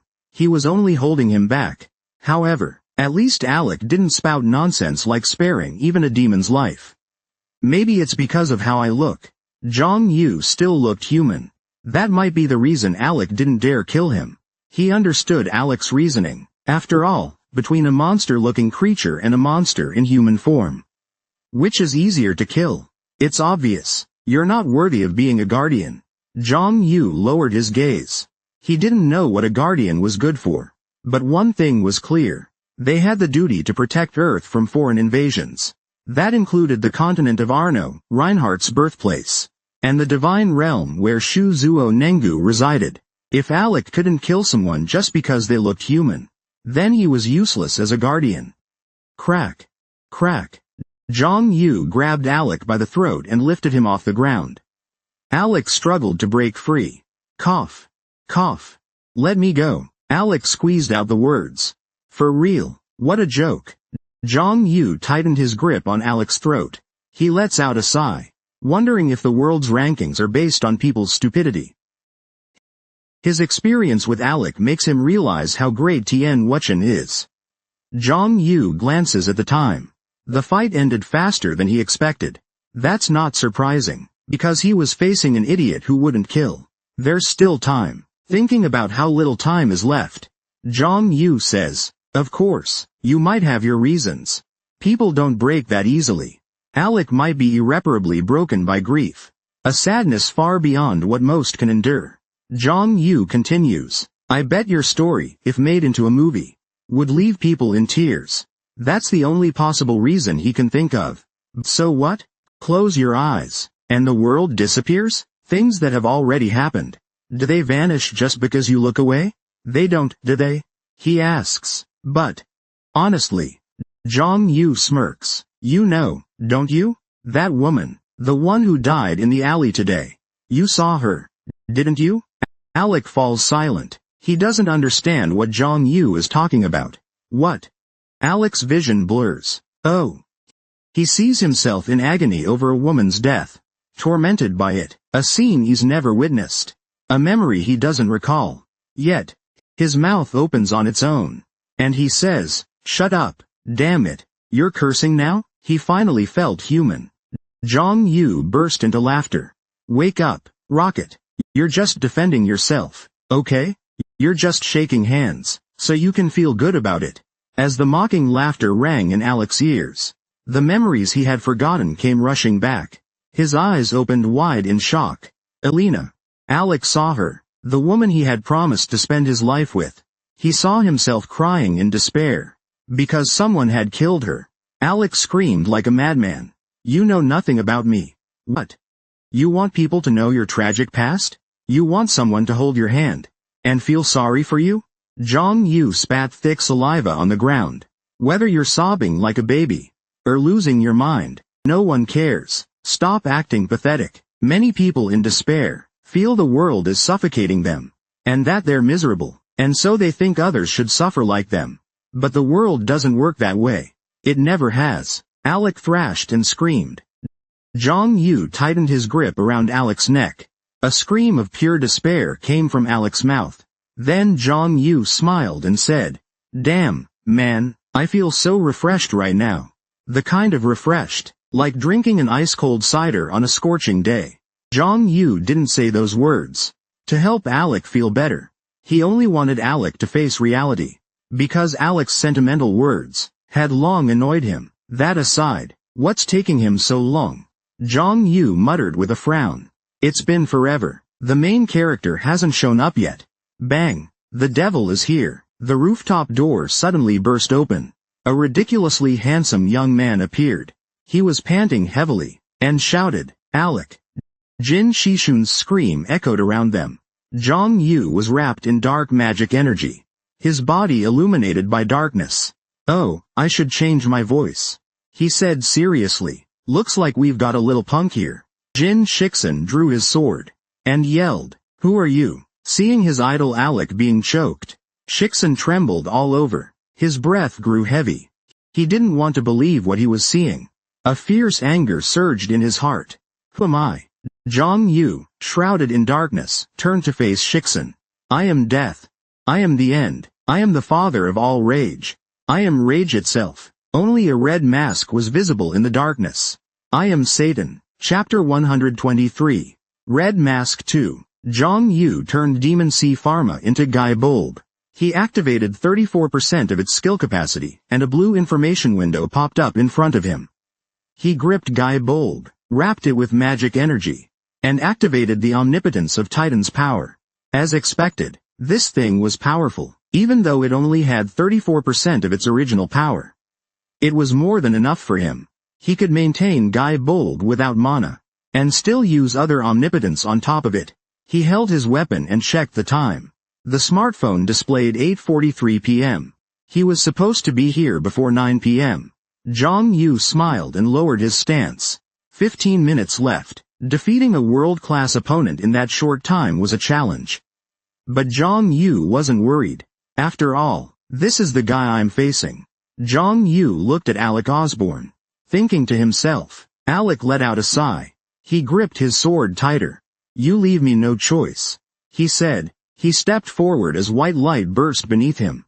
He dashed forward, leaving a white afterimage behind. Alec swung his sword infused with powerful magic, and aimed it at Jong Yu's right shoulder. Alec's swordsmanship was orthodox, but he had honed it to the limit. His attacks were simple yet incredibly precise. But so what? Jong Yu sneered coldly. He thrust his shoulder forward and twisted his body. Not to dodge, but to ensure a fatal counter. Alec realized he was targeting Jong Yu's armpit, not his shoulder. Surprised, he halted his swing. But stopping mid-attack wasn't easy. Tremendous pressure weighed on his hands. The massive inertia caused Jong Yu intense pain, like a truck driver slamming the brakes. See? I knew you'd do that, Jong Yu said. He looked at Alec's pained expression, and swung Gai Bolg. The dark red spear shaft slammed viciously into Alec's abdomen. His body bent forward from the force and was flung away. Thud. Jong Yu quickly pursued Alec through the air. He thrust his spear upward. Alec twisted to block the blow. But his movement was clumsy. He couldn't fully absorb the impact in midair. So, yes. The tip of Gai Bolg spewed black flames. Alec was scorched by the flames. He rolled on the ground in a panic, trying to extinguish the fire. At that moment, Jong Yu charged again. Alec quickly leapt up, and swung his longsword, but Jong Yu didn't dodge. Instead, he leaned his head into the sword's path. Alec instantly adjusted the sword's trajectory. The blade grazed Jong Yu's cheek. The red mask was slashed open. Black blood seeped out from the cut. Jong Yu ignored him. He clenched his fist and stepped forward. He stomped the ground, using the torque from that motion to punch Alec square in the chest. Bang! Cargo. Blood sprayed from Alec's mouth. Jong Yu, using Skybreaker asterisk, sent him crashing to the ground. But, how? Alec's eyes trembled. This assassin's strength compared to earlier that morning was completely different. HMPH. Jong Yu clicked his tongue. At the very least, he had to admit Alec's resolve. Seeing Alec still refusing to kill him at a time like this, Jong Yu had to acknowledge his will not to kill. No, now it felt more like hypnosis or brainwashing. Honestly, fighting that assassin was far more satisfying. He didn't feel the thrill or tension. In this battle with Alec, Alec's tactics only worked when his strength overwhelmed the opponent. To someone like Jong Yu, whose power surpassed world-class fighters, fighting Alec was both boring and troublesome. Forget it. He wasn't the main target anyway. This battle with Alec didn't matter to Jong Yu. He checked the time again. While Jong Yu was distracted, Alec charged again. Jong Yu had spent years in hell, fighting battles where his life was always on the line. This fight irritated him. He hadn't expected a battle like this, and he didn't like it at all. Jong Yu squinted. Still, there was one way to relieve his irritation. Who are you? Alec asked in a low voice. He wasn't the same person Alec had seen earlier today. Alec realized, ignoring the mask, the outfit and the voice seemed to be his own. He said, "My clothes and voice are Alec's. My clothes and voice are Alec's. My outfit is Alec's." Alec's clothes and voice were exactly the same as the assassin he'd seen earlier. Even so, he felt they weren't the same person. The assassin before him now was on a whole different level. You call yourself a guardian, yet can't even figure this out? Jong Yu mocked Alec. Why have the cultists suddenly grown stronger? There's only one reason, right? Could it be? Alec widened his eyes and bit his lip. As that man had said, the cultists' sudden surge in power had only one explanation. You're a demon. Alec roared, using his sword as a cane. He stood up. A murderous aura Alec had never shown before burst from him. Jong Yu nodded in satisfaction. He smiled and said, much better. He thought he was finally about to experience a real battle. Alec raised his sword. The two mighty beings once again faced off on the hotel rooftop. Boom. The entire hotel shook like it was hit by an earthquake. They had already exchanged countless blows in mere moments. But Zhang Yu wasn't enjoying it. This guy is still the same. Even though Zhang Yu called himself a demon, Alec wasn't trying to kill. He was only restraining Zhang Yu. At the very least, Alec didn't utter nonsense like sparing even a demon's life. Maybe it's because of how I look. Zhang Yu still looked human. That was likely the reason Alec didn't dare to kill him. He understood Alec's reasoning. After all, which is easier to kill? A monster that looks like a human? Or a human that looks like a monster? It's simple. You're not fit to be a guardian. Zhang Yu lowered his gaze. He didn't really know what guardians were for. But one thing was clear. They had a duty to protect Earth from external threats. That included Reinhardt's homeland, the Arno continent, and the Nervia where Zuzo Nengu lived. If Alec couldn't kill something, just because it looked human, then he was useless as a guardian. Crack. Crack. Zhang Yu grabbed Alec by the neck, lifting him off the ground. Alec struggled to break free. Gah. Gah. Let me go. Alec managed to force out. Seriously, what a joke. Zhang Yu tightened his grip around Alec's neck. He let out a sigh. He wondered if the world rankings were based on how stupid people were. His encounter with Alec made him realize just how good Tian Wuchen was. Zhang Yu checked the time. The battle ended sooner than he expected. Not surprising. He was up against an idiot who couldn't kill. There was still time. Thinking that there wasn't much left, Zhang Yu said, "Of course, you probably have your reasons. People aren't that easily broken. Maybe Alec is beyond repair because of grief. Grief far beyond what a normal person could endure." Zhang Yu continued, "I believe your story, if made into a movie, would definitely bring tears to people's eyes. That's the only reason he could possibly think of. So what, if you close your eyes? Does the world disappear? Do things that already happened just vanish because you look away? Do they?" he asked. "But, honestly," Zhang Yu curled his lip. "You know, don't you? You must know. That woman who died in the alley today. You saw her, didn't you?" Alec stayed silent. He didn't understand what Zhang Yu meant. He asked, but his vision blurred. Oh no. He saw himself, racked with grief over a woman's death. It was a scene he'd never seen before. A memory he didn't recall. Yet, his mouth opened against his will. And out came, "Shut up, god damn it. Haha, now you're cursing?" Finally acting like a real human being, Zhang Yu burst out laughing. "Wake up, Rocket. You're just defending yourself, okay? You're just shaking hands, so you can feel better about it." As the laughter pierced Alec's ears, memories he had forgotten surfaced again. His eyes flew open in shock. Elena. Alec saw her, the woman he had promised to spend his life with. He saw himself crying in despair, because someone had killed her. Alec screamed like a madman. "You know nothing about me. What? Do you want others to understand your tragic past? Do you want them to hold your hand and feel sorry for you?"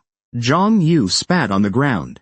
"Whether you're bawling your eyes out or going completely insane, no one gives a damn. Stop acting pitiful. Many people in despair think the world is cruel, and since they suffer, others should suffer just the same. But that's not how the world works. It never has. Ha ha ha ha ha ha." Alec screamed and writhed. Zhang Yu held his neck tightly. A desperate scream escaped from Alec's mouth. Then Zhang Yu chuckled and said, "Damn, man, I feel so refreshed right now." He felt refreshed, like drinking a chilled apple cider to quench his thirst. Zhang Yu said those words, not to comfort Alec, but to force him to face reality. Because Alec's little speeches had completely annoyed him. Enough of that. Why is he taking so long? Zhang Yu muttered with a frown. It's been ages, and the main character still hasn't shown up. Just then, bang, what the hell? The rooftop door suddenly burst open. A ridiculously handsome young man appeared. He shouted while gasping for breath. "Alec!" Jin Shishun's scream echoed through the air. Zhang Yu was wrapped in dark lacquered energy, his body lit by shadows. "Oh, I should change my voice," he said in all seriousness. "Looks like we've got a little punk here." Jin Shixun drew his sword. and shouted, "Who are you?" Seeing his idol Alec being choked, Shixin trembled all over. His breathing became rough. He couldn't believe what he was seeing. A fierce anger surged within him. "Who am I?" Covered in darkness, Zhang Yu turned to face Shixin. "I am death. I am the end. I am the father of all rage. I am rage itself." In the pitch darkness, only the red mask could be seen. "I am Satan." Chapter 123. Red Mask, Part 2. He transformed the Demon Sea Elixir into Gai Bulb, activating 34% of its skill capacity before Zhang Yu. A blue status window appeared. He grabbed Gai Bulb and wrapped it in magic energy, then activated Titan's Force Omnipotence. As expected, this thing is powerful, even though it only had 34% of the original's power. It was already enough for him. He could maintain Gai Bulb, even without magic energy, and still use other omnipotent skills on top of it. Holding the weapon, he glanced at the time. The smartphone displayed 8:43 p.m. He was supposed to arrive before 9 o'clock. Zhang Yu smiled. He lowered his stance. 15 minutes left. In such a short time. Defeating a world-class player is a challenge. But Zhang Yu wasn't worried. After all, this is the guy I'm facing. Zhang Yu looked at Alec. Osborne, he thought to himself. Alec sighed, and gripped his sword tightly. "You leave me no choice," he said. He stomped on the ground, and burst forth with white light. He charged forward, leaving behind a white afterimage. Alec swung his sword, infused with intense magic, aiming at Zhang Yu's right shoulder. Alec's swordsmanship was traditional, but he had refined it to the highest level. So his attacks were simple, yet extremely refined. But so what? Zhang Yu sneered coldly. He straightened his shoulders, twisting his body, not to dodge the attack, but to make it fatal. Alec realized he was about to strike Zhang Yu's neck, not his shoulder. Startled, he halted his swing. However, stopping mid-attack wasn't easy. A huge force pressed on his hands. The momentum caused immense pain throughout Zhang Yu's body, like a truck driver slamming the brakes. "See? I knew you'd do that," Zhang Yu said, looking at Alec's pitiful expression. He brandished Gai Bulb. The dark red spear shaft pierced viciously into Alec's abdomen. His body bent forward from the force, and he was sent flying. Thud. Zhang Yu swiftly chased after the airborne Alec. He thrust upward with the spear. Alec twisted his body and blocked it, but awkwardly, he couldn't fully deflect the impact midair. So, yes, Gai Bulb's tip burst into black flames. Alec was scorched by the fire. He rolled on the ground, trying to put out the flames. At that moment, Zhang Yu rushed over. Alec immediately leapt up, raising his sword, but Zhang Yu didn't dodge. Instead, he leaned his head into the sword's path. Alec immediately changed the sword's trajectory, and let it graze across Zhang Yu's cheekbone. The red mask was slashed open. Black blood seeped from the cut. Zhang Yu ignored it, clenched his fist and stepped forward. He stomped on the ground, twisting his body with the motion, and punched Alec hard in the body. Bang! Goo! Blood spilled from Alec's lips. Zhang Yu knocked him down with a Heavenbreaker strike. But, how? Alec's eyes trembled. This assassin's power now was nothing like it had been this morning. Well, Zhang Yu clicked his tongue. At the very least, his willpower was admirable.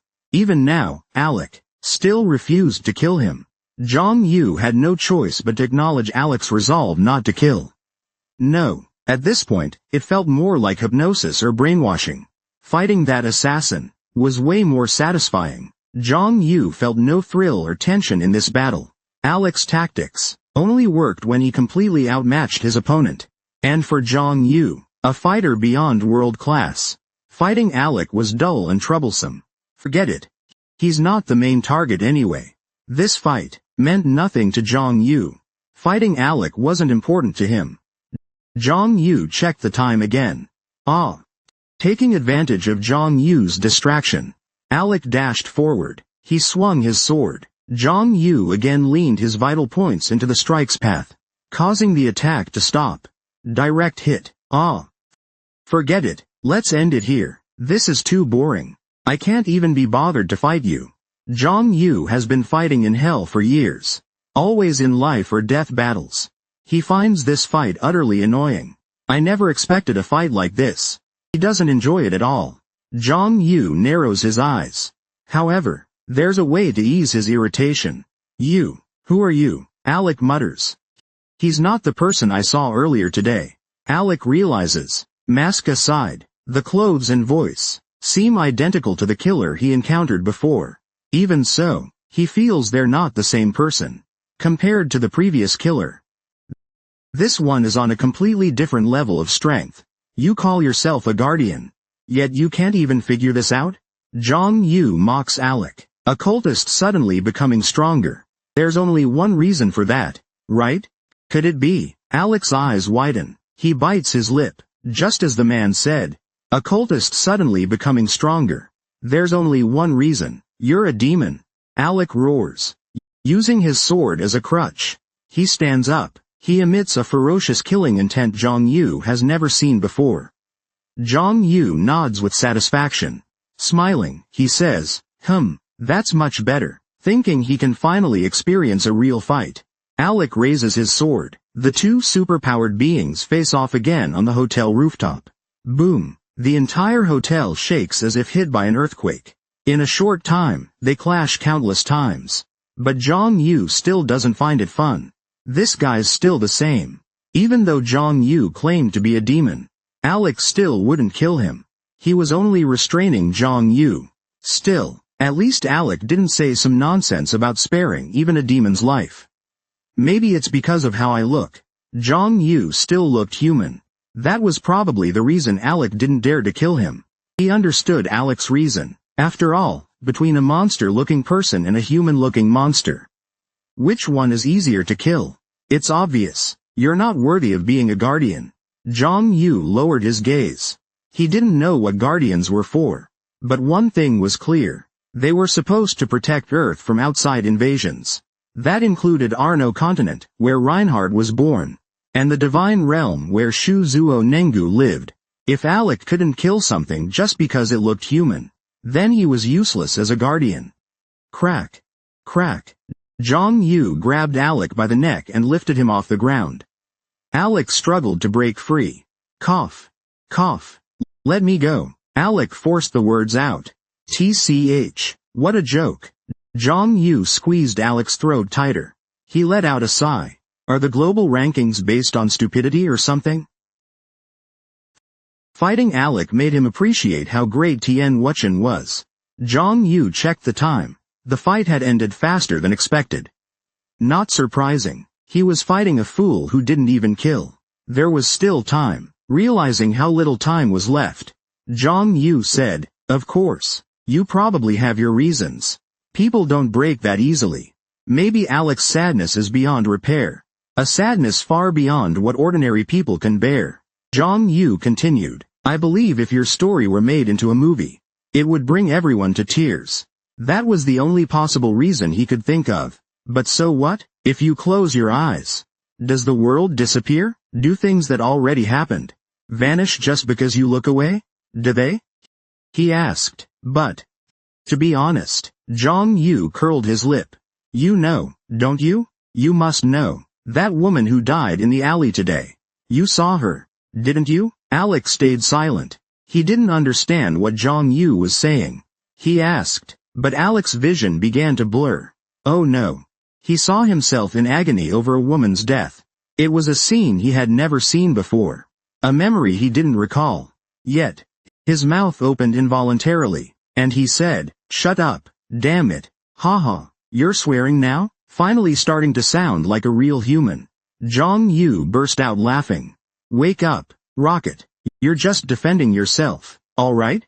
You're just shaking hands, so you can feel better about it. The mocking laughter echoed in Alec's ears. Memories he had forgotten resurfaced in his mind. His eyes widened in shock. Elena. Alec saw the woman he had promised to spend his life with. He saw himself crying in despair. Because someone had killed her.